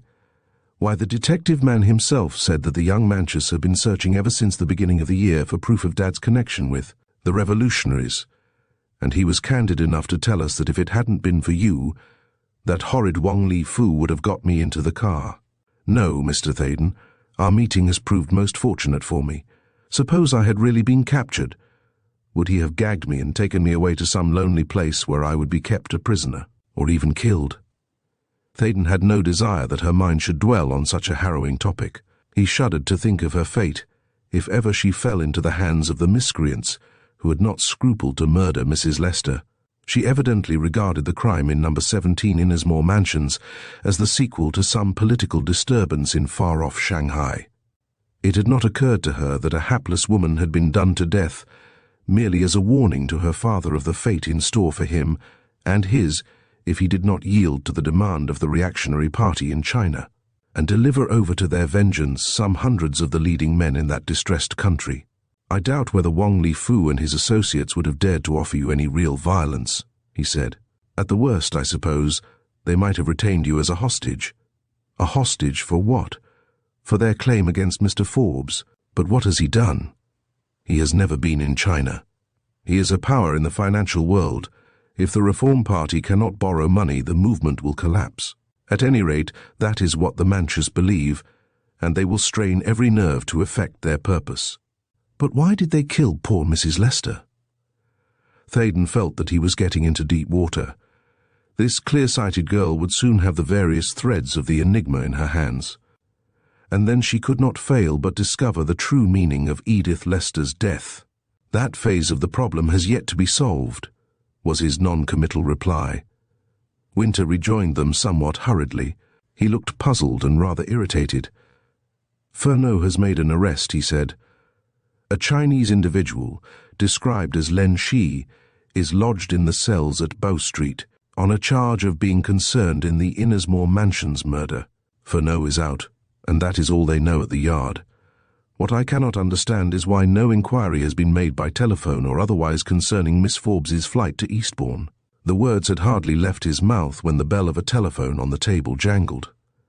The coincidence was so peculiar that Winter laughed. "Some other person shares my opinion, I fancy," he said. "May I answer, Miss Forbes?" "Please do," said the girl, and the chief inspector lifted the receiver from its hook. "Trunk call from London, you're through," announced the hotel operator. After a slight pause, an agitated voice said, "Is that you, Evelyn?" "Miss Forbes is here," said Winter. "Who is speaking?" "Her father," was the reply. "Oh, I'm Chief Inspector Winter of Scotland Yard. Your daughter is quite safe, Mr. Forbes. Mr. Theydon and I accompanied her from London. She will speak to you in an instant. Would you mind telling me what happened at 1 o'clock, when my colleague, Mr. Furneaux, jumped onto your car and went in pursuit of someone? First, is Mrs. Forbes there? 2. She is out with a picnic party on Beachy Head. We expect her back before 6 o'clock. I propose bringing her and Miss Forbes to London tonight. They will be safer in your house than in Eastbourne, as you will probably agree when you hear what a narrow escape your daughter had this afternoon from being kidnapped by Wong Li Fu. Great heavens! Evelyn in danger from that scoundrel. Yes, but all is well, believe me.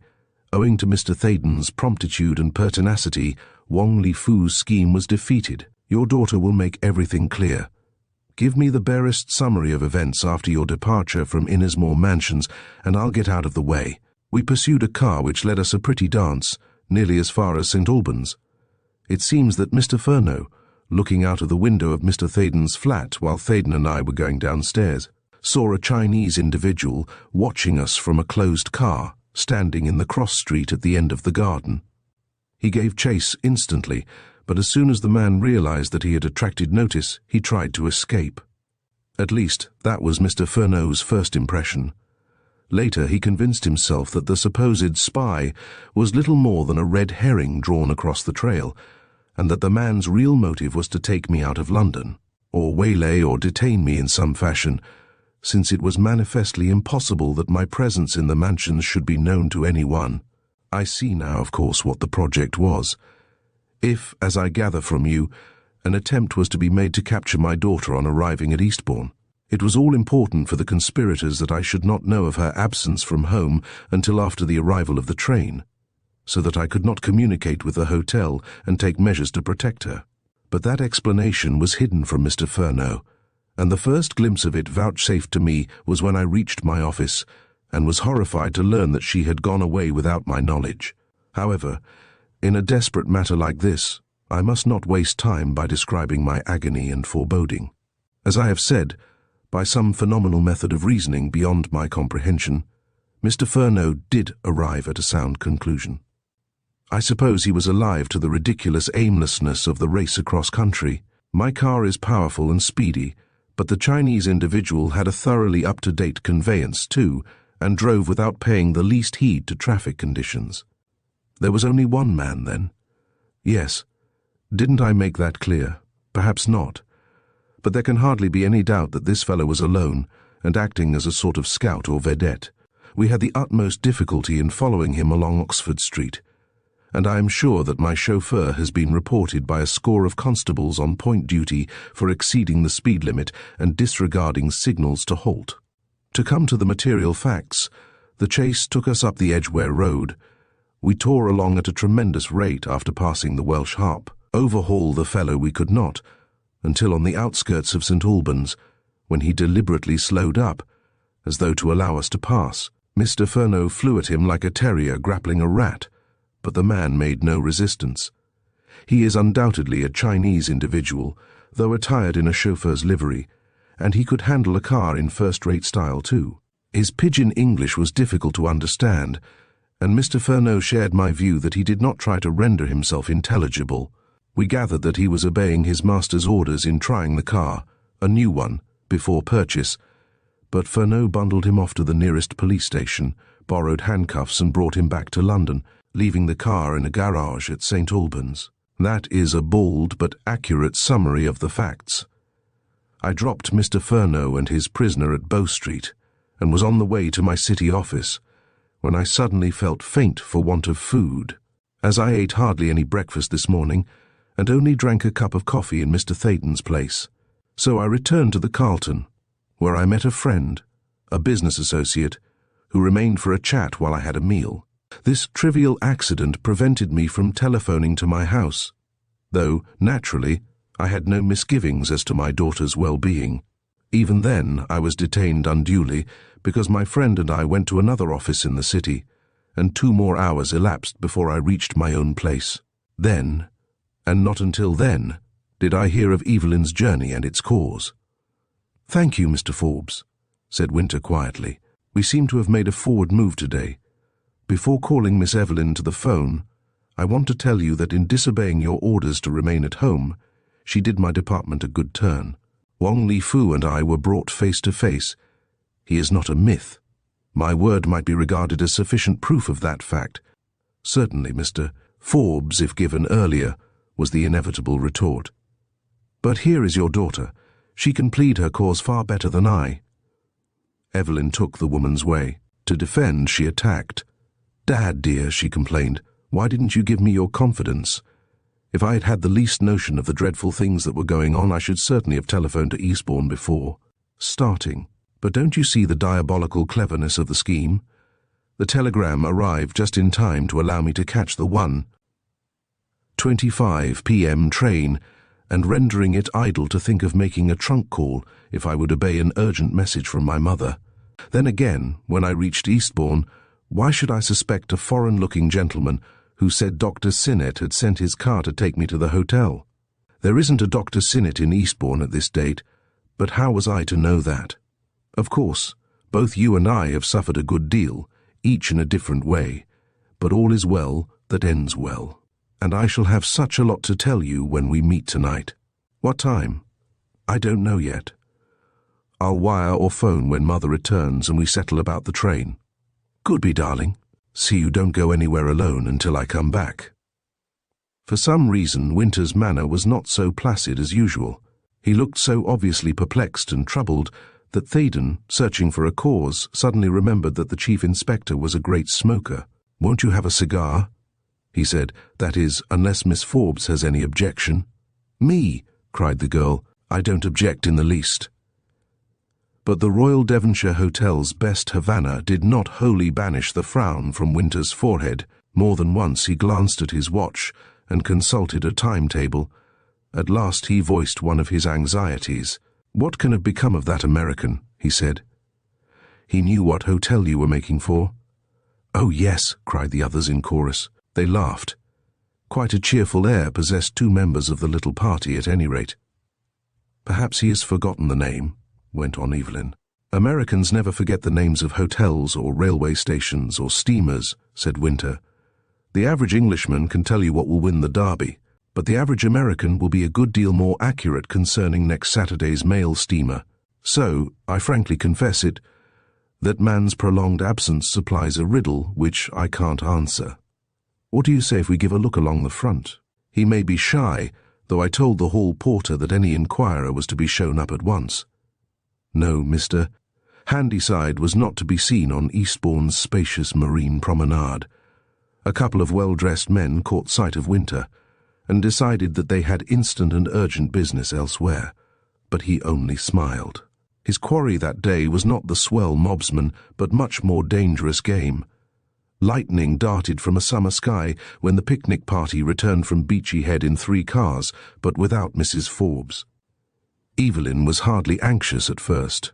The hall porter informed her who the occupants of the cars were, and she watched the lively and chattering groups forming on the pavement and breaking up again to enter the hotel and dress for dinner. At last, realizing that her mother was not among them, she singled out a lady whom she knew and asked for an explanation. The lady, a Mrs. Montague, was very much surprised. "But my dear Evelyn," she said, "didn't you yourself send for your mother?" The girl blanched. Some premonition of evil gripped her very heart. "What do you mean?" she said, and the other woman could not help noting the distress in her voice. "If you didn't send, who did?" came the immediate response. "We were just going to have tea when a gentleman, a stranger, came and asked for Mrs. Forbes. We saw him arrive in a car which halted at the foot of the path, nearly a quarter of a mile away.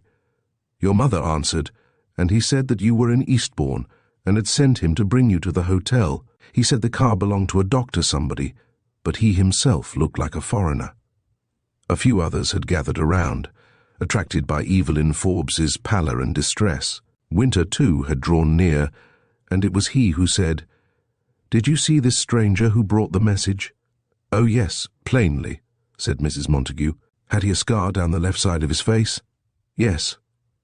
Then Evelyn Forbes, for the first time in her vigorous young life, fainted. Her mother was in the power of Wong Li Fu. All the terrors which imagination had painted in her own behalf were redoubled as to her mother's fate. Her brain reeled. Merciful oblivion came. Theydon and Winter were just able to catch her before she fell like a log. Chapter 11. The Reappearance of Handyside. Consternation reigned for a while at the entrance to the Royal Devonshire. Men craned their necks and women uttered nervous little shrieks. But Evelyn Forbes was endowed with a vigorous frame and a splendidly vital spirit, and she recovered her senses before she could be carried into the vestibule. The fact that she had fainted, too, brought to the aid of her waking senses the innate horror of her race and class for anything approaching a scene, and she was almost unnaturally collected in speech and demeanour within a few seconds after her eyes had reopened. "Did I give way like that?" she said, with a valiant smile, first at Theydon, and then at the ring of faces, each with its varying expression of curiosity or concern. "How stupid of me. How excessively stupid. That sort of behaviour doesn't help at all, does it? Thank you, I can walk quite well. I'll just go to Mother's room and telephone home. There has been some silly mistake. By this time it will be rectified, I'm sure. Come, Mr. Theydon, where is Mr. Winter?" "Here," said the detective. "I'll follow in a minute or so. Please don't communicate with London till I arrive." His quietly insistent tone was meant rather for Theydon than for the half-demented girl, who was stumbling anywhere but in the right direction until Theydon caught her arm and led her to the lift. She contrived to remain outwardly calm until she reached the seclusion of the sitting-room, when she broke into a flood of tears. While in disjointed and hysterical words, she blamed her own rashness for the fate which had overtaken her mother. If only she had used better judgment when the telegram came. If only she had hired an automobile and driven straight to Beachy Head. If only she had done a dozen other things which no one would possibly have dreamed of. Doing she might have safeguarded her darling mother. Theydon, meanwhile, was nearly frantic with the indecision of ignorance. Never had he felt so helpless, so utterly childish and unhinged in the face of disaster. He had heard that it was good for a woman to be allowed to cry when overwhelmed with misery. Again, he remembered reading somewhere that the feminine temperament should not be allowed to yield to a too tempestuous grief, or the delicate and finely balanced female organism might suffer irreparable injury. Should she be given water or a stimulant? Should one leave her alone or endeavour to soothe her? Heaven only knew. He didn't. So he did exactly what any devout and despairing lover might be expected to do, put an arm around her shoulders, and murmured a frenzied assurance of his willingness to die several times, and vanquish a horde of young Manchus in the process, ere she could be allowed to endure one needless hour of distress on her mother's account. Somehow, this sort of nonsense was helpful. The girl raised her swimming eyes to his. She placed two appealing hands on his shoulders, and said brokenly, "Mr. Theydon, I am ready to trust you, next to my own father. Where shall we go? What can we do?" I'll come with you, anywhere only. My dear one must be rescued. He believed afterwards that he answered her by a kiss. He was not certain. The delirium of the moment was such that he could never recall its words or acts with that precision which a well-regulated mind should display even under the stress of intense emotion. In any event, the crisis was interrupted by the clamour of the telephone bell. Withdrawing from what was perilously near an embrace so colourable an imitation of the real thing that winter, entering at that instant, could make no distinction, and was secretly amazed at these strenuous methods of consoling the Lady Theydon lifted the receiver, and heard as one in a trance the telephone operator's conventional announcement, "Trunk call from Croydon. You're through." "Who is it?" demanded the Chief Inspector gruffly. Even he, veteran fighter in the unceasing battle between the law and the malefactor, was feeling the strain of the Homeric struggle ushered in by the death of Edith Lester. "I don't know yet," Theydon managed to say collectedly. "Someone from Croydon. Bend close, you'll hear." A quiet, drawling voice reached them, the vibrating wire lending its measured accents a metallic accuracy. "That you, Mr. Theydon?" "Why, it's Mr. Handyside." "Yes, I'm here. Where are you speaking from? Croydon?" "That's so. Well, I don't understand, but I'm sure you'll pardon me. We are in a deuce of a fix at this end, so if you'll arrange to call tomorrow. You've lost Mrs. Forbes, I guess. Is that the lady's name? If it is, I've kept track of her. Theydon was so astounded that he looked at Winter in blank amazement. The pressure of his fingers on the circuit key relaxed, and the American's voice trailed abruptly away into silence. He put matters right at once, and heard the continuation of a new sentence, whereupon he broke in excitedly. "1 second, Mr. Handyside. Miss Forbes is here. I must tell her your news." He turned to Evelyn. "Hooray!" he almost yelled. "Your mother is all right. She is with Mr. Handyside. Some sort of miracle has happened. Come and listen." Aroused from a stupor of grief, as though she had received a galvanic shock, Evelyn sprang up. Naturally, she had to place an arm on Theydon's back to permit of her head approaching near enough to the telephone. Thus, the three heads were almost touching each other. If an artist had been present, he would have obtained a study in facial expressions worthy of Phil May or Garrido. Handyside, of course, had heard Theydon's gleeful exclamation. He chuckled pleasantly. "Your digest goes a little too far, Mr. Theydon," he said, "but compared with the newspaper placard facts in your possession. My story is a full-sized novel. Anyhow, I'll condense it, so here goes. I was back of the crowd when the circus started outside the Eastbourne depot. As I untaped up your ticket and collected your deposit of a sovereign, I saw what took place and sized up the result pretty accurately. The kidnapping proposition had failed, but the guy in the silk hat had got clear away in a bully good car. How good I know now. It seemed to me that, next to rescuing that charming young lady, it was important something should be known about the thug who wanted to carry her off, and when my eyes lit on a workmanlike motor bicycle with a sidecar rig standing close to the curb and well clear of the arena, said I to myself, "George T. Handyside, this is where you take a flyer, and maybe Illinois will score one." The man who owned the outfit was watching the commotion when I dug him in the ribs. "Take me after that car," I said, "and I'll pay you $1 a mile with £5 on account if it's only a 100 yards. I pressed a note into his hand and say, "You Britishers wake up all right when you see real money." We were doing 30 per in less than 10 seconds.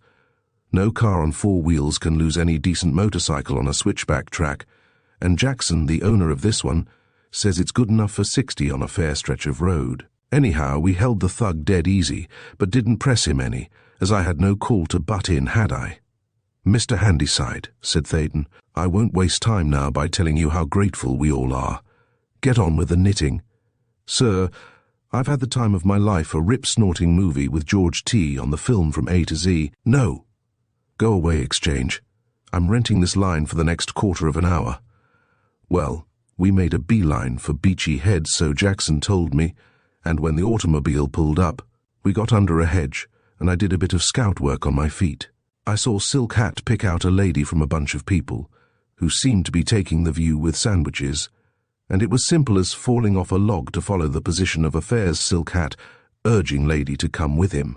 Lady astonished, not able to size up exact bearings of the yarn, but finally yielding. Now, if Miss Forbes hadn't told us that her mother had written saying she was going to Beachy Head with a picnic party this afternoon, I would have gotten off at the wrong address, because I could hardly have failed to believe that Silk Hat was picking up a female accomplice. But, as things stood, I suspicioned that, failing the daughter, he was putting up a bunco tale for the mother, a situation new, I believe, in the realm of romantic fiction. I thought it was up to me to play a strong hand, so I threw a few facts on the screen for Jackson's benefit, and he straightway hit the pike in pursuit. Where the country was open, we kept well in the rear, but crept closer in villages and towns. We had to stop at Tunbridge Wells for petrol, but that didn't cut any ice, because Jackson knew the country like a book, and we sighted the automobile within 5 minutes, though the milestones were pretty numerous during that run. After that, nothing particularly happened, except to a hen and a dog, until we came near Croydon. That is, I knew it was Croydon because Jackson said so, and I have considerable faith in him. In between whiles, where there was nothing doing, he and I fixed up an automobile tour. Well, outside Croydon, there's a new road, with a half-built villa at the near end and a way-back farmhouse at the other end. That villa was the one thing needed when the thug made a beeline for the farm. I jumped out, told Jackson to find something to do to his machine at the corner of the next block, and hurried into the Alpine Chalet. From a top-back room I watched Silk Hat carrying a lady into the farm. Hey, what's that? Yes, he was carrying her. I guess he'd given her a dope so as to stop any cry for help. It made me feel pretty mean to be standing there without taking a hand in the deal, but I forced myself to believe that another hour or two couldn't make such a heap of difference to the lady, while it would be better to leave things to the police. I waited just 20 minutes. I have all the time scheduled until the car came back. By hurrying downstairs, I was able to look inside as it passed, and Silk Hat was alone. He took the London road. I strolled out, didn't dare to hurry, you know, in case anyone might be watching from the farm, and put in some hard thinking while walking to Jackson's stand. There were 2 courses open, either to send Jackson after the auto and try myself to get in touch with you and the police, or put Jackson on guard near the farm. Whether I decided rightly or not, I haven't a notion, but I let the car go, and for this reason, we know where the lady is. And so does the thug. If the police put up a hard game, they can rescue her without his knowledge and spread a web for the fly to walk into later. But they must get a move on.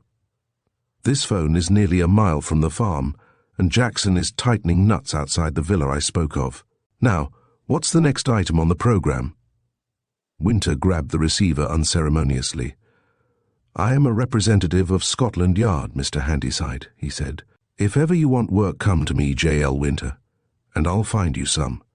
Miss Forbes is vexed with me because I have stopped her from thanking you, but compliments must wait. Will you go as quickly as possible to the chief police station at Croydon? By the time you get there, I'll be in touch with the inspector in charge, and he will do the rest. You understand? Good be. Winter rang off. He smiled blandly at Evelyn. There's no opportunity now for sentiment, he explained. Our American friend will appreciate quick action far more than talk. Then he tackled the telephone again and asked to be put through to the Croydon police station. There must be no delay, he added. This is an official call. He was in touch with Croydon in a remarkably short space of time, and soon was in communication with a police inspector. What's your name? He demanded. Inspector Wilkins, came the surprised answer. Were you a sergeant at the time of the Surrey bank robbery? Yes, but what the... I am Winter of Scotland Yard. Do you recognize my voice? Well, do you remember that nip of old brandy I gave you while we were freezing in a drafty warehouse at 3 o'clock in the morning waiting for the smasher to come for his plant? Yes, you're Mr. Winter right enough, sir. Good. I want you to believe what I'm going to tell you, as there is a big job ahead. A gang of Chinese cutthroats have kidnapped a lady, wife of the London banker, Mr. James Creighton Forbes. In a few minutes, an American, a Mr. Handyside, will be with you. He will point out the house near Croydon to which the lady has been taken in a motor car. Collect 6 plainclothesmen and 2 in uniform, and go with Mr. Handyside, without attracting attention, of course. Surround the house and arrest anyone, especially any Chinese individual, who attempts to leave. Release the lady and ask Mr. Handyside to escort her to her home, 11 Fortescue Square, Belgravia. If she is very ill, which is improbable, she should be taken to a hospital. In that event, Mr. Handyside should telephone Mr. Forbes, occupy the farm, and arrest anyone who comes there, no matter what the pretext, until Mr. Furneaux or I arrive. I'll be with you in 2 hours. Tell Mrs. Forbes that her daughter will set out from Eastbourne by the next train leaving after 6:30. Got all that? Yes, sir. Are these Chinamen likely to show fight? Better be prepared, but after posting your sentries I advise you and the uniformed constables to rush the place. By the way, it will save me some trouble if you phone the yard and tell them exactly what I have told you. Ask for Furneaux. If he is not in, instruct them to leave a written record for him. I'll see to it, sir. Is that all? Yes. Could be. Meet you in 2 hours. He whirled round on Theydon. Tell the manager to supply at once the best car to be had in Eastbourne for love or money, he said.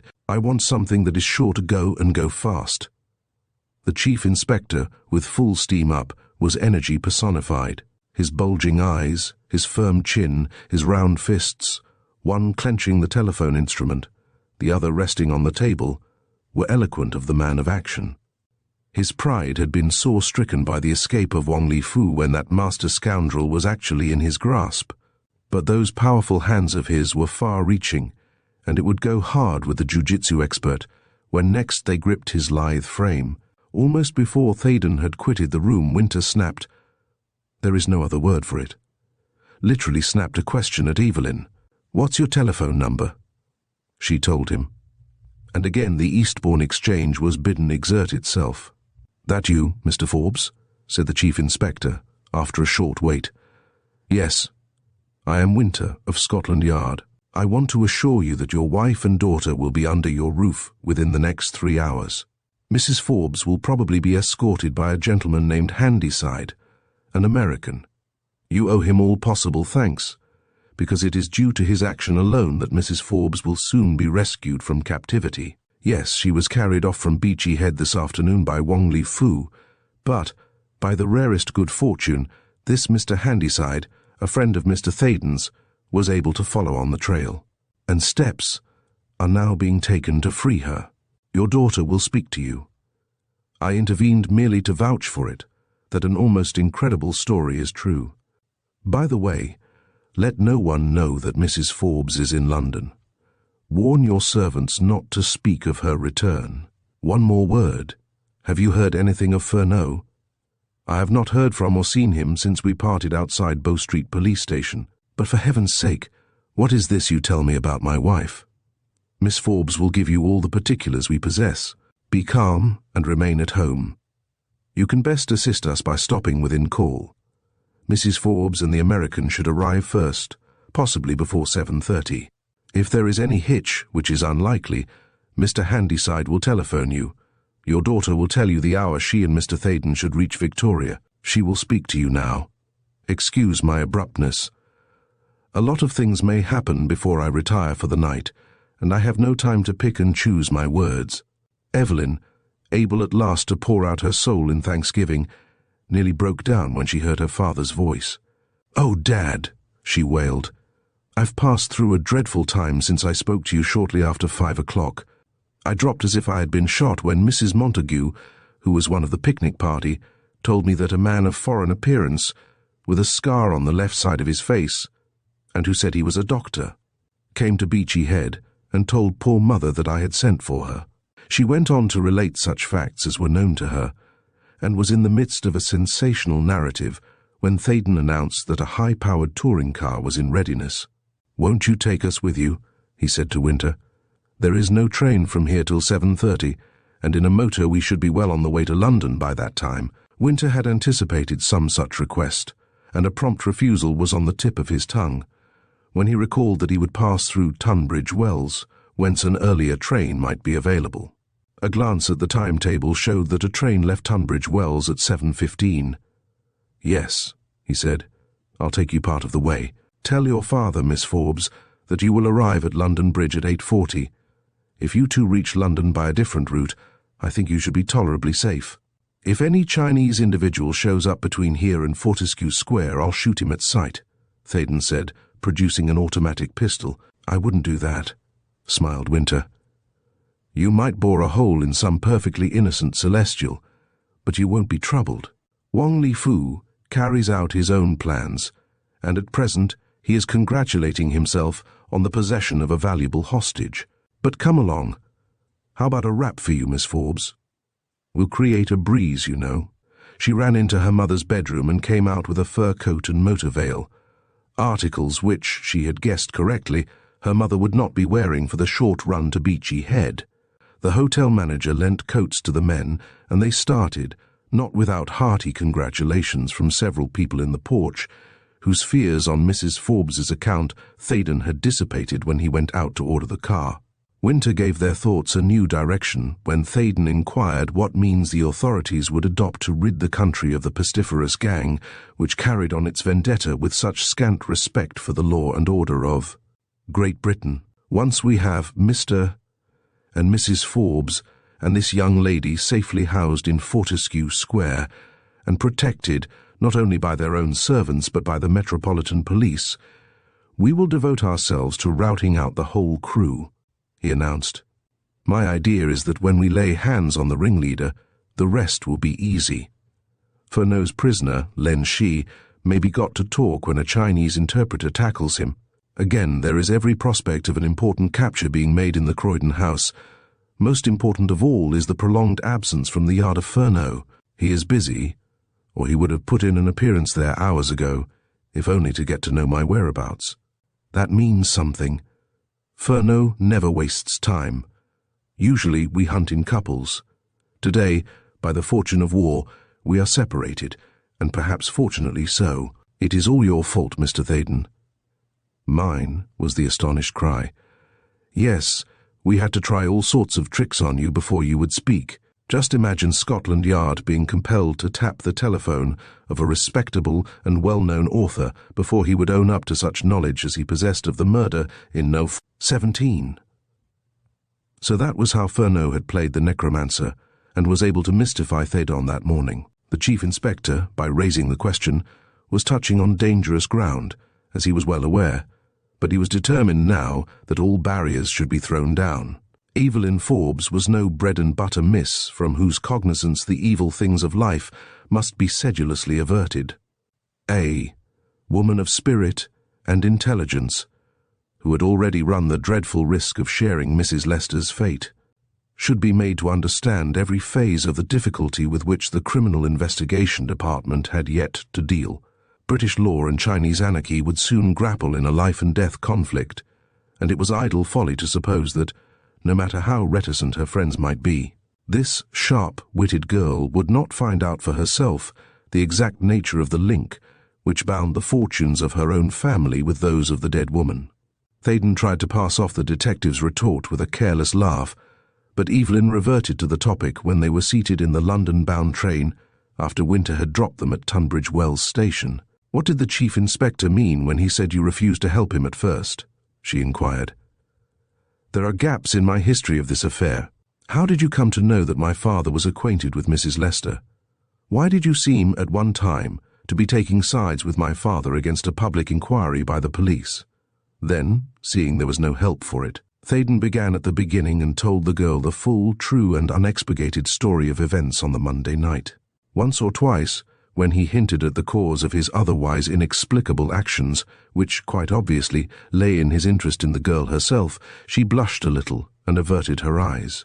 But she listened in silence and did not speak during many seconds after he had ceased. Then she simply murmured, "Poor dear Dad, how worried he must have been, and how well he concealed it from me." After another pause she added, "We are deeply in your debt, Mr. Theydon. When this ordeal is ended, and those horrid men have been put in prison or driven out of the country, our next difficulty will be to thank you adequately for what you have done. Surgit amari aliquid. Even in life's pleasantest hours something bitter arises." Theydon was in the company of the woman he loved, yet no word of love could rise to his lips. In the first place, he dared not woo the daughter of a millionaire. In the second, were his suit even possible? He was far too honourable-minded to take immediate advantage of her disturbed state and the services he had undoubtedly rendered, and give the slightest hint of his passion. So he sighed and looked out of the window at a fast-flying vista of a Kentish hillside, and contented himself by saying, "For what little I have done or attempted to do, I am already rewarded far beyond my wildest dreams." Even that was more than he meant to say. Glancing timidly at Evelyn to see whether or not she resented his words, he was astounded to find that she had blushed scarlet, and, in her turn, was absorbed in the landscape. Then he remembered that in the frenzy of the moment following the report of her mother's capture by Wong Li Fu, he had kissed her. Had he, or had he not? If not, why not now? But that way lay madness. And wretched doubt, was she already the promised bride of another man? It was a relief when the train stopped at Sevenoaks. When it moved on again, they were normal young people once more, and discussed various features of the young Manches's raid on society, as though the extermination of political adversaries were a commonplace occurrence in modern England. At last, after a journey which lived long in their minds, since even a prosaic train may follow the path to Wonderland, they arrived at London Bridge, and hummed in a taxi through streets of gaunt warehouses, until the light of Westminster flashed on a Thames veiled in the blue mystery of a summer gloaming. The cab had hardly halted outside the Fortescue Square mansion when the door was thrown wide, and Tomlinson appeared, flanked by two stalwart footmen. The butler's face was aglow with pleasure. "It's all right now you've come, Miss Evelyn," he said joyfully. "Mrs. Forbes arrived more than an hour ago." But Tomlinson was in error. He did not know what tribulations loomed already through the haze of the future, or he would have laid to heart the time-honoured advice to venturesome travellers, "Never hallo till you're out of the wood." Chapter 12. No Surrender. Mrs. Forbes, a slim, elegant woman, looked as if she were her daughter's elder sister. Although driven by hay fever to the seaside regularly at the beginning of the London season, she was far from being a malade imaginaire. She did not go willingly. Each year she hoped against hope that the annoying ailment would not make itself felt. Yet no sooner was the month of May well established than for 6 or 7 weeks she had either to drag her husband and daughter away from the metropolis or live by herself in some South Coast hotel. She had tried Brighton, whence Mr. Forbes could travel to the city, but soon discovered that the daily train journey was not good for his health. After that, she insisted on adopting the self-denying ordinance of leaving Evelyn with her father in the townhouse, from the middle of May till the end of June, when all three went to the Highlands. She, of course, had not the remotest knowledge of the terrors threatening her household. A thunderbolt out of a summer sky would have astonished her less than the indignities she endured when haled away from Eastbourne in the luxurious car which Wong Li Fu had at his command. Theydon had been in the house nearly half an hour, and was exchanging experiences with Forbes and Handyside the latter, by virtue of his extraordinary share in the day's adventures, being admitted to the full confidence of the others, when Evelyn brought her mother into the library. "Here is someone who positively refuses to retire for the night until she has met you, Mr. Theydon," said the girl, radiant with joy and relief, now that the shadow of death had passed apparently forever, leaving her dear ones unscathed. Mrs. Forbes, an aristocrat to the fingertips, greeted her guest with marked cordiality. "I have been living during the past few hours like one of the characters one sees in the fearsome little plays produced on the stage of the Grand Guignol in Paris," she said, gazing at him with frank brown eyes singularly like her daughter's, "but I have contrived to gather one definite impression among the whirl of things, and that is that were it not for Mr. Frank Theydon, my daughter and I would now be in as bad a predicament as two women could possibly face anywhere. I was lucky enough to be of some little use, but Mr. Handyside is the lion of today's contest," said Theydon. "I am grateful to both of you, how grateful I can never find words to tell, but Mr. Handyside rivals you in modesty, Mr. Theydon. He assured me that you were the deus ex machina, though he obtained the machine itself, and rode 60 miles to rescue me from my dragon. By the way, where is the motorcyclist? What is his name?" "Jackson, ma'am," put in Handyside. He went back to Eastbourne, thought nothing of it. I fixed him all right. He's coming to London next week. I've hired him for a trip round the island. In a sidecar? Laughed Evelyn. No, I guess we'll run to something more roomy. Jim, dear, said Mrs. Forbes to her husband, get Mr. Jackson's address. Our thanks to him, at least, can take a tangible form. No, Evelyn, I'm not going to bed. I mean to sit up and talk. I want to hear everything. You men must smoke big, strong cigars, please. If I breathe tobacco smoke, I shall not fancy I want to sneeze. I, for one, am simply aching to hear what happened to you, said Theydon. Mrs. Forbes was equally ready to retail her trials. When a man who resembled a tall and well-built Japanese came to me on the Downs, she said, I really believed him to be what he said he was, assistant to an Eastbourne doctor. I never dreamed he was Chinese. Not that it mattered at all where I was concerned. Only one becomes quite accustomed to meeting well-dressed Japanese men in society, but hardly ever a Chinese individual. I thought, too, I remembered his face, which is quite possible, since my husband tells me that this Wong Li Fu was once an attaché at the Chinese embassy. He spoke excellent English, with a strongly marked lisp, when he said that my daughter wished to see me at the Royal Devonshire Hotel, and that a Dr. Sinnett had sent a car for my convenience. I was mainly concerned in getting him to admit the real cause of his presence, because I naturally assumed that Evelyn had met with an accident. No sooner had the car started than he seized my wrists and gave them a queer twist, which seemed to render me powerless for a few seconds. If you scream or resist, I hurt you, so only very bad, he said. I was that astonished, I hardly realized what was taking place before he had my wrists and ankles strapped, tightly but not painfully, and had placed a gag in my mouth. Now you keep quiet, he said, and showed me a horrible-looking knife, which he put on the seat between us. If you move at all when we pass through towns, he went on, I stick this into you very deep. Somehow I knew that he meant to carry out his threats to the letter. At first I was more angry than hurt or even alarmed. Then I began to believe that I had fallen into the clutches of a lunatic, and grew horribly afraid. I saw that we were following the London road, and it oppressed me like a dreadful sort of nightmare to be speeding through a familiar district, a countryside dotted with the houses and estates of personal friends, and be unable to stir or utter a sound. It seemed to be almost stupid to see policemen in the streets of Tunbridge Wells, one of whom gazed into our car sharply, because I suppose we were travelling rather fast, and feel that no one could begin to guess at my predicament. You all appreciate the fact, of course, that I knew nothing whatever of any quarrel between my husband and a faction in China. Your husband adopted the policy of the ostrich, Helena, said Forbes grimly. It may or may not be a fable as regards ostriches. I don't know enough about them to feel certain, but it is unquestionably too often true of mankind. I believed my head was hidden and imagined the remainder of my body was safe in consequence. Now I learn that my opponents have been tracking me steadily for half a year. The one fact which stands out clearly above all others during the past 48 hours is the phenomenal range and completeness of Wong Li Fu's plans. I didn't mean my comment as a reproach, dear. And Mrs. Forbes gave him a look which told plainly that these two were lovers after many years of wedded happiness.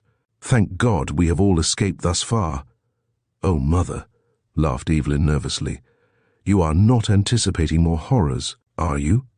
A few hours ago I would have scoffed at anyone who said that a handful of Chinese could tear aside our cloak of civilized security as though it were a spider's web, was the serious reply. But I have interrupted my own story. I began to think that I would be taken to some awful den in the East End, and held there till some huge sum of money was paid by way of ransom, when the car suddenly quitted the main road and bumped over a rough surface. I knew I was near Croydon, the last place I would have suspected as a brigand's stronghold. Then we halted, and that wretched man lifted me out, carried me into a back room of an old-fashioned house, put me in a fairly comfortable chair, tied me in with ropes and left me. I couldn't speak. I was looking at a blank wall and smoke-stained ceiling. I was sure then that he was after money, and began to calculate the time which must elapse before my husband would hear from him and arrange for my release. I wondered how much he would ask, 10, 20, 50,000 pounds. How much would you have paid, Jim? Mrs. Forbes took her trials so cheerfully that they all laughed. That's hardly a fair question, is it? She continued, stealing another glance at her husband. At any rate, being a banker's wife, I knew how extraordinarily difficult it would be to raise any considerable sum of gold at such a late hour, and I resigned myself to remaining a prisoner all night. Then I think I wept a little, but not for long, because I felt that they meant to keep me alive, and as I look more delicate than I really am. Even a Chinese individual would see that he was taking some risk by denying me food and all liberty of movement. Then, very soon, it seemed, I heard an outer door being forced off its hinges and English voices, and the door of my room was broken open, and I saw a police inspector and some constables. Hitherto, I have never properly appreciated our policemen. From this day I become their most ardent admirer and enthusiastic helper. I could have gone down on my knees to those big, kind-looking men in uniform. In fact, I nearly did. When they released me, I could hardly stand. After that, Mr. Handyside came and accompanied me here, with a detective sitting next the driver. And my husband and Evelyn have told me something of the extraordinary things which have been going on in London while I was gadding about at Eastbourne. Was the detective a man named Furneaux? Inquired Theydon. Mrs. Forbes hesitated, and her husband answered for her, as he alone, among the members of the household, had met the Jersey man. No, he said. He belonged to the Croydon force, and was sent as an escort. Furneaux seems to have been swallowed alive since 3 o'clock. Everybody is inquiring for him, and no one appears to know anything about him. I wonder whether Wong Li Fu is aware I have been liberated, said Mrs. Forbes. It's rather odd, is it not, that nothing has been heard from him or his gang if I was to be held a prisoner in order to extort terms. I fancy he meant to add significance to his demand for a reply by advertisement in tomorrow's Times, said Forbes. You see, Helena, he meant to carry off Evelyn as well as you. Mrs. Forbes smiled again at that. What in the world should each of us have thought if we had both been bound and gagged in that car? She cried. I know what I think, said her husband emphatically. You are going straight to bed now, and you'll take 10 grains of bromide before lying down. Evelyn, I appoint you nurse. Don't leave your mother till she is sound asleep. Mrs. Forbes rose at once. She admitted, though reluctantly, that a night's rest was necessary to steady her nerves. Ah, she sighed, I shall be so glad when all this turmoil is ended and we are settled for the season in Sutherland. Sutherland, ma'am? Inquired Handyside. Isn't that in the far north of Scotland? Yes. It would be, just as the North Foreland is in Kent. Theydon explained his friend's theory of geographical names in the British Isles, and on that lightly humorous note the ladies disappeared. When they were gone, Forbes quickly gave a sinister turn to their talk. He produced a letter from his pocket. Listen to this, he said. I is pleased to inform James Creighton Forbes that Mrs. Forbes is a prisoner and will remain, without food or drink and unable to move, in an empty house until YM's demands are granted. His face was white with fury while he read, and his fingers moved convulsively, as if he could feel them twining around Wong Li Fu's throat. The other men maintained a sympathetic silence. They understood why that ghastly message had been withheld from the cognizance of the lady who had just quitted them. It was delivered by a messenger boy shortly before you arrived, Theydon, said Forbes, when his passion had subsided and he could trust his voice again. Have you informed Scotland Yard? Said Theydon. No, I dared not use the telephone. I could not leave my wife. She is far more shaken than she thinks. Ever since her return she has followed me if I even walked across the room. It was pitiful. I had to lie to her when the butler brought this infernal note. She saw it was typed, and believed my explanation that it was a mere record of an office cablegram. Give it to me, said Theydon. Mr. Handyside and I must leave you now. We'll take it to Scotland Yard. Mr. Winter ought to know of it.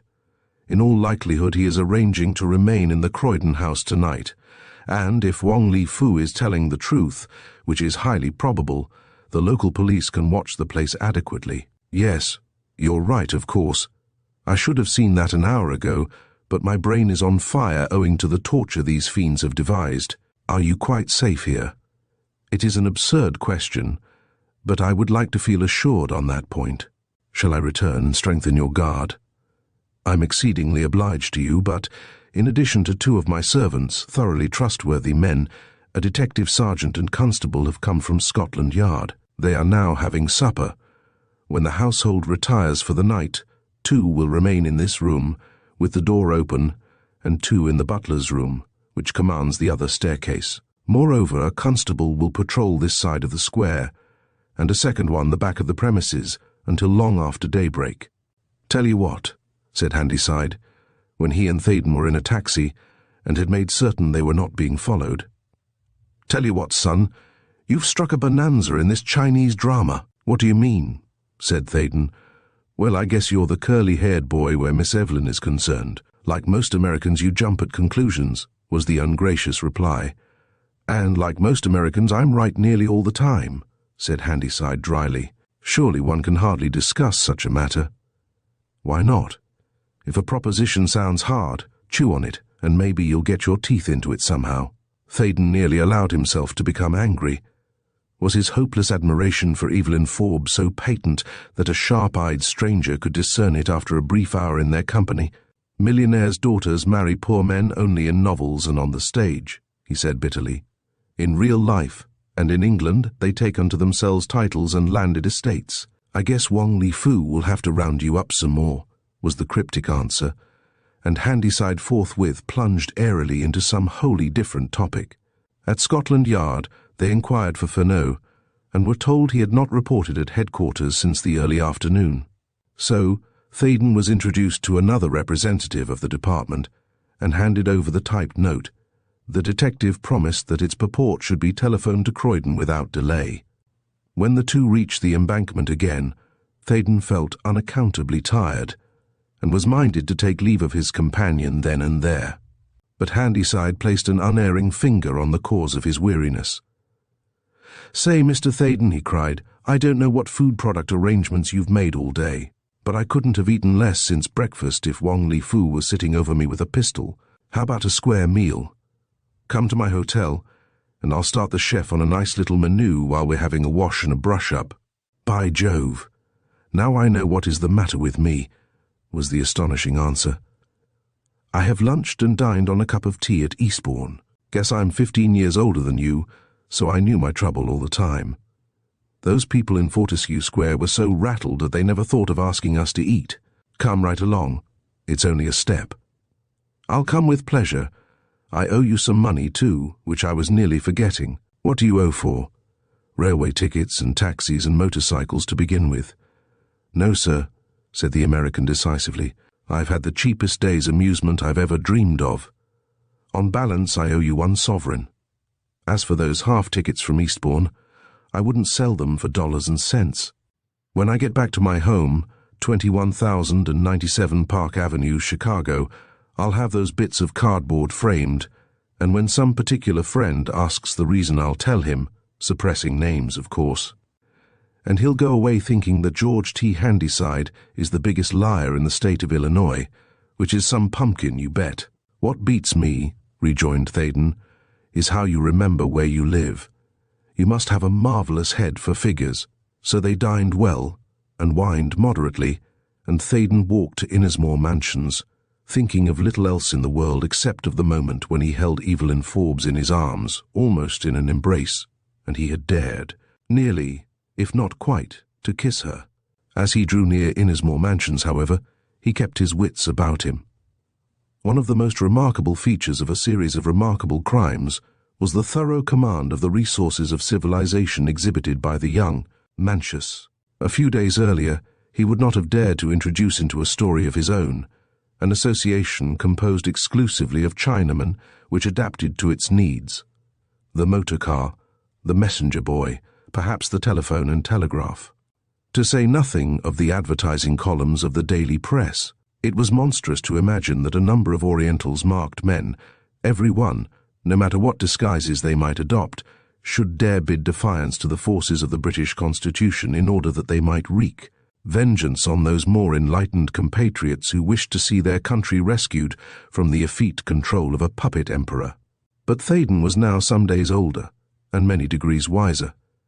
He knew that the wildly improbable had become dogged fact, that Chinese fanaticism, tigerish in its crafty and utter cold-bloodedness, was setting at naught not only the ordinances of the law, but the brightest intellects whose duty it was to make that law respected. It behooved him, therefore, to lend a sharp eye to his own safety, and never a vehicle or pedestrian came near, while he traversed the quiet streets in the neighbourhood of Innismore Mansions, that he did not give the closest attention to cab or wayfarer, as the case might be. As it happened, that quarter of London was singularly deserted. The first flight of people homeward bound from the theatres was well over. The later contingent, supping in restaurants, had not begun to arrive, save for the slow-moving figure of a policeman. The long front of the mansions themselves was devoid of life. Nevertheless, it was with a feeling of relief that he turned the key in the lock of number 18 and heard the scraping of a chair on the kitchen floor as Bates rose to meet him. "Hello, Bates," he cried wearily. "Here I am again, you see. Anything new or interesting during my absence?" "Mrs. Paxton," began the valet, stopping when his master uttered a sharp exclamation. Theydon had completely forgotten Miss Beale and his sister. "Yes," he said. "Sorry I interrupted you." "What of Mrs. Paxton?" "I saw her, sir, as you ordered, and she promised to call on Miss Beale. She came here about an hour ago." "Who? My sister?" "Yes, sir. She was anxious to see you. From what I could gather, sir, the two ladies had been putting their heads together and agreed that this Chinese business has a nasty look, and you'd better keep out of it." "What Chinese business, Bates?" "Well, sir, Miss Beale will have it that Mrs. Lester was killed by a Chinese individual, and one of the police on duty in this district told me a little while ago that he saw no less than 3 Chinamen prowling round here last Monday between dusk and dark." Theydon drew a deep breath. If there was gossip going on about Chinamen, in connection with the murder in number 17, the newspapers would soon be getting hold of it. The arrest of Len Shi by Furneaux must be reported. Possibly some newspaper correspondent in Eastbourne would hear of the kidnapping exploit and describe the eastern aspect of its chief actor. Mrs. Forbes's name would transpire in the paragraph, and by putting 2 and 2 together, the lynx-eyed journalism of London would ferret out a good deal of the truth. "Ladies very often talk nonsense about such things," he said sharply. "Why should any Chinese individual single out poor Mrs. Lester as a victim? I think the inquiry may be left safely to Scotland Yard. Have you seen the evening papers? I'll bet you 6pence nothing was said at the inquest concerning Chinamen." "No, sir, that's true. However, Mrs. Paxton wants you to ring her up." "Why?" "She wants to be sure you are safe home." Theydon laughed. "How can I?" he cried. "She is not on the telephone." "Mrs. Paxton left a number, sir. If you give them a call, it will be taken to her." Theydon shook his head good-humouredly, but obeyed. A voice at the other end answered, "Will you oblige me by telling Mrs. Paxton that I took an American friend to Eastbourne this afternoon and returned by a late trains," he said. "Who is it, please?" "Mr. Theydon, Mrs. Paxton's brother." "Oh, I have a message for you. Miss Beale is staying with Mrs. Paxton tonight. There was a Chinese individual in her hotel, and she didn't like it." Theydon controlled his feelings sufficiently to thank his informant. He really wanted to say something crude. "Gad," he muttered, when he had rung off. "These women have Chinamen on the brain. Look here, Bates," he added emphatically, "I hope you won't lend an ear to this nonsense. You've seen no Chinaman, I supposed?" "No, sir. If you do see one, tell me, and I'll get to know his business pretty quick." "Yes, sir. Any letters?" "3, sir, and a small parcel. I put them on your table." "Shall I get you something, sir?" "No, thanks. I've just had a huge supper. Good night." "Good night, sir. Any orders for the morning?" "Let me sleep as long as I like, unless I'm wanted." Theydon entered the sitting-room. He opened the letters. 2 were of no moment. The third was a request from the editor of a magazine that the copy of his article on the Forbes peace propaganda should be forwarded as speedily as practicable. What a mad world it was, to be sure. Here was an important periodical waiting impatiently for the views of the millionaire on the best means of securing peace on earth and goodwill to all men, while that same mastermind was obsessed with fear of a few Chinese bandits. Society was looking to Forbes for a promised panacea against war and its evils. Forbes himself was wondering whether bolts and locks and armed servants and policemen would protect him and his from the claws of the young. Manchus. Theydon heard Bates locking and bolting the outer door of the flat with a certain thankfulness. He was thinking of the sheer impossibility of any marauder gaining access to No. 18 when he opened the small parcel which the valet had spoken of. He speculated idly as to the nature of its contents, because he could not remember having ordered any article which would be contained in so tiny a package. He took out a piece of stout paper, folded twice, and a little white object fell to the table and rolled over several times, finally coming to rest with a curious suddenness. It was a small, carved ivory skull. Chapter 13. Some new moves in the game. Theydon gazed dazedly at the skull for the best part of a minute. His state of mind was that of a man utterly incredulous, who nevertheless thinks he sees a ghost. Then he recovered himself and laughed angrily, harshly, because he had not succeeded better in controlling his nerves. He examined the paper. It bore no writing of any kind. It was precisely similar in colour and texture to the 2 typed slips which Forbes had received. But the sender had evidently thought that the skull was symbolical enough of deadly intent without troubling to add a written threat. The ivory skull was an exact replica of its predecessors. The set teeth, the scowling grin of the gaunt jawbones, the dull menace of the empty eye sockets, were equally convincing, equally disconcerting. Lighting a cigarette, Theydon scrutinized the address and postmarks. In a sense, it was ludicrous to find Francis B. Theydon, Esquire, 18 Innismore Mansions, W.C., typed in plain script on the wrapper. What an unholy alliance of modern science and medievalism. The mind almost refused to focus itself on the tragic aspect of the affair, yet the hour at which the package was posted, 5:30 p.m. in the West Strand, showed conclusively that Wong Li Fu, at any rate, had not sent the death's head by his own hand, but had entrusted it to a confederate. The notion brought in its train the departure of Miss Beale from her hotel, because she had seen a Chinese individual there. Every little helps, mused Theydon. I must let Scotland Yard know. He went straight to the telephone, and was pleased to hear that Mr. Winter had reached headquarters. The chief inspector was feeling grateful and said so. It was very thoughtful on your part to deal so promptly with the message received by Mr. Forbes, he said. I meant remaining in Croydon all night. No one came to the house, of course. Wong Li Fu's note explained why. Callous and calculating demon, isn't he? Yes. Even more calculating than you are aware. He has included me in the count now. When I reached home 10 minutes since, after gormandizing with Mr. Handyside, I found the totem of the tribe awaiting me. The what? An ivory skull. You don't say. And there was a genuine thrill in Winter's voice. Anything else? There was no written legend. I have no doubt the enemy believes that such a work of art speaks for itself. It does. I am to be exterminated, I suppose. A marked pause ensued. When Winter spoke again, his tone was grave. This is a very serious business, Mr. Theydon, he said. The worst part of it is that it seems to be spreading in an ever-widening circle. If it goes much further, we'll be obliged to run in every Chinese individual in London, and sift out the decent ones from the heap until we reach the unpleasant residuum. Are you worried about things? If so, I'll send a man to mount guard tonight. Not at all, thanks. Bates and I will take care that there isn't even a joss stick in the flat before we go to bed. But I say there's another matter. Have you met Miss Beale? Yes. She came here this morning. She gave evidence at the inquest, I am told. What of her? I asked my sister to spend the evening with her, and she was so alarmed at finding a Chinese individual as a fellow guest in her hotel that she is spending the night in my sister's house. A plague on all Chinamen, cried Winter wrathfully. After this I'm dashed if I don't drink Indian tea. However, we'll look him up. Sleep soundly. Your earlier sins of omission are forgiven you, because you have done us several good turns today.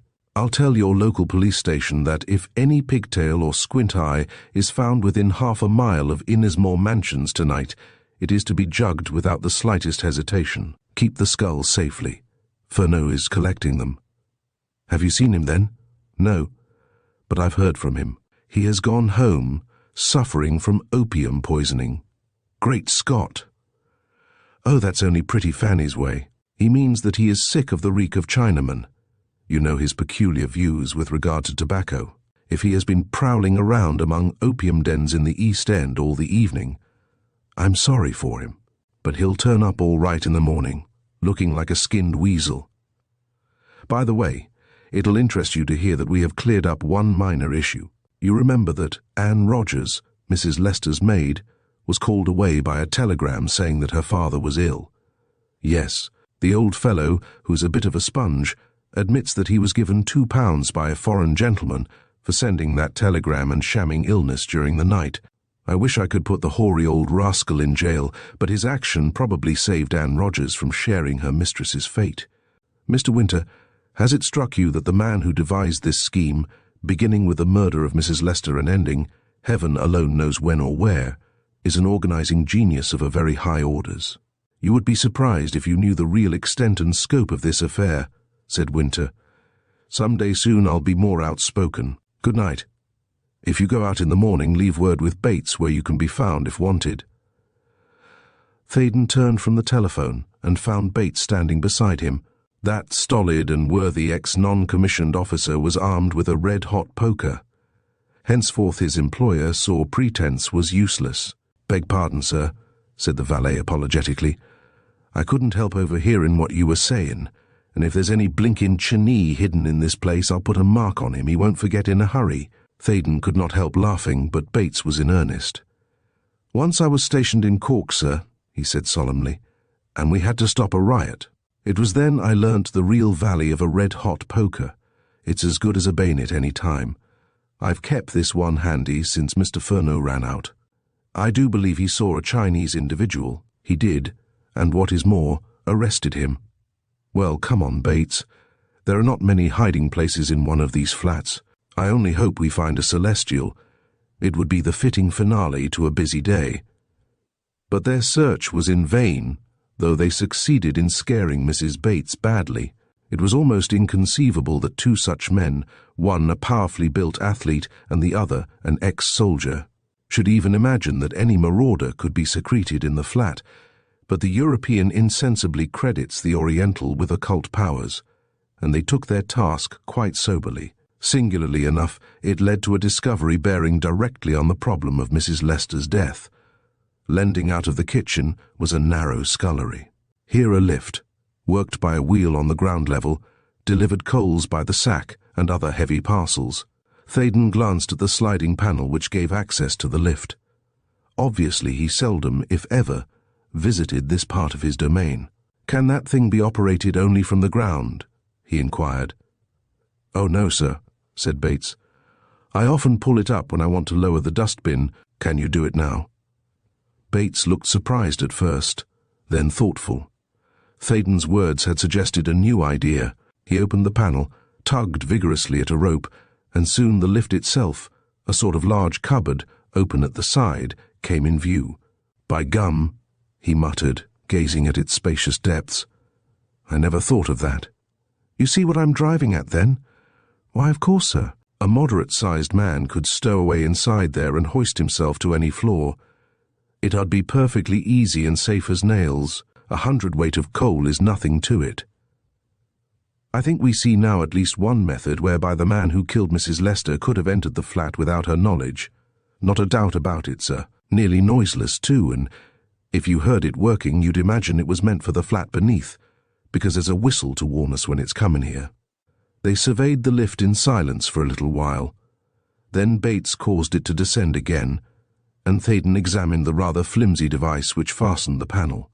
"I'm not what you might describe as a nervous individual," he said at last, "but it wouldn't be fair to your wife and yourself, Bates, if I didn't tell you I have just received an ugly reminder that the gang which killed Mrs. Lester has a grudge against me now.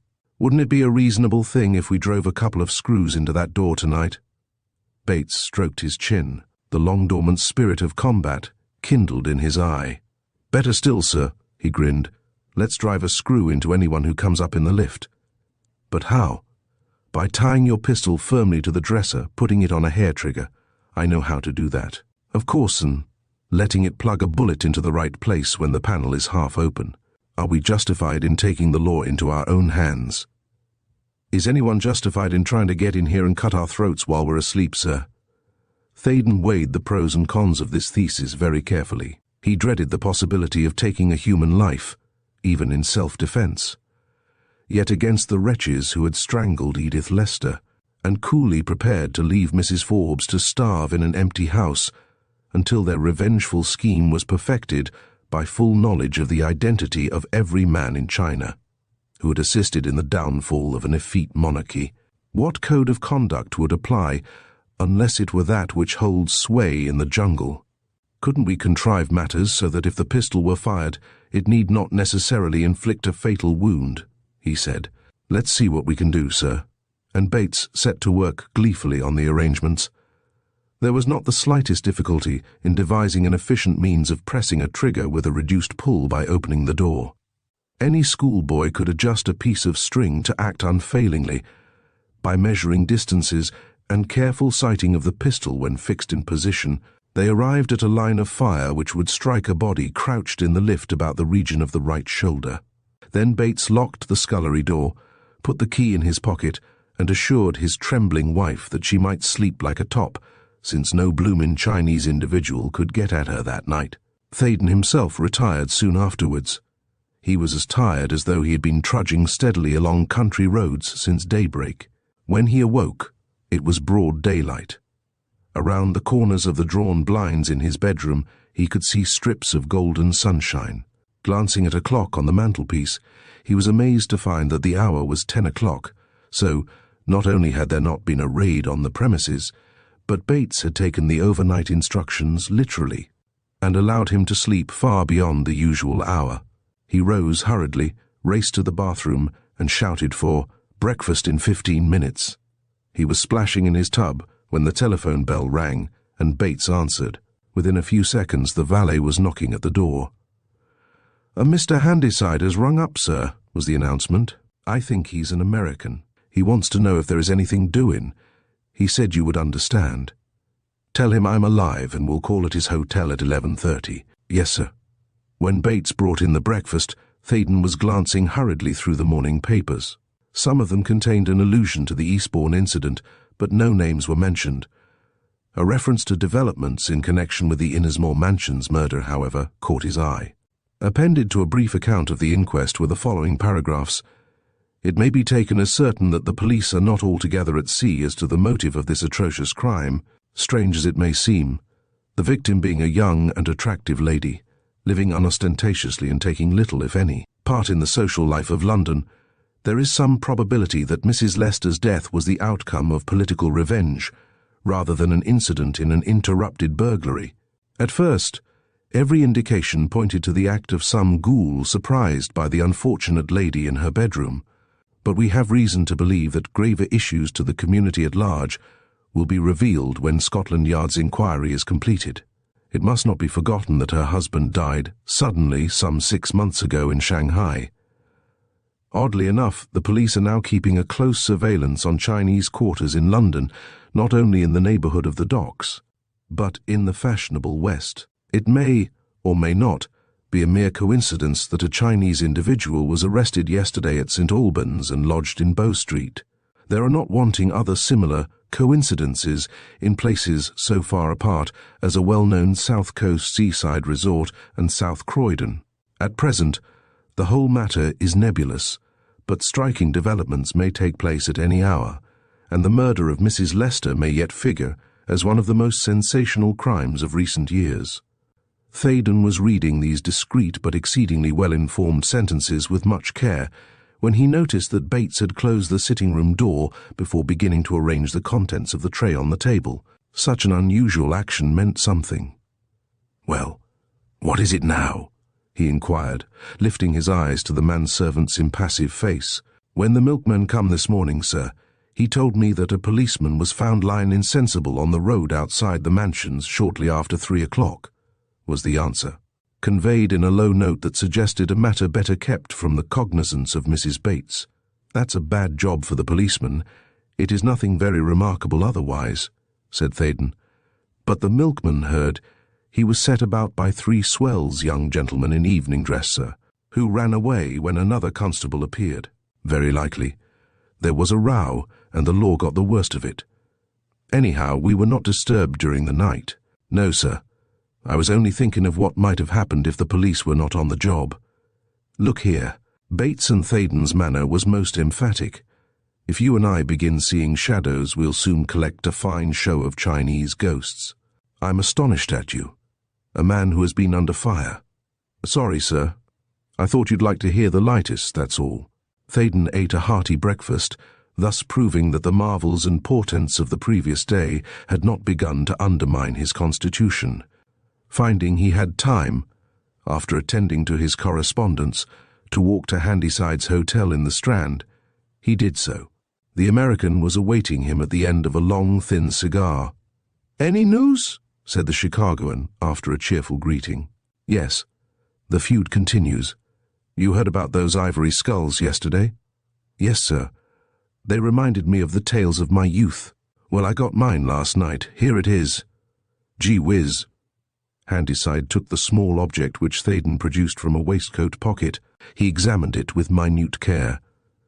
"I've never crossed the Pacific," he said, after apparently satisfying himself as to the exact nature of the unpleasant token, "but one of my hobbies is the collection of ivories. In my home—" 21,097 Park Avenue, interrupted Theydon, "just so 4 doors short of 211th Street. Well, sir, when you blow in there you'll see a room full of curios.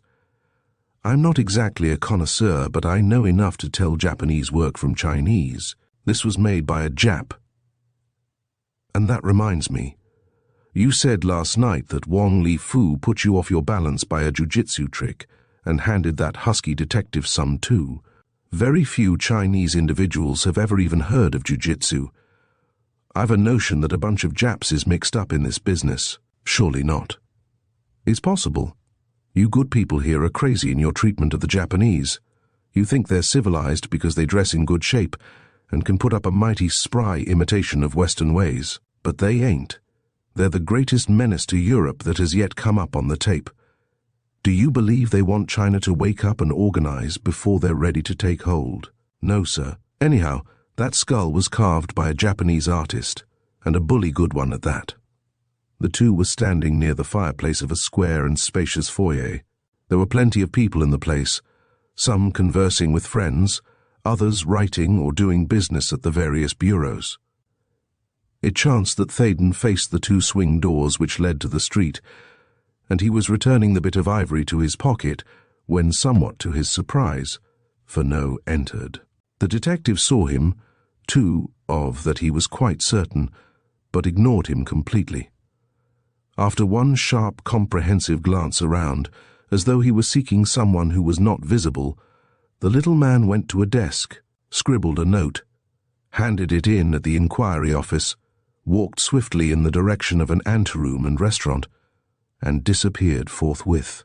Theydon was puzzled by Furneaux's behavior, but was quick to perceive that if the latter had not wished to be left alone, he would at least have made some sign of recognition. A page approached Mr. Handyside. "Note for you, sir," he said.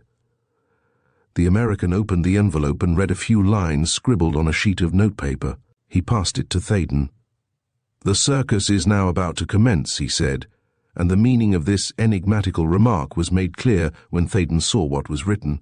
"Dear sir," it ran, "take Mr. Theydon to your room. I'll join you there immediately.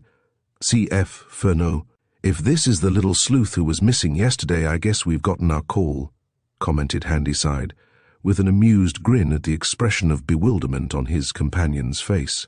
"I was just about to tell you that Furneaux had come in and crossed the hall.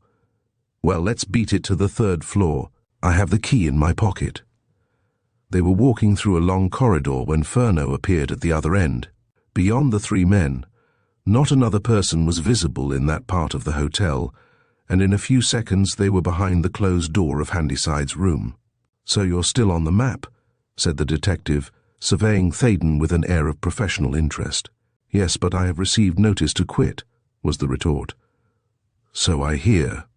The executioner was quick on the heels of the warrant too. If it had not been for the precautions Winter took last night, the newsboys would have been bawling a second Innismore Mansions tragedy during the past couple of hours. Theydon smiled. "I'm not joking," snapped Furneaux. "In fact, I feel rather bad about it. I woke up at 8 o'clock and pictured you and Bates and his wife lying about in No. 18 in very uncomfortable and ungainly attitudes. I was so worried and miserable that I telephoned your hall porter to learn the worst, and was quite astonished when he said that Bates had just been chatting with him. You don't understand, of course. I forgot to tell you about the lift. Wong Li Fu's special delegate climbed into number 17 by that means, and 3 of them would have reached you last night in the same way if a policeman hadn't met them in the street. My man heard about the row. He guessed, too, that it had something to do with us. The policeman was badly injured, he was told. Yes, nothing broken. He was put to sleep by some confounded Japanese wrestling trick." "Japanese, you say?" "Precisely. The young Manchus are being backed up by a second gang which calls itself the Sons of Nippon. I don't know what London is coming to. We've entertained anarchists, nihilists and dynamitards for years. Now we have the Yellow Peril with us. I wish I were king for a few days. There would be a bigger clearance of reptiles out of England than St. Patrick made in Ireland. Mr. Handyside here told me only 10 minutes since that he was convinced there were Japs in league with the Chinese." "How did you know?" And Furneaux whirled round on the American instantly. "By using the grey matter at the back of my head," was the reply. "No Chinese individual ever taught Wong Li Fu how to put away 2 chesty individuals like Mr. Theydon and your painter, Mr. Winter, but I couldn't be sure till I had seen the ivory skull. Then I knew." "So did I know yesterday morning," said Furneaux, "and a deuce of a time the discovery gave me. Anyhow, the street fight outside Innismore Mansions at daybreak today settles the matter. There were 2 Japanese and 1 Chinese individual. The Japs outed the policeman. Fortunately, he and another man made a 5-minute point at each end of the mansions, and as no one failed to turn up, no 2 went to look for him. He saw the end of the row and ran to help, blowing his whistle for assistance. Unfortunately for us, 2 of the 3 confounded blackguards escaped." "Oh, you've got one then?" cried Theydon. "Yes, a Jap. The constable was wise enough to give him the point of his truncheon in the gullet, and that settled him. I wonder if he is the one who would have been shot had he broken into my flat," said Theydon musingly. "Shot? Man alive, you'd never have heard him." "Not till he had a bullet lodged securely in his inside, it is true. Bates and I surveyed that lift last night, Mr. Furneaux, and regarded it as the weak part of our defences, so we arranged that an automatic pistol should live up to its name and fire at anyone who opened the sliding panel." "Did you now?" said Furneaux admiringly. "Whose brainy idea was that, yours or Bates's?" "A joint effort," he said with a self-satisfied smile. "Well, I'm glad it didn't come off. British law is a fearsome and wonderful thing. You might both have got 10 years for fixing a man-trap, to wit, a lethal engine. However, during the next few days you're going to change your abode. Tell Bates and his wife that they need a holiday and ought to visit relatives in Yorkshire or North Wales. Pack what you need for a week at least, and make straight for Fortescue Square." "Are you joking?" said Theydon, genuinely astounded. "Do I look it?" And indeed, the detective did not. "Winter has just settled that programme with Mr. Forbes. You see, you're in this affair now, neck and crop, and it's easier for us to safeguard one place than 2. You're pleased, aren't you? Doesn't a pretty girl live there?" "Sir," said Handyside, "he's tickled to death, and that's a fact. I'm the only one to make a kick. I kind of reckoned on being allowed to play a walking-on part in this drama, but I look like being cut out in the new shuffle." "I can make use of you," said Furneaux promptly. "You've seen Wong Li Fu, and would know him again?" "Yes, sir." "And you can tell a Japanese from a Chinese individual at sight?" "Yes, sir." "Good. You're enrolled. Next thing you'll be receiving an ivory skull, too. These beggars are the smartest crowd I've come across in 20 years. I think they would have beaten us if it hadn't happened that Mr. Theydon and you, each of you strangers to the Forbes family, were selected by fate to intervene at psychological moments. The young Manchus and their allies had the ground surveyed thoroughly. They even had us of the Yard marked down. Oh, it's a plot and a half, I can assure you, and the worst thing is that the real struggle is yet ahead. All that has happened before is mere skirmishing compared with what's to come. Is that why you covered up your tracks, even in this hotel before you came to my room? Inquired Handyside. It is, and let me tell you that you're a living example of a contradiction in terms. You use your brains, Mr. Handyside, yet you smoke a cigar calculated to atrophy the keenest intellect. You, an American chewing a vile Burmese cheroot, Crenondom pipe. When this bubble has burst, I must reason with you.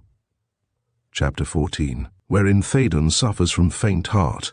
Furneaux, with that phenomenally clear mind of his, had perceived and expressed in one trenchant sentence the outstanding and almost unique feature of the tragic mystery which centered around the death of Edith Lester. Theydon's connection with either international finance or the rebirth of China was remote as that of the man in the moon.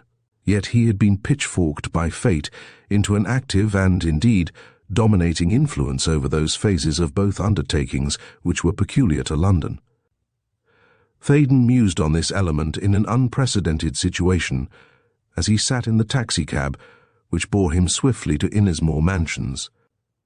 Another quite abnormal condition was the ignorance of London with regard to the fierce struggle now being waged in its midst.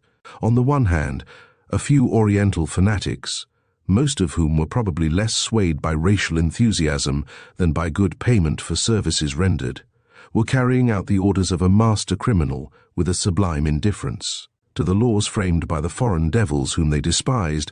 On the other were ranged the three members of the Forbes family and Theydon himself, supported by the forces of the Crown, it was true, but singularly isolated from the knowledge and sympathy of their fellow citizens. Miss Beale hardly counted. The servants in Fortescue Square shared with Bates and his wife a sort of territorial interest in the fight. When Fortune picked an occasional warrior for the fray, she chose a man from Chicago, a motorcyclist from Eastbourne, a policeman in Charing Cross Road. How portentous had been that hand raised to stem the traffic at a congested corner on the Monday night. Into what a vortex of crime and passion had it not pointed, all unknowing. If the cab in which Theydon was hurrying home from Daly's Theatre had not been delayed by the dispute between driver and policeman, he would never have known that the millionaire visited Innismore Mansions, and the subsequent course of the night's history might have left him wholly unaffected. Then his wayward thoughts took to brooding on the grey car which shadowed him from Waterloo to Fortescue Square, and again from the square to his own abode. If it held some member of the embassy staff, why had no more been heard of it? And what had Winter and Furneaux meant by hinting that far wider issues were bound up with the affair than the authorities were yet at liberty to divulge? The attack on Forbes, sinister and malevolent in its scope and purpose, was, in a sense, open warfare. But it was impossible to guess what part, if any, the official representatives of China filled in the fray. Were they active allies of Scotland Yard, or did they hold what is known in the law courts as a watching brief? He could not tell. He only knew that each successive period of 24 hours broadened the area covered by the struggle, and there, at least, he found solid backing for the little detective's demand that the threatened people should dwell under one roof. His pulses quickened at the notice that this new departure implied constant association with Evelyn Forbes. Yet, what did it avail? Why should he dream of fanning into a fiercer fury the flame of his love? As matters stood, he had about as much chance of marrying Evelyn Forbes as of becoming Emperor of China. The incongruity of the situation was illustrated with cruel accuracy by the fact that he could ill afford the stoppage of his work demanded by the present trend of events. He earned what might be regarded as a good income by his pen, but his expenses were not light, and he had deemed himself fortunate the previous year when he was able to invest £100. As a matter of fact, the interest on his securities paid for his gloves and ties. Another lucky year might see him provided for life with boots and socks. He pictured himself, if he were idiot enough, when all this turmoil was ended, to pose as a suitor for Evelyn Forbes's hand, explaining his financial position to the millionaire, and wilting under the scornful amusement in those earnest, deep-seeing eyes. Phew! He grew hot at the mere notion of such folly. Little wonder, therefore, that the driver of the taxi should gaze quizzically after Theydon's alert figure as it vanished in the stairway of Innismore Mansions. "Got the hump, and pretty bad," soliloquized the man. "Gimme a bob over the fare and all, so can't be stony, but Lord love a duck, you never can tell." Theydon was about to unlock the door of his flat when it opened in his face, and his sister nearly collided with him. She screamed slightly, a certain quality of alarm in her exclamation merging instantly into joyful recognition. "So you have come home," she cried. "My goodness, what a fright you've given me." "Why?" he said, with a reassuring and brotherly hug. "I've had horrid dreams. I couldn't rest all last night for thinking of you." "Is George absent?" George was her husband, a consulting engineer, whose professional duties often took him to distant parts of the country. "Yes." "Then you and Miss Beale have been living on tea and scraps. Really, Molly, I credited you with more sense. Tell me what you ate last night and I'll diagnose your dreams." "We dined at a first-class restaurant in the West End," said Mrs. Paxton indignantly. "It would be much more to the point if you explained how you have been living the past few days. I have not been so worried about anything since George was trapped in that horrid mine." Molly was on the verge of tears. Her brother resolved instantly to minimize matters, or she would fret more than ever on his account. "Now, look here, old girl," he said, meeting her critical glance steadily. "Miss Beale has been putting absurd notions into that stylish little head of yours. By the way, is that the latest thing in hats? It suits you admirably." Mrs. Paxton smiled, though her eyes were glistening suspiciously. "You can't humbug me, Frank, so please don't try," she protested. "Why are you mixed up in this dreadful business? Why are you constantly meeting detectives? Why did you rush off to Eastbourne yesterday? When did you become acquainted with this Mr. Forbes? Have you seen his daughter?" Theydon was at least sufficiently well versed in the peculiarities of the feminine temperament to know that he would be safe in answering the last question first. "Yes," he said. "I've seen a good deal of Miss Forbes recently. Have you ever met her?" "She was at the horse show last year with Lady de Winton's party. She's an awfully pretty girl, and will be worth millions, I suppose. Someone said that young de Winton was simply crazy about her, but he looked such a sloppy youth that I could hardly imagine those two getting married. Of course, there's the title, yet a title is not everything. Young de Winton." Theydon had not even been aware hitherto of the existence of a marriageable scion of that noble house. "That particular young spark has not been in evidence during the past few days at any rate," he commented, and his voice was not so nonchalant as he imagined, because Mrs. Paxton looked up quickly. "Perhaps it was only idle gossip," she said. "Is Miss Forbes a nice girl to talk to? She struck me as being very animated." "Animated while in the company of that undoubted oaf, de Winton." Theydon choked back something tinged with gall as he replied quietly, "She could not well help being highly intelligent. Her father and mother are charming people. I was introduced to Mr. Forbes owing to a magazine commission to write an article about his interest in aviation. Now you see how promptly even the most gorgeous bubble bursts when it impinges against a solid little fact. As it happens, Mr. Forbes and I will have so much in common during the next day or two that I am now going to stay with him. I came here to pack a portmanteau. If you'll be a good little girl and listen while I'm at the telephone, you will hear all about it." The words were no sooner uttered than he wanted to recall them. It would be no easy matter to discuss Fernow's suggestion with anyone in Fortescue Square without letting his sister into the secret that the visit was, necessitated by considerations of his own personal safety. Mrs. Paxton's eyes were sparkling with a new interest. "I had no idea you were on terms of such intimacy with the family," she cried. "Don't tell me, Frank, that your flights have taken you to the elevated region in which millionaires' daughters figure as possible brides. Now you are making me out a Mormon." And Theydon grinned fiercely. "You know what I mean. This Miss Forbes, by the way, what is her Christian name?" "Let me see, I think I have heard it. Doris, is it? Or Phyllis?"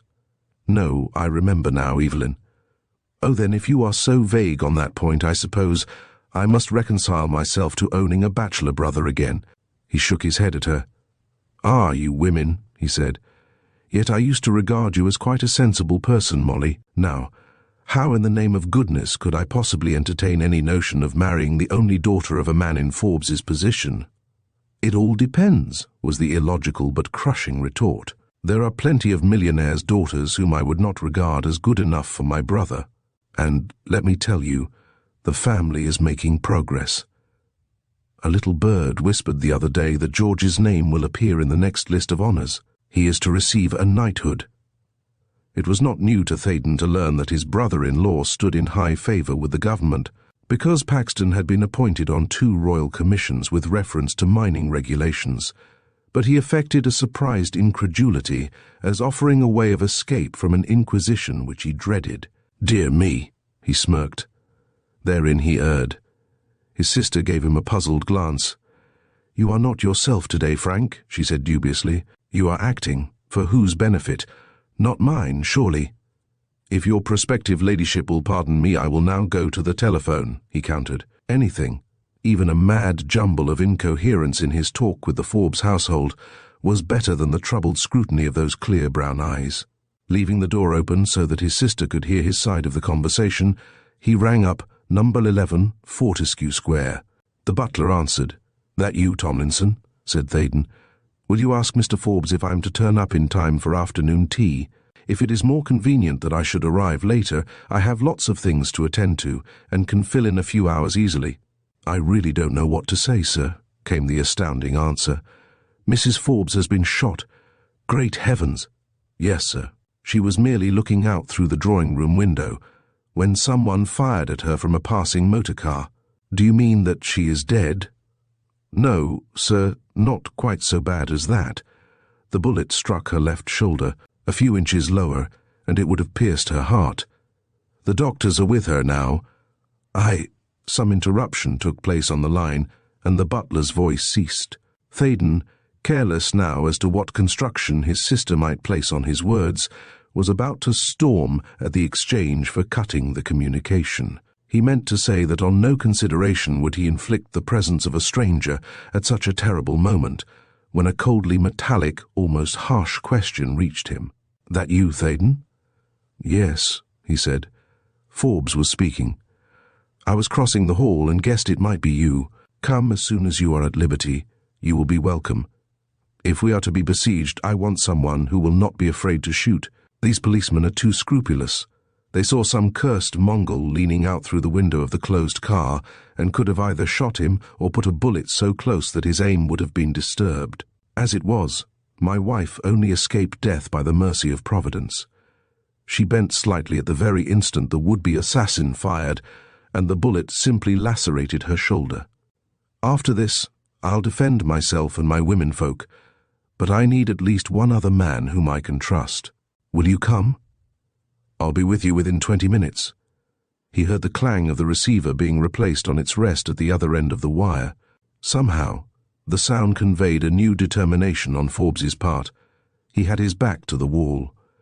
No matter what view the law took of his actions subsequently, he would protect his dear ones at all hazards. After that, Theydon hesitated no longer. "Bates," he cried, "throw into a bag such clothes as I shall need for a few days' stay in Mr. Forbes's house. When I am gone, pack your own boxes and take a week's holiday. Go anywhere you like, out of London, but go at once. Send me your address, care of Mr. Forbes, and I'll let you know when I want you again." If it's a matter of holding out against them. Bates intended making a declaration of war, but his employer broke in emphatically. "I want you to obey my orders fully and unquestionably," he said. Bates promptly became the well-trained valet once more. "Yes, sir," he said. "Your portmanteau will be ready in 10 minutes. Half an hour later, me and Mrs. Bates will leave for my cousin's place in Hampshire." Theydon returned to the sitting-room. His sister's face was white with fear, but he threw restraint to the winds. "Molly," he said, placing his hands on her shoulders, "you are very dear to me, but there is one woman in the world who, if fate proves kind, may yet be dearer. She is in danger. If someone said that of you to your husband, what would he do?" She kissed him with tremulous lips. "He would act just as you were going to act," she said. "But dear, can't you trust me? I cannot help, perhaps, but I can pray for you." "Well then, sis, I won't fence with you any longer. There's a sort of feud between Mr. Forbes and a faction in China. He helped the reformers financially, and some supporters of the dethroned dynasty are trying to compel him by force to give them a list of the prominent men who control the revolution. If he yields, it means that nearly 100 leading men in Chinamen, whose only thought is the welfare and progress of their country, will be ruthlessly murdered.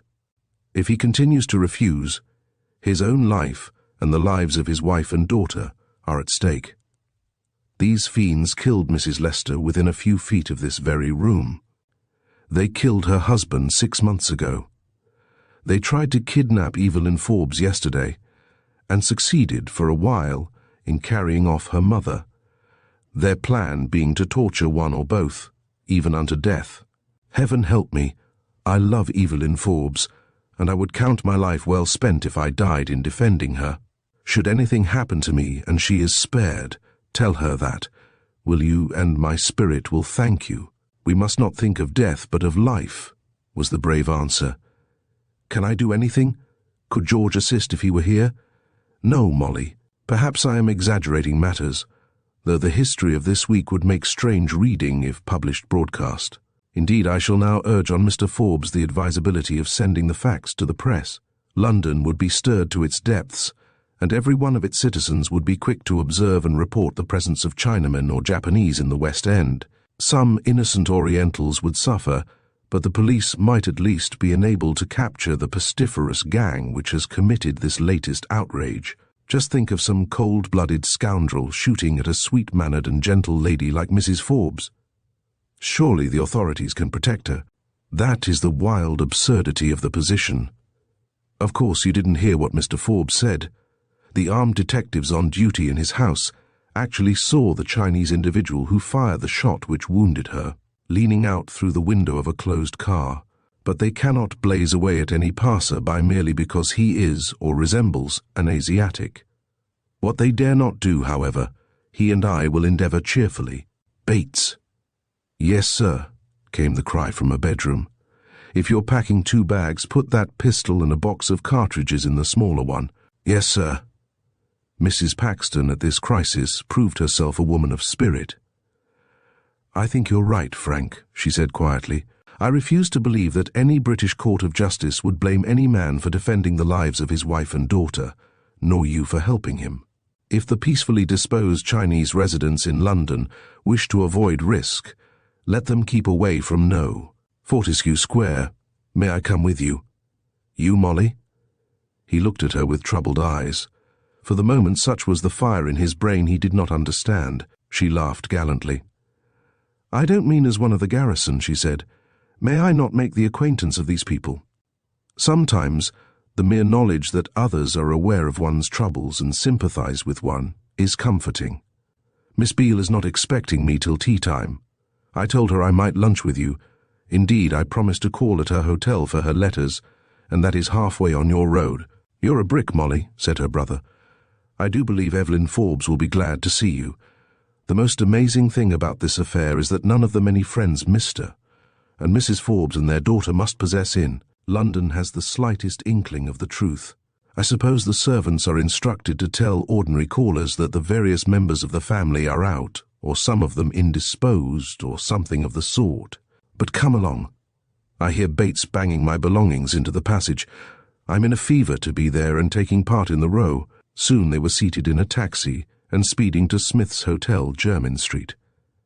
Have you invited Miss Beale to reside with you while she is in London, Sis? Said Theydon, allowing his thoughts to dwell for a moment on the less tragic side of events. Yes. What else could I do? Poor thing, she was terrified at the notion of sleeping under the same roof as a Chinese individual. I don't blame her. But there's a certain element of risk for you, Molly. Oh, bother.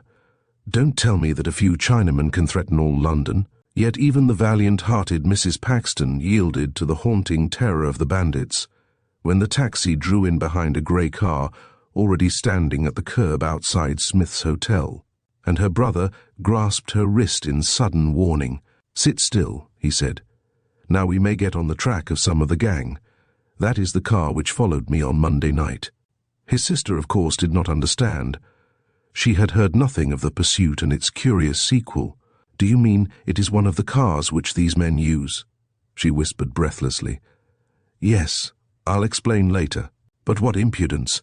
The scoundrels have not even changed the number plate." Unquestionably, the number of the grey landaulet now within a few feet of them was XY 1314. Theydon stooped, opened a dressing case lying at his feet, and took out the automatic pistol placed there by Bates. He put it in the right-hand pocket of his coat. "Now, I'll reconnoitre," he said, and opened the door. The taxi driver was already gazing curiously in at his fares, wondering why one or both did not alight. "Be ready to start the instant I want you," said Theydon to the man, and he strolled past the grey car, with every sense alert, every muscle braced. If Wang Li Fu were seated inside, he would cover him with the pistol and hold him there until the police came, or shoot him dead if he offered any resistance. Fortunately, therefore, all things considered, the interior of the car was absolutely empty, save for a copy of the Times on the back seat. Even the presence of the newspaper was significant. In that issue should have appeared Forbes's reply to Y.M., which Furneaux had suppressed as unnecessary. There was a chauffeur at the wheel, no Chinese individual, but a tightly buttoned and black-legginged young Englishman, in fact. The real thing in chauffeurs. "Whose car is this?" demanded Theydon. "It belongs to the Chinese embassy, sir," said the man, answering civilly enough, but not unnaturally showing some surprise at the curt question. "Are you waiting here for some official of the embassy?" went on Theydon. "Not exactly, sir. Some friends of His Excellency." The man glanced toward the door of the hotel. "Here they are now," he added. Theydon turned. Two Chinamen, sedate, pigtailed persons, were descending the steps. With them was Furneaux. One of the Orientals gave Theydon a rather sharp glance, having noticed, apparently, that he was conversing with the chauffeur. But Furneaux, after a stonily indifferent stare, said to the second Chinese individual in plain English, "Do you mind dropping me at Scotland Yard?" "With pleasure," was the composed reply. The three entered, and the grey car made off, leaving Theydon to gaze blankly after it. His sister, though badly scared at first, quickly recovered her self-possession. She even made a joke of the incident. "As an anti-climax, Frank, that is the best thing of its kind you have ever brought off," she tittered. Chapter 15. Forceful Tactics. Though a prey to that most burthensome of cares, the uneasy consciousness of an impalpable yet ever-threatening evil, Theydon was not blind to the humorous element in the present situation. Mrs. Paxton, of course, did not know who the little man accompanying the Chinaman was. She had seen her brother stalk the motor car and its presumed occupants in the most approved melodramatic fashion, and could not help noticing his complete discomfiture. Naturally, she imagined he had encountered a pair of perfectly harmless citizens of the Middle Kingdom, and, being one of those happy beings more readily swayed to laughter than to tears, rallied him upon an apparent blunder. "Never before have I discovered a neurotic streak in you, Frank," she said, after she had obtained a couple of letters for Miss Beale, and they were en route again. "Come now, confess. If Evelyn Forbes, or let me see, is it Phyllis or Doris? No, Evelyn. If Evelyn Forbes, then, did not happen to be a remarkably pretty girl, would you really attach such terrific importance to the mad goings-on of a set of Chinese fanatics? I doubt it." The cab was threading its way through the traffic of St. James Street and Piccadilly on a busy afternoon in the season, and Theydon had much to tell her before they arrived at Fortescue Square. But he sat by her side in silence for a little while. "Frank," said his sister at last, "it is not like you to seek refuge in silence. I'm sorry if my chaff annoyed you. Don't forget that you know everything about this mysterious business. And I know very little." Her sympathetic voice roused him from the stupor which had benumbed his senses. "I allowed imagination to run away with me, sis," he said gently. "It was thoughtless on my part. Please forgive me. I suppose those two Chinamen are unofficially connected with the embassy. At any rate, the man with them, the little man in a blue serge suit and straw hat, is Furneaux of Scotland Yard, a pocket marvel among detectives, the sort of criminal hunter you read about in Gaboriau, but can scarcely accept as existing in real life. From that instant, he bent his wits to the task of acquainting Mrs. Paxton with the history of the preceding 3 days. He was aware of the irrepressible trembling which shook her slender frame when he spoke of the ivory skull found in Edith Lester's underbodice, and the replica of the same gruesome token sent to Forbes. So suppressed all mention of his own experiences on returning to Innismore Mansions overnight. Furneaux had asked him for the bit of ivory that morning, and, incidentally, had produced the others from his pocket. The detective gave no reason for his eagerness to possess these trophies, but seemed to invest them with great importance. While keeping up a constant flow of talk with his sister, Theydon tried to puzzle out the detective's motive for carrying such sinister messengers of death around London. Try as he might, he could arrive at no plausible explanation, but he did not make the error of attributing Furneaux's action to mere impulse. Those men of the Yard had a solid foundation for every step they took. Even the visit to Smith's Hotel and subsequent departure in the grey car meant a definite stride onward in the fight against Wong Li Fu. Of that he was assured.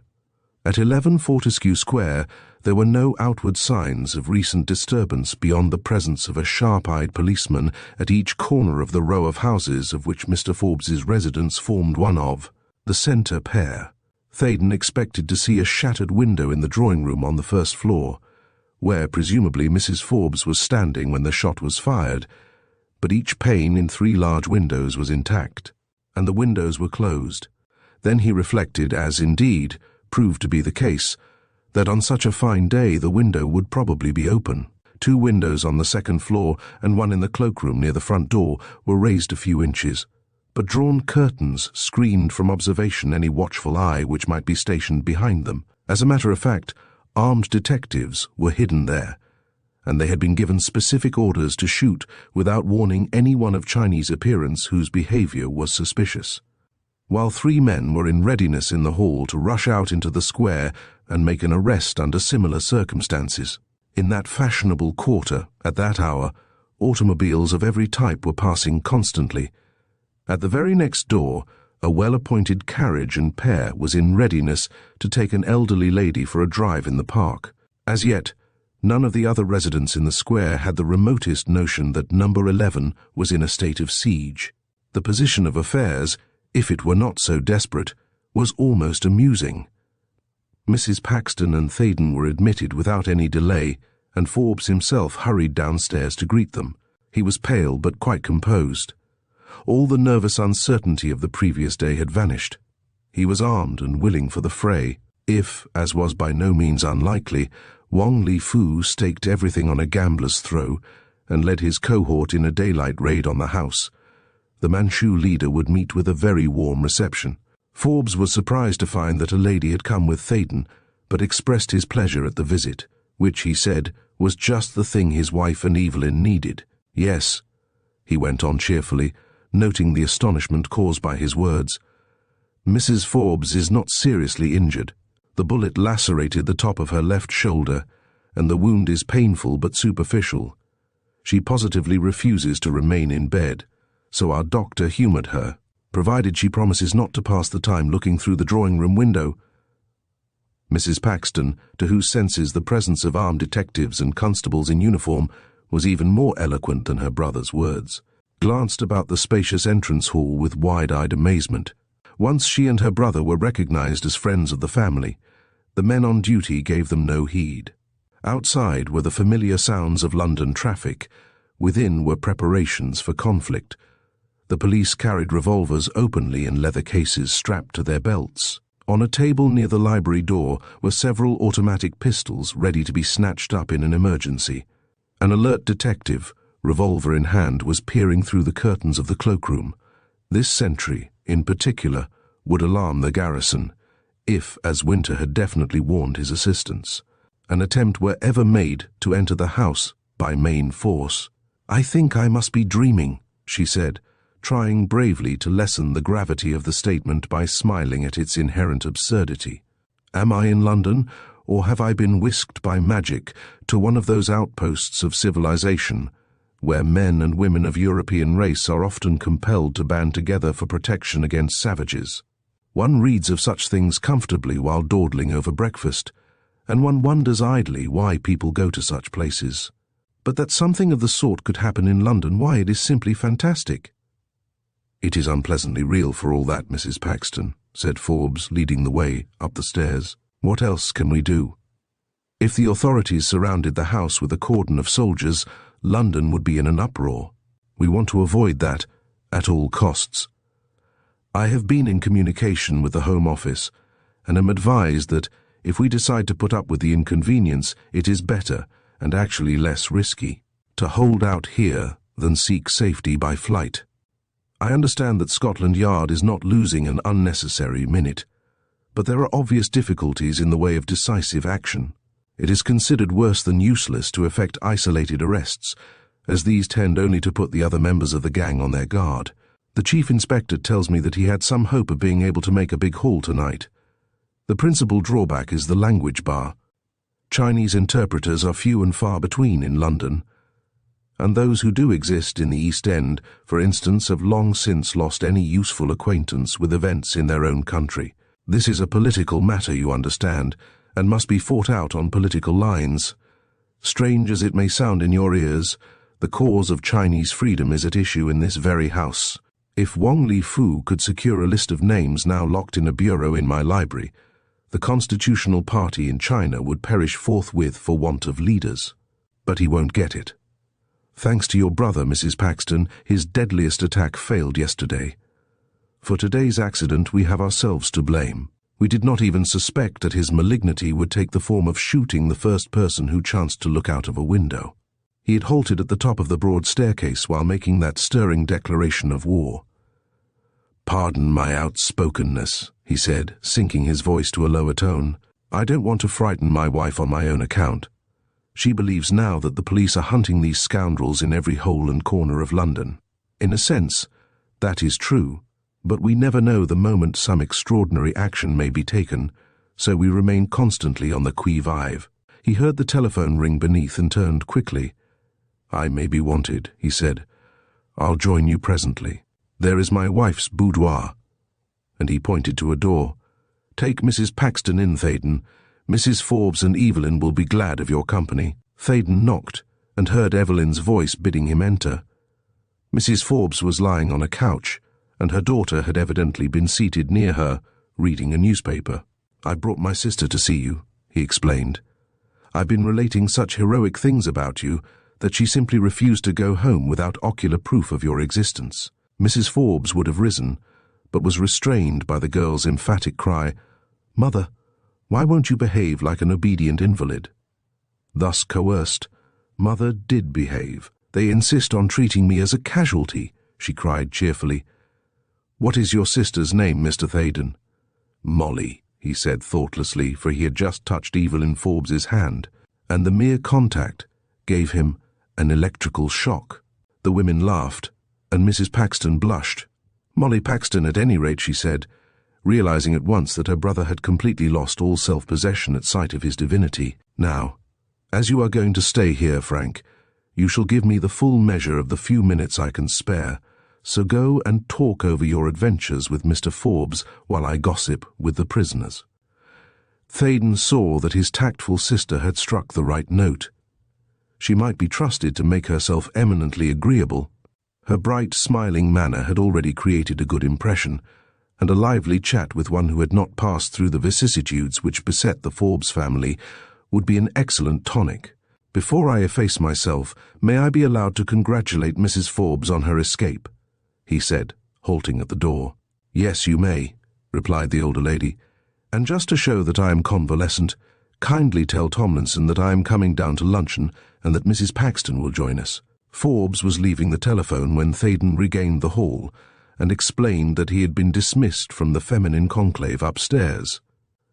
The millionaire closed the door and motioned his companion to a chair. "How long will it be before London wakes up to the knowledge of what is going on in its midst?" he said. "Is there anything in the newspapers?" "I have had no time to read. I passed a rather sleepless night, so did not rise until a late hour. Then Helen was fired at. I need hardly tell you that my time has been fully occupied since." Theydon gave a resume of the paragraph, which had appeared in at least one of the morning journals, and admitted that some inkling of the truth was bound to gain publicity during the next few hours. "I cannot understand why it is the reporters are not here by the score already," he went on. Some passer-by must have seen or heard the shooting. A pistol cannot be fired in a quiet square like this without attracting general attention. That is the extraordinary part of it, said Forbes, smiling grimly. People heard the noise, of course, but came to the conclusion that a cylinder in the car had backfired. That was the view taken by 2 policemen on duty within a few yards of the house. A detective stationed in the cloakroom actually saw the man raising the weapon. He, of course, was under no delusion as to what had happened, and ran out instantly. But the car was then travelling at a fast pace, and was out of sight before the nearest constable could even endeavour to stop it. Anyhow, what was the man to do? We cannot expect that he would whip out a revolver, if he carries one, and blaze away indiscriminately at car and occupants if the chauffeur refused to pull up. Really, Theydon, Wong Li-Fu, has perplexed the authorities more than any desperado known to this generation. He is aware that his hostage has escaped from Croydon, so he calmly drives past my house, knowing full well that it is efficiently guarded, and fires a potshot at the first person seen through one of the windows. The man whom I have spoken to over the telephone shares that opinion. He is one of the legal advisers of the Home Office. Just to show the baffling nature of the problem, he says that it will be absolutely impossible, on the evidence available at present, to frame a charge against any Chinese individual other than Wong Li-Fu. Yet we know that he has at least 4 or 5, and probably 3 times as many, accomplices. Have the police yet obtained any real clue as to the whereabouts of the gang's headquarters? They must have some sort of meeting place. They must eat and sleep somewhere. That big detective, Winter, came here this morning. He seemed to be very confident, though I think I gave him the worst shock he has received for many a year when I informed him that within an hour after he had left the house, Mrs. Forbes had been shot at, and narrowly escaped a fatal wound. It was he who asked me to invite you to come here. I'm exceedingly sorry that our acquaintance, begun so happily, should involve you in personal risk. As for that, broke in Theydon, I would not change places with any man in England at this moment. He feared instantly that he might have said too much, and added with a laugh, Don't forget, Mr. Forbes, that I write books, some of them, the most popular ones, I'm afraid being of a sensational type. When this tornado has died down, and Wong Li-Fu is carefully hanged, and you and your family are recuperating in Sutherlandshire, I shall resume work with a new inspiration. Never again shall I say to myself, oh, that is too far-fetched, or fear that I am straining my reader's credulity beyond bounds. If a small gang of Chinamen and Japanese can hold up London, bamboozle the best men in Scotland Yard, and keep a man of your position a prisoner in his own house, I need have no fear of adopting any situation my fertile brain can evolve, because 4 days ago I would have scoffed at the things which have actually happened as quite impossible, and therefore unbelievable. Japanese, you say? Why do you mention Japanese? The American, Mr. Handyside, tells me the skulls are of Japanese workmanship. He argues also that the wrestling tricks of which Winter and I, and Mrs. Forbes in lesser degree, have had some experience, are Japanese. More than that, a Jap was arrested outside my place early this morning. Mr. Winter said something about it, but he spoke only of Chinamen. I have Furneaux's authority for the statement that the prisoner is a Jap, and belongs to a society calling itself the Sons of Nippon. But confound it, I have no quarrel with Japan. If anything, I am one of her best friends. I must get Handyside to propound one of his favourite theories. He says that a powerful and growing party among our allies in the Far East means to keep China in a condition of anarchy until Japan is prepared, financially and in armament, to take a commanding share in the ultimate settlement. But at best, the few Japanese adventurers in league with Wong Li-Fu hardly count. Once he is laid by the heels, this feud will evaporate into thin air. If it doesn't, I must ask the government to provide safe quarters for my family in the Tower, muttered Forbes, rising and pacing the room in the same thoughtful, care-laden way as he had paced it when Theydon first told him of Edith Lester's end. You said Wong Li-Fu knew that Mrs. Forbes had been rescued from her bonds last night, went on Theydon. I suppose Winter told you that. Was he only assuming the fact, or have there been developments at Croydon? A motor car drove up to the gate openly at 10 o'clock this morning, A police sergeant, jumping to the conclusion that one of his own chiefs or a representative of Scotland Yard was paying the place a visit, incautiously showed himself in the doorway, whereupon the car raced away. It was an unfortunate and perhaps costly blunder, but the man is hardly to be blamed. The very audacity of the gang is their best safeguard. A luncheon gong clanged in the hall. Both men started and then laughed. "You see," cried Forbes, "these rascals have got us on the jump. I don't know how long my servants will stand the racket. They are most loyal, and Tomlinson vows that not a syllable has been breathed outside by any of our domestics. But the women's nerves are on edge. A scullery maid dropped a decanter a little while since, and the crash drew blood-curdling shrieks from the kitchen. Come, let us eat, drink, and be merry, for tomorrow we die." The quotation is not a felicitous one. Indeed, it is distinctly ominous, but it seems to meet the conditions. He threw open the door and saw the three ladies descending the stairs. "Helena," he cried sternly, "the doctor said you were not to stir out of your room.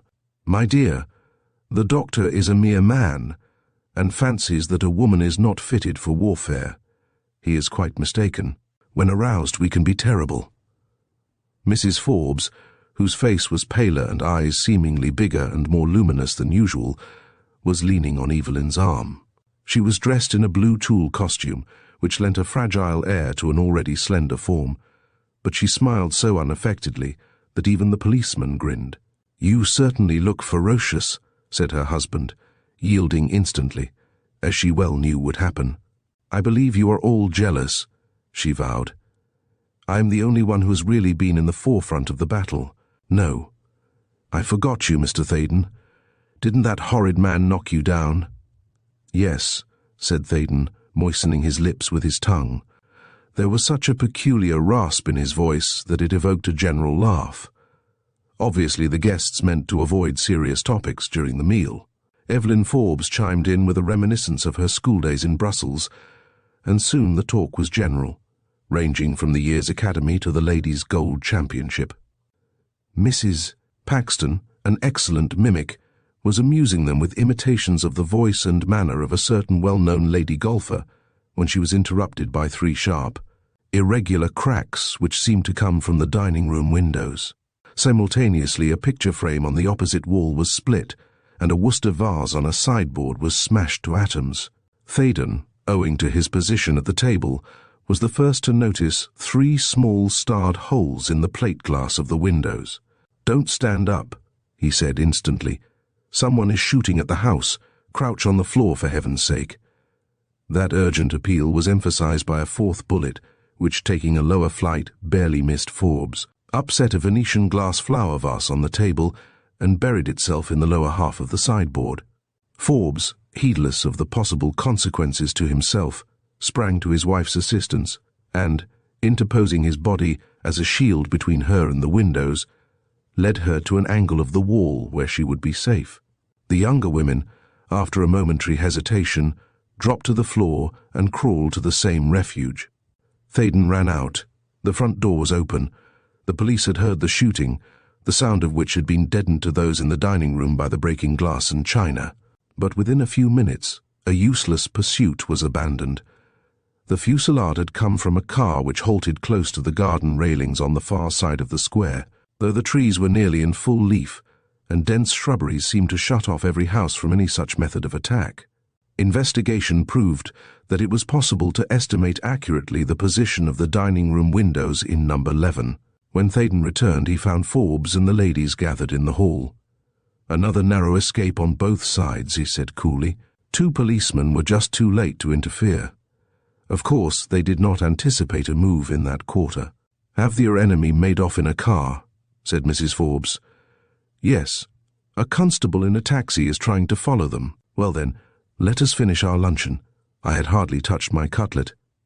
"By Jove, Helena, that doctor of ours was decidedly in error," cried her husband. "You're right. If we're besieged, we must carry ourselves according to the code.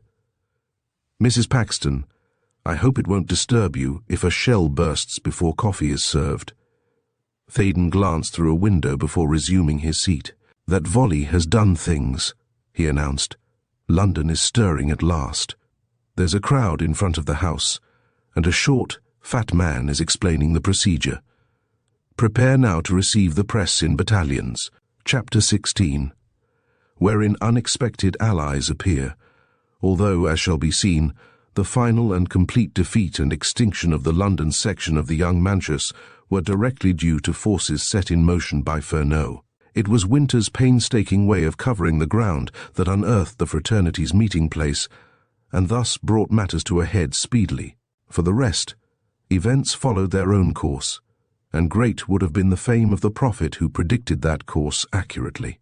In later days, when more ample knowledge was available, it was a debatable point whether or not the inmates of number 11 Fortescue Square were saved from an almost maniacal vengeance by the fact that a crisis was precipitated. Winter maintained stoutly that the police must triumph in the long run, whereas Fernot held with even greater tenacity that although the gang would undoubtedly be broken up, that much-desired end might have been attained after, and not before, a dire tragedy occurred in the Forbes household. The pros and cons of the argument were equally numerous and weighty. They cannot be marshalled here. Each man and woman who reads this record will probably form an emphatic opinion tending toward the one side or the other. All that a veracious chronicler can accomplish is to set forth a plain tale of events in their proper sequence and leave the ultimate verdict to individual judgment. Winter was a hard-headed, broad-minded official, whose long and wide experience enabled him to estimate at their true value the far-reaching powers of the state, as opposed to the machinations of a few determined outlaws. On the other hand, the amazing facility with which Fernot could enter into the twists and turns of the criminal mind entitles his matured views to much respect. At any rate, this is what happened. Winter was sitting in his office, smoking a fat cigar, and wading through reports brought in by subordinates concerning every opium den and Chinese boarding house in the East End. When Fernot entered, "Any luck?" inquired the chief, laying aside one document which seemed to merit fuller inquiry. It described a club much frequented by Chinese residents in London, men of a higher class than the sailors and firemen brought to the port by ships trading with the Far East. And an outstanding feature of the young Manchus's operations was the intelligent grasp of the ways and means of modern civilized life these filibusters exhibited. So, squeaked Fernot. He flung himself into a big armchair, curled up in it like an animated Buddha, and extracted one of the 3 ivory skulls from a waistcoat pocket. "If you could only speak, you image of evil," he muttered. "You're not so dead that you cannot work mischief. Why the deuce, then? Can't you mouth your incantations? Then we would listen and learn." Winter, still sorting his papers, cocked the cigar inquisitively on one side of his mouth. "Oh, I have ascertained a lot about the inner politics of China," mumbled Fernot, irritably, gazing fixedly at the skull after one quick glance of his colleague. "Every little helps, of course. I have met some Chinamen this morning who would cheerfully plunge Wong Li Fu into a cauldron of boiling oil and stir him round with a long stick when he was in it. One man, quite an important personage in the jute line, has lost a brother and a brother-in-law, the one in Canton, the other in Pekin, and he lays both deaths at the door of the redoubtable Wong. Another, the fellow who chanced to take up his quarters at Smith's Hotel, is a delegate sent here specially to hunt out Wong and destroy him. I asked him how he meant to set about it, but his scheme is vague. He's an opportunist of the first water. "Me catchy and killy Wong Li Fu one time," was his best effort. "I'm going to confront Len Shi with these 2 in Bow Street. They may worm something out of him. But will they own up if they do? Dashed if I know. The Oriental mind is on a par with their blessed language. It has 3,000 ways of expressing one idea, and not one of them is our way." "Has Theydon gone to Fortescue Square?" "I suppose so. He turned up in Jermyn Street outside Smith's Hotel, if you please, with a lady in a taxi." "A lady? Miss Beale?" "No, his sister, judging from the family likeness. His eyes grew goggled like yours when he saw the grey car. Didn't you explain matters?" "Not I. Gave him the cut direct. My Chinamen are shy birds, and I daren't flutter them by letting them think there are too many foreign devils mixed up in the business. My London Chinese individual was the brainy person who got the embassy busy when Mrs. Lester's death was announced. He saw Wong Li-Fu's hand in that from the first moment. Oddly enough, though he and a man from the embassy followed Theydon from Waterloo to Forbes's place on Tuesday night, and again to Innismore Mansions, he didn't recognize him today. Or perhaps he did. I don't know. Talk about the impassive Red Indian. A thoroughbred Chinese individual would give a Pawnee chief one glass eye and a coat of paint, and then beat him hollow at the haughty indifference game. My, said Winter admiringly, you've got your tongue loose today. Well, here's an item which should prove useful. Whitechapel thinks we may find a young Manchu or two among that collection, and he threw an official memorandum across the table. Furneaux repocketed the skull and was gazing moodily at the report when a uniformed constable announced that a boy messenger wished to see a detective with regard to the typed letter delivered at Mr. Forbes's house on Wednesday evening. Show him up, said the chief, and a smart-looking boy, wearing the familiar uniform of his corps, was brought in. He glanced around inquiringly. Oh, you're the gentleman who came to our Piccadilly office, he said to Winter. Yes. Well, sir, I haven't very much to tell you, but it was I who took the letter to Fortescue Square. I saw the sender, a foreign-looking gentleman he was, with funny eyes, and I think I spotted him again this afternoon. He was coming out of a house in Charlotte Street. Are you sure? Demanded Winter quickly. He was awful like the man who engaged me, sir, and dressed the same way. Did you notice the number of the house? Yes, sir. No, 412. Quite certain about that? Yes, sir. Good boy. If your information is of any service, I'll take care you are not forgotten. The boy saluted and went out. We must look up number 412, said Winter quietly, but there was a ring of genuine satisfaction in his voice, because the clue promised well, and it was a complete justification of the straightforward method he adopted in every inquiry, whereas Furneaux invariably preferred an abstruse theory to a definite piece of evidence. The Jersey man's face had wrinkled as a preliminary to some sarcastic comment on what he termed the handcuff way of reasoning, when the telephone bell rang. Winter answered, and at once his self-possessed air fled. Indeed, it was a very angry man who listened, because a subordinate was telephoning from Fortescue Square a full account of the shooting outrage. The chief gave a few curt instructions as to securing the adequate cooperation of the local police, who should take measures to render any repetition of such daring tactics absolutely impossible. No one was injured, you say? He added. No, sir. Were the ladies very much frightened? They've gone back to finish luncheon, sir. Good. Evidently they're all of the right breed. You can tell them I said so, if you like. Assure Mr. Forbes that every care will be taken to protect his house in future. See that strong patrols occupy every point from which a gun can be aimed at any window, even the attics in number 11. Phone me again when you have discussed matters with the district superintendent. The receiver clanged back into its hook. Winter had not foreseen this latest move. Sheer impudence, he termed it. More bullets? Inquired Furneaux laconically. Yes. A long-range attack from across the square. 4 shots lodged in dining room. No one hurt and no one arrested? Not a soul.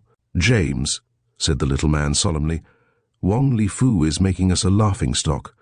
Are you aware that the newspapers will get on our track now? Can't you see the headlines? Another Sydney Street. Chinese pirates busy in London. Scotland Yard outwitted. By this time tomorrow the Commissioner will be suggesting that you and I ought to think about retiring on. Pensions. Winter jumped up, overturning a chair in his haste. Come, he said.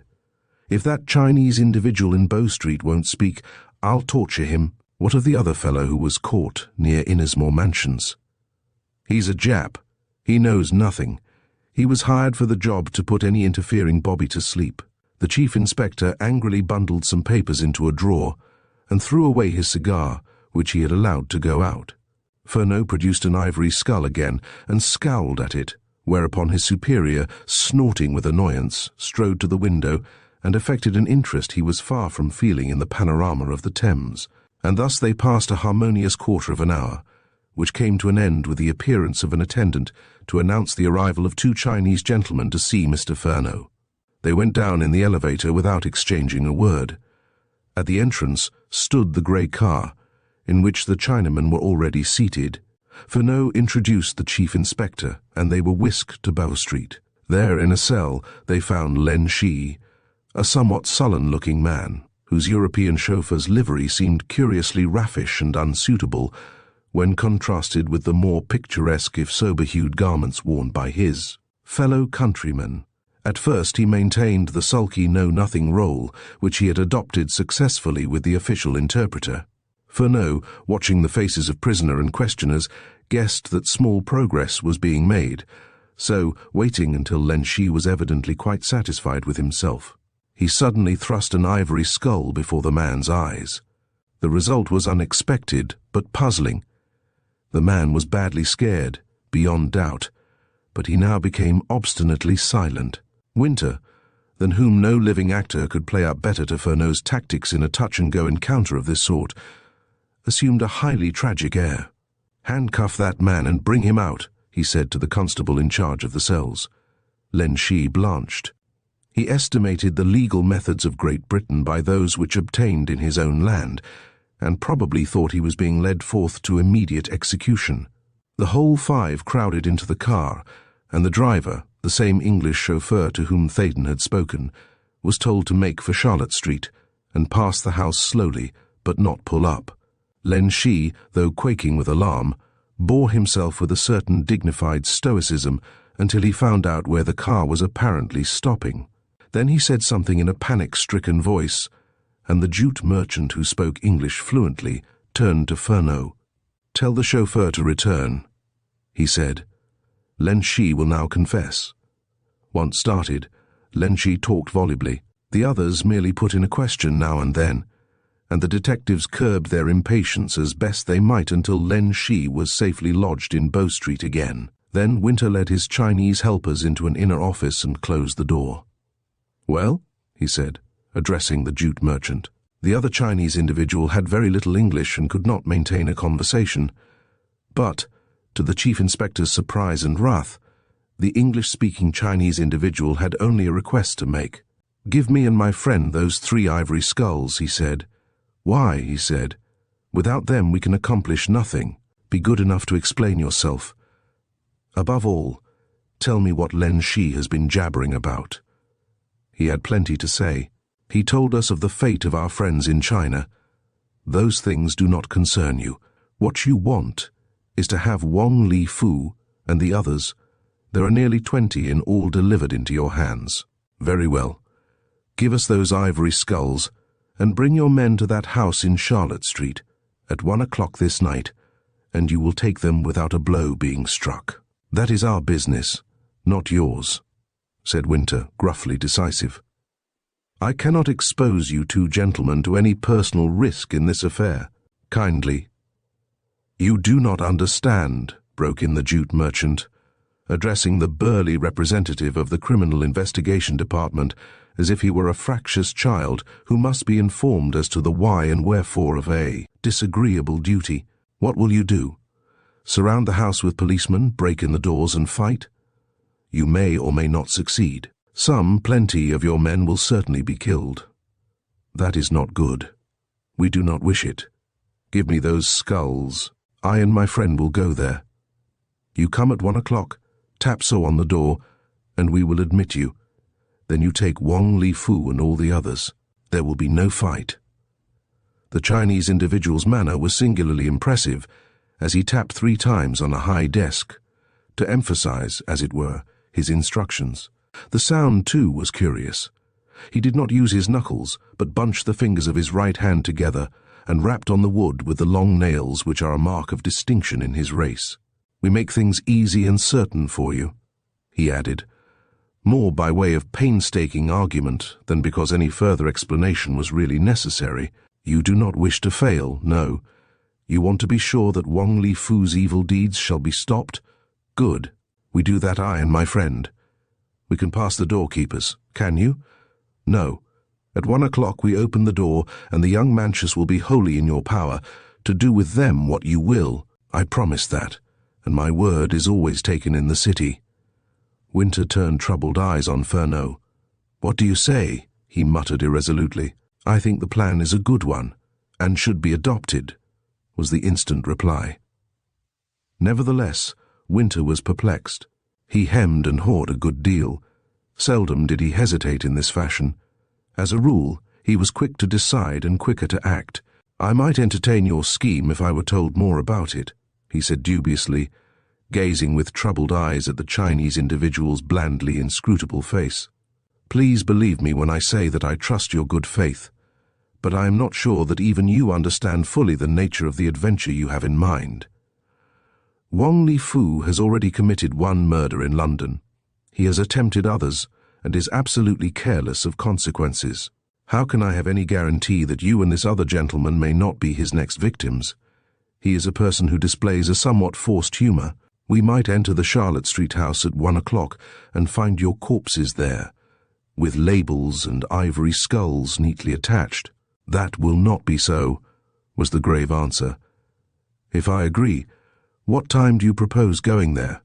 About midnight. And do you expect the police to leave the whole neighbourhood severely alone for another hour? Not unless you wish it. If you so desire, you can occupy both ends of the street and arrest every Chinese individual coming away from No. 412, but let those pass who go towards it. Will others go there, friends of yours, I mean? Oh yes, we will overpower the young Manchus by taking them unaware. We will act quietly, but there will be no mistake. It is you who will err, if you do not accept our help. Then Winter yielded, though not with a good grace. The implied suggestion that the London police could not handle a set of Mongolian ruffians was utterly distasteful, yet he admitted, though unwillingly, that he did not want to sacrifice some of his best men in rushing the place. All right, he said. Hand over the skulls, Furneaux. It is quite agreed, he went on, addressing the Chinese individual again, that I have full liberty of action in so far as preliminary arrangements are concerned. I see your point that Wang Li-Fu must not be forewarned, and shall take care that my men are hidden. I have your positive assurance, too, that you are not exposing your own life in any way. To the best of my belief, I shall be as safe in Charlotte Street as I am here, said the jute merchant. Smiling for the first time during the interview, 1, 2, 3, said Furneaux, counting the skulls into the Chinese individual's outstretched hand. For some reason the action, no less than the words, jarred on Winter. I do wish you wouldn't be so de-theatrical, he growled. Furneaux said nothing. He accompanied the chief inspector when the latter escorted the two Chinamen to their car and whistled softly between his teeth while Winter and he were walking to Scotland Yard.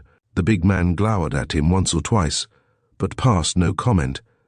When they reached the embankment, Winter took Furneaux to his room, but left him instantly. He was absent a long time. When he came in again, he was cheerfully placid. Walking toward their favourite restaurant in Soho, they met a newsboy running with an edition of an evening newspaper damp from the press. The boy was shouting, "Horrible crime in the West End, Chinese outrage." Furneaux bought a paper. It contained a lively account of the attack on Mr. Forbes's house and described the mansion as an armed fortress. Scores of police were parading the neighbourhood and examining every passing motor car lest it held Chinese bandits.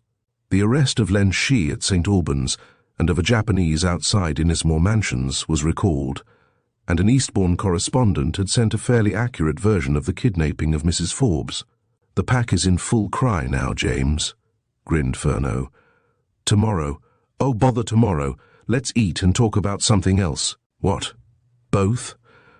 Well now, if that isn't a bit of luck, cried a pleasant voice close behind them, and Mr. George T. Handyside held out his two hands. I was feeling kind of lonesome in the hotel, and just strolled out to look at the shops. He rattled on. Say, can you boys eat a line? Is there any place in London where they know what a planked steak is? Planked steak, snorted Furneaux. When you've tasted a porterhouse steak grilled by a master hand, you'll never mention any other variety again. Come right along, Mr. Handyside. Tell us fairy tales about God's own country. We're in the right mood to believe anything. But what's this story of another shooting up in Fortescue Square? Is it true? Then Furneaux dug him in the ribs. "This isn't the wild and woolly West," he said. "This is London, sir, poor, old, played-out London, whose beefy citizens do nothing but eat, talk cricket or golf, and sleep. If you credit the newspapers, you'll never get us in the right perspective." Another newspaper boy raced past, bawling loudly. "All a flam, is it?" said the American quizzically. "No," said Winter. "It's the truth, and less than the truth. Let's hunt that steak, and we'll season the dish for you." Winter never erred when he chose a man as a friend. He liked Handyside, and was half inclined to drop a hint in his ear as to the night's program, for the American had seen Wong Li Fu more than once, and might be useful for identification purposes. Chapter 17.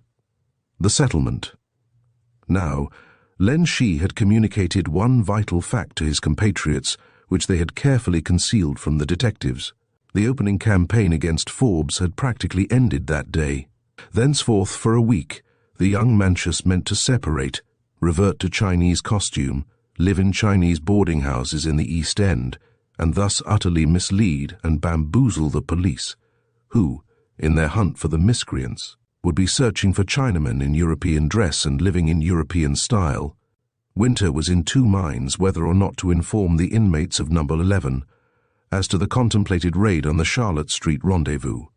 Ultimately, he decided to say nothing definite that evening. It was better that the threatened people and their guards should not relax their vigilance. The best-laid schemes a mice and men gang after glee, and if, perchance, the jute merchant's plan, whatever it might be, miscarried and some of the desperadoes escaped, they would be stirred to instant reprisals. But there was no semblance of doubt or hesitation about the measures taken by the police. That night, from 11 o'clock onward, not even a prowling cat entered Charlotte Street without being seen by sharp eyes. Nearly opposite number 412 was a large warehouse, with a back entrance a long way in the rear, and approached from another street. At midnight, 3 Chinamen appeared, turned into Charlotte Street from the south, and shuffled on noiseless feet straight to number 414. They knocked, and after some delay were admitted. A minute later 3 others came from the north, knocked on the door of number 410 and disappeared, the delay seemingly caused by a parley with someone within, being longer in this instance. Afterwards squads of Chinamen, exactly 25, all told, came from north and south in practically equal numbers and entered those 2 houses, but never a man entered, or passed, or came out of no. These more numerous arrivals met with no hesitation on the part of the 2 doorkeepers. They entered without let or hindrance. After that there was what is known in theatrical circles as a stage wait. Charlotte Street, save for its loafers and an occasional belated resident of some dwelling other than those under observation, lapsed into its normal and utterly dismal gloom. From 12:30 onwards, Winter, stationed on the south side, looked at his watch many times. A little man, mingling with the disreputable rascals on the north side, was similarly fidgety. A tall, slim man, wearing a dark overcoat, who lurked in a doorway near Winter's post, blew the tip of the cigar he was smoking into a red glow so that he might look at his watch. Another tall man, rather more powerfully built, awaited developments with apparent unconcern. Mr. Handyside, in fact, was in the august company of the Commissioner of Police, and the latter, though eminently agreeable, nevertheless observed an Olympian attitude. Thus might Jove watch a gathering in the Pompey way. At 12:45 there was a stir. Out of 410 and 414 came 25 Chinamen. They gathered on the pavement and did not attempt to walk away, though a sudden and concentrated advance was made by the 2 sets of loafers, while the doors of the warehouse opposite belched forth a startling array of constables in uniform. Winter and Furneaux respectively headed the contingents from north and south. An inspector was in charge of the central body, and even a Chinese individual who had not been a day in London must have realized that the intent of these swift-moving detachments was to cut off his escape if he meant flight. But not a Chinese individual budged, save one, who seemed to recognize the chief inspector because he stepped forward and said in suave tones, "These men are my friends. The others are inside. They are quite safe. Kindly wait till 1 o'clock. "I must understand what you mean, Mr. Li Chang," said Winter sternly. For some reason he distrusted the smooth-spoken jute merchant. "Why have you visited these 2 houses and not 412? And what do we gain by waiting here any longer? We must have been seen and our purpose guessed." "No," came the somewhat surprising answer. "No one in No is aware of your presence. We have taken care of that. As for the other houses, they provide the simplest means of access to the center one. Doorways have been made in the cellar walls and special staircases built.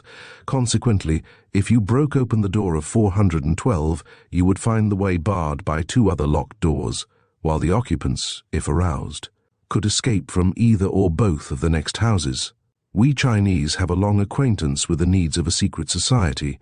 You may take it from me that the obvious way into or out of an opium den, for instance, is never the way used by the habitues." By this time the commissioner, Handyside, Fernot and the inspector had come up, and the 5 formed a little group in the center of a semicircle of detectives and police.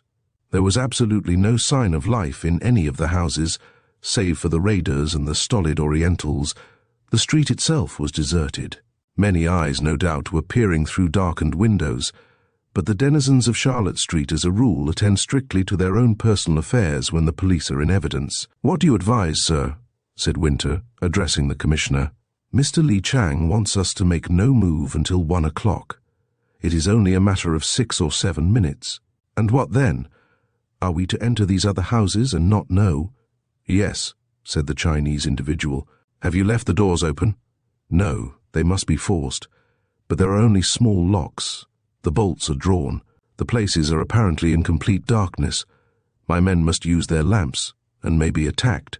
"No," said Li Chang simply. "There will be no fighting. Those Manchu dogs are helpless. We have seen to that." "But how? Do you mean that they are stupefied?" "Bound," said the Chinese individual. "Tied hand and foot. Again then, may I ask why wait?" "It will be in order," was the calm reply. "I entered into an arrangement with you. I want to abide by it." Winter breathed heavily. The ways of the Oriental were not his ways, but a bargain was a bargain, so what more could be said? Suddenly, about 2 minutes to 1 o'clock, a curious crackling noise was heard. A column of sparks burst high above the steep roof of No. 412, and the upper windows of the opposite houses reflected a red glare.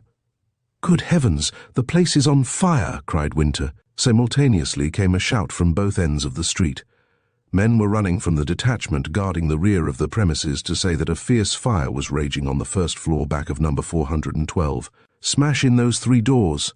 cried Winter to his helpers. "Drag out every Chinese individual you meet. Handcuff them in 3s and 4s. Arrest these fellows standing outside, but keep the 2 lots separate."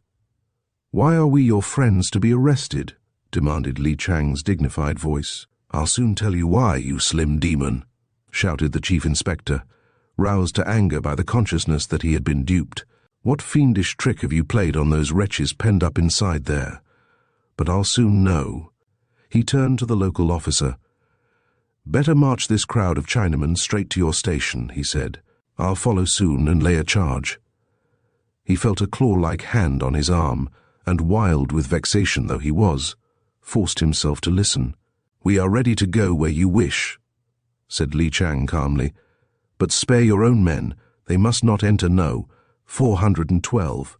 They will be blown to pieces. Stop them. I shall not warn you twice." Somehow Winter was impelled to obey.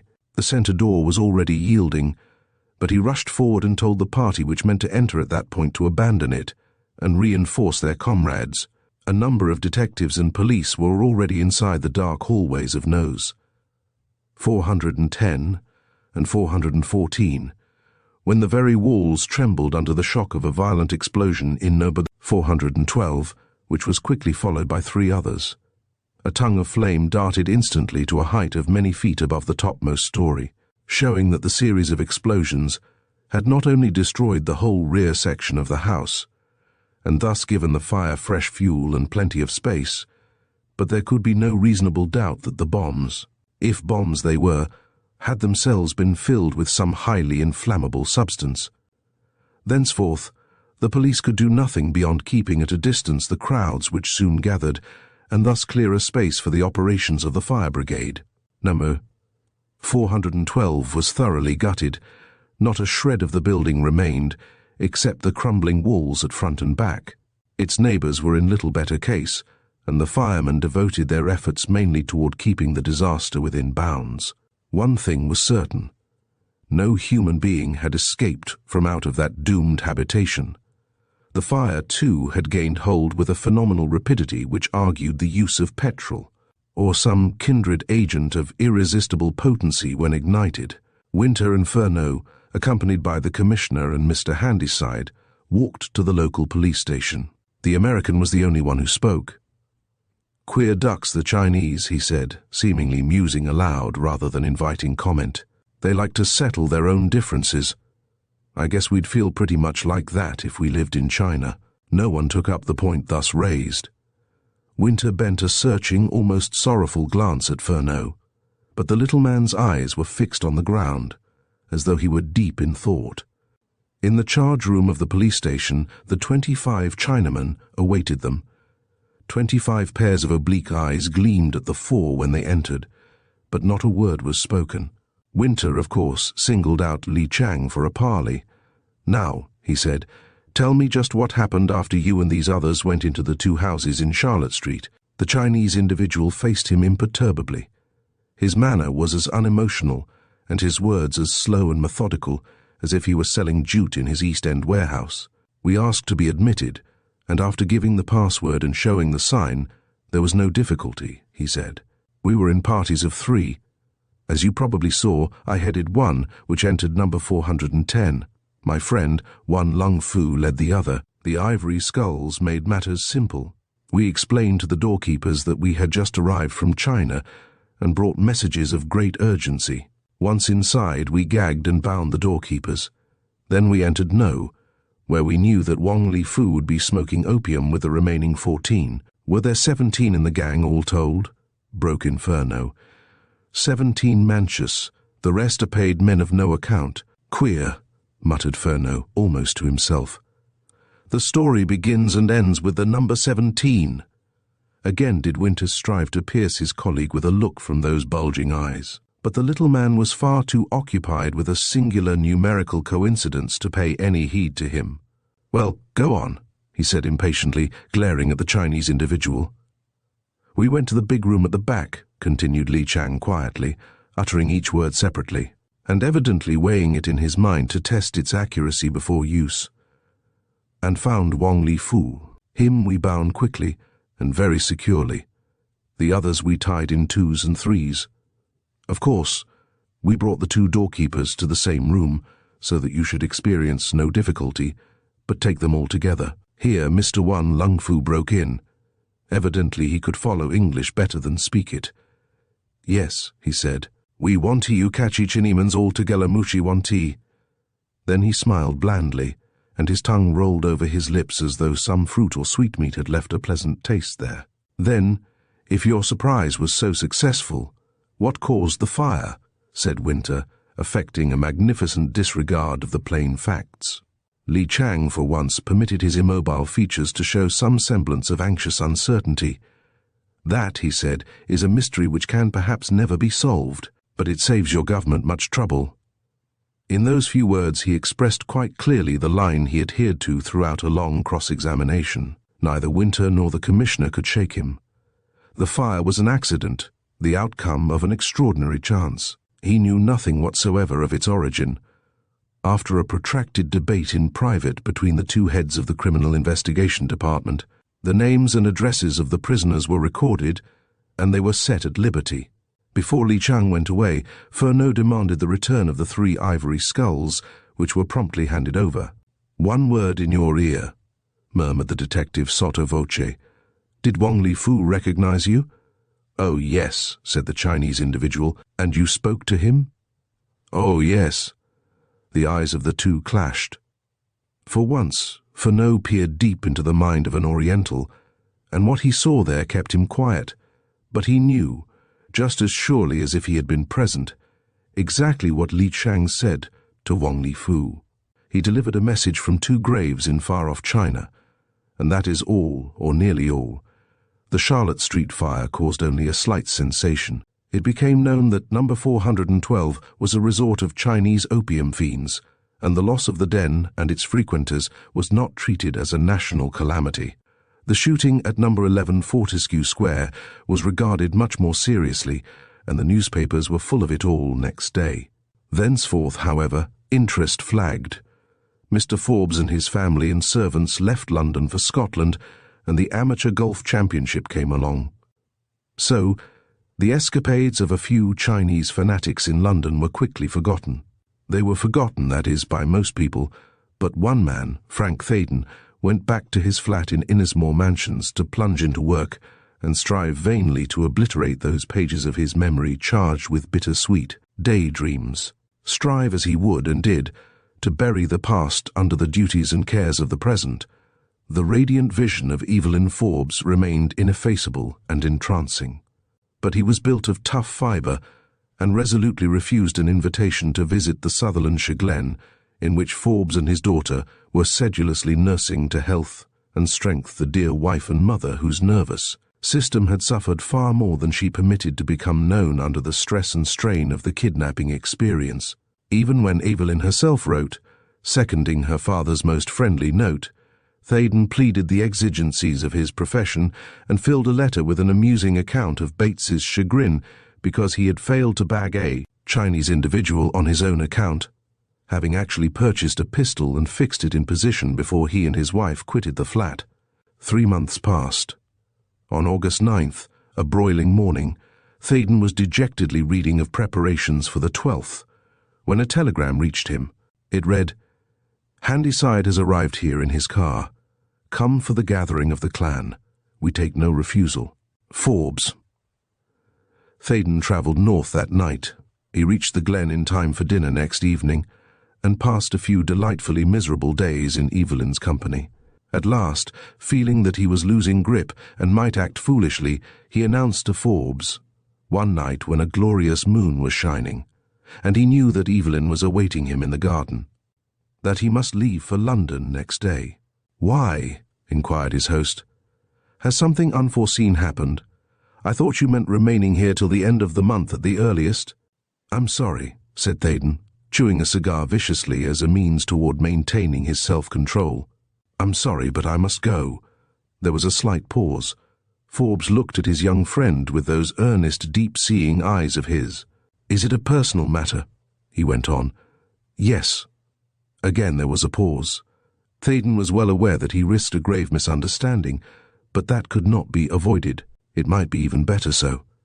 And then his blood ran cold, because Forbes was saying, "Are you leaving us because of anything Evelyn has said or done?" "No, no," came the frenzied answer. "Heaven help me. Why do you ask that?" "Heaven helps those who help themselves," said the older man. "That is a trite saying, but it meets the case. I think I diagnose your trouble, my boy. You are in love with Evelyn, and dare not tell her so because I happen to be a rich man. Really, I didn't think you had so poor an opinion of me as to believe that money or rank would count against my daughter's happiness." He said other things, kindly, wise, appreciative, but Frank Theydon never knew what they were. He managed to stammer out some words of gratitude and then went to find Evelyn. She had crossed a sloping lawn and was standing by the side of a little stream that gargled and bubbled in joyous career to the nearby loch. She had thrown a white shawl over her head and shoulders and looked adorably sylph-like as she turned on hearing his footsteps. The moonlight shone on her face and was reflected in her eyes.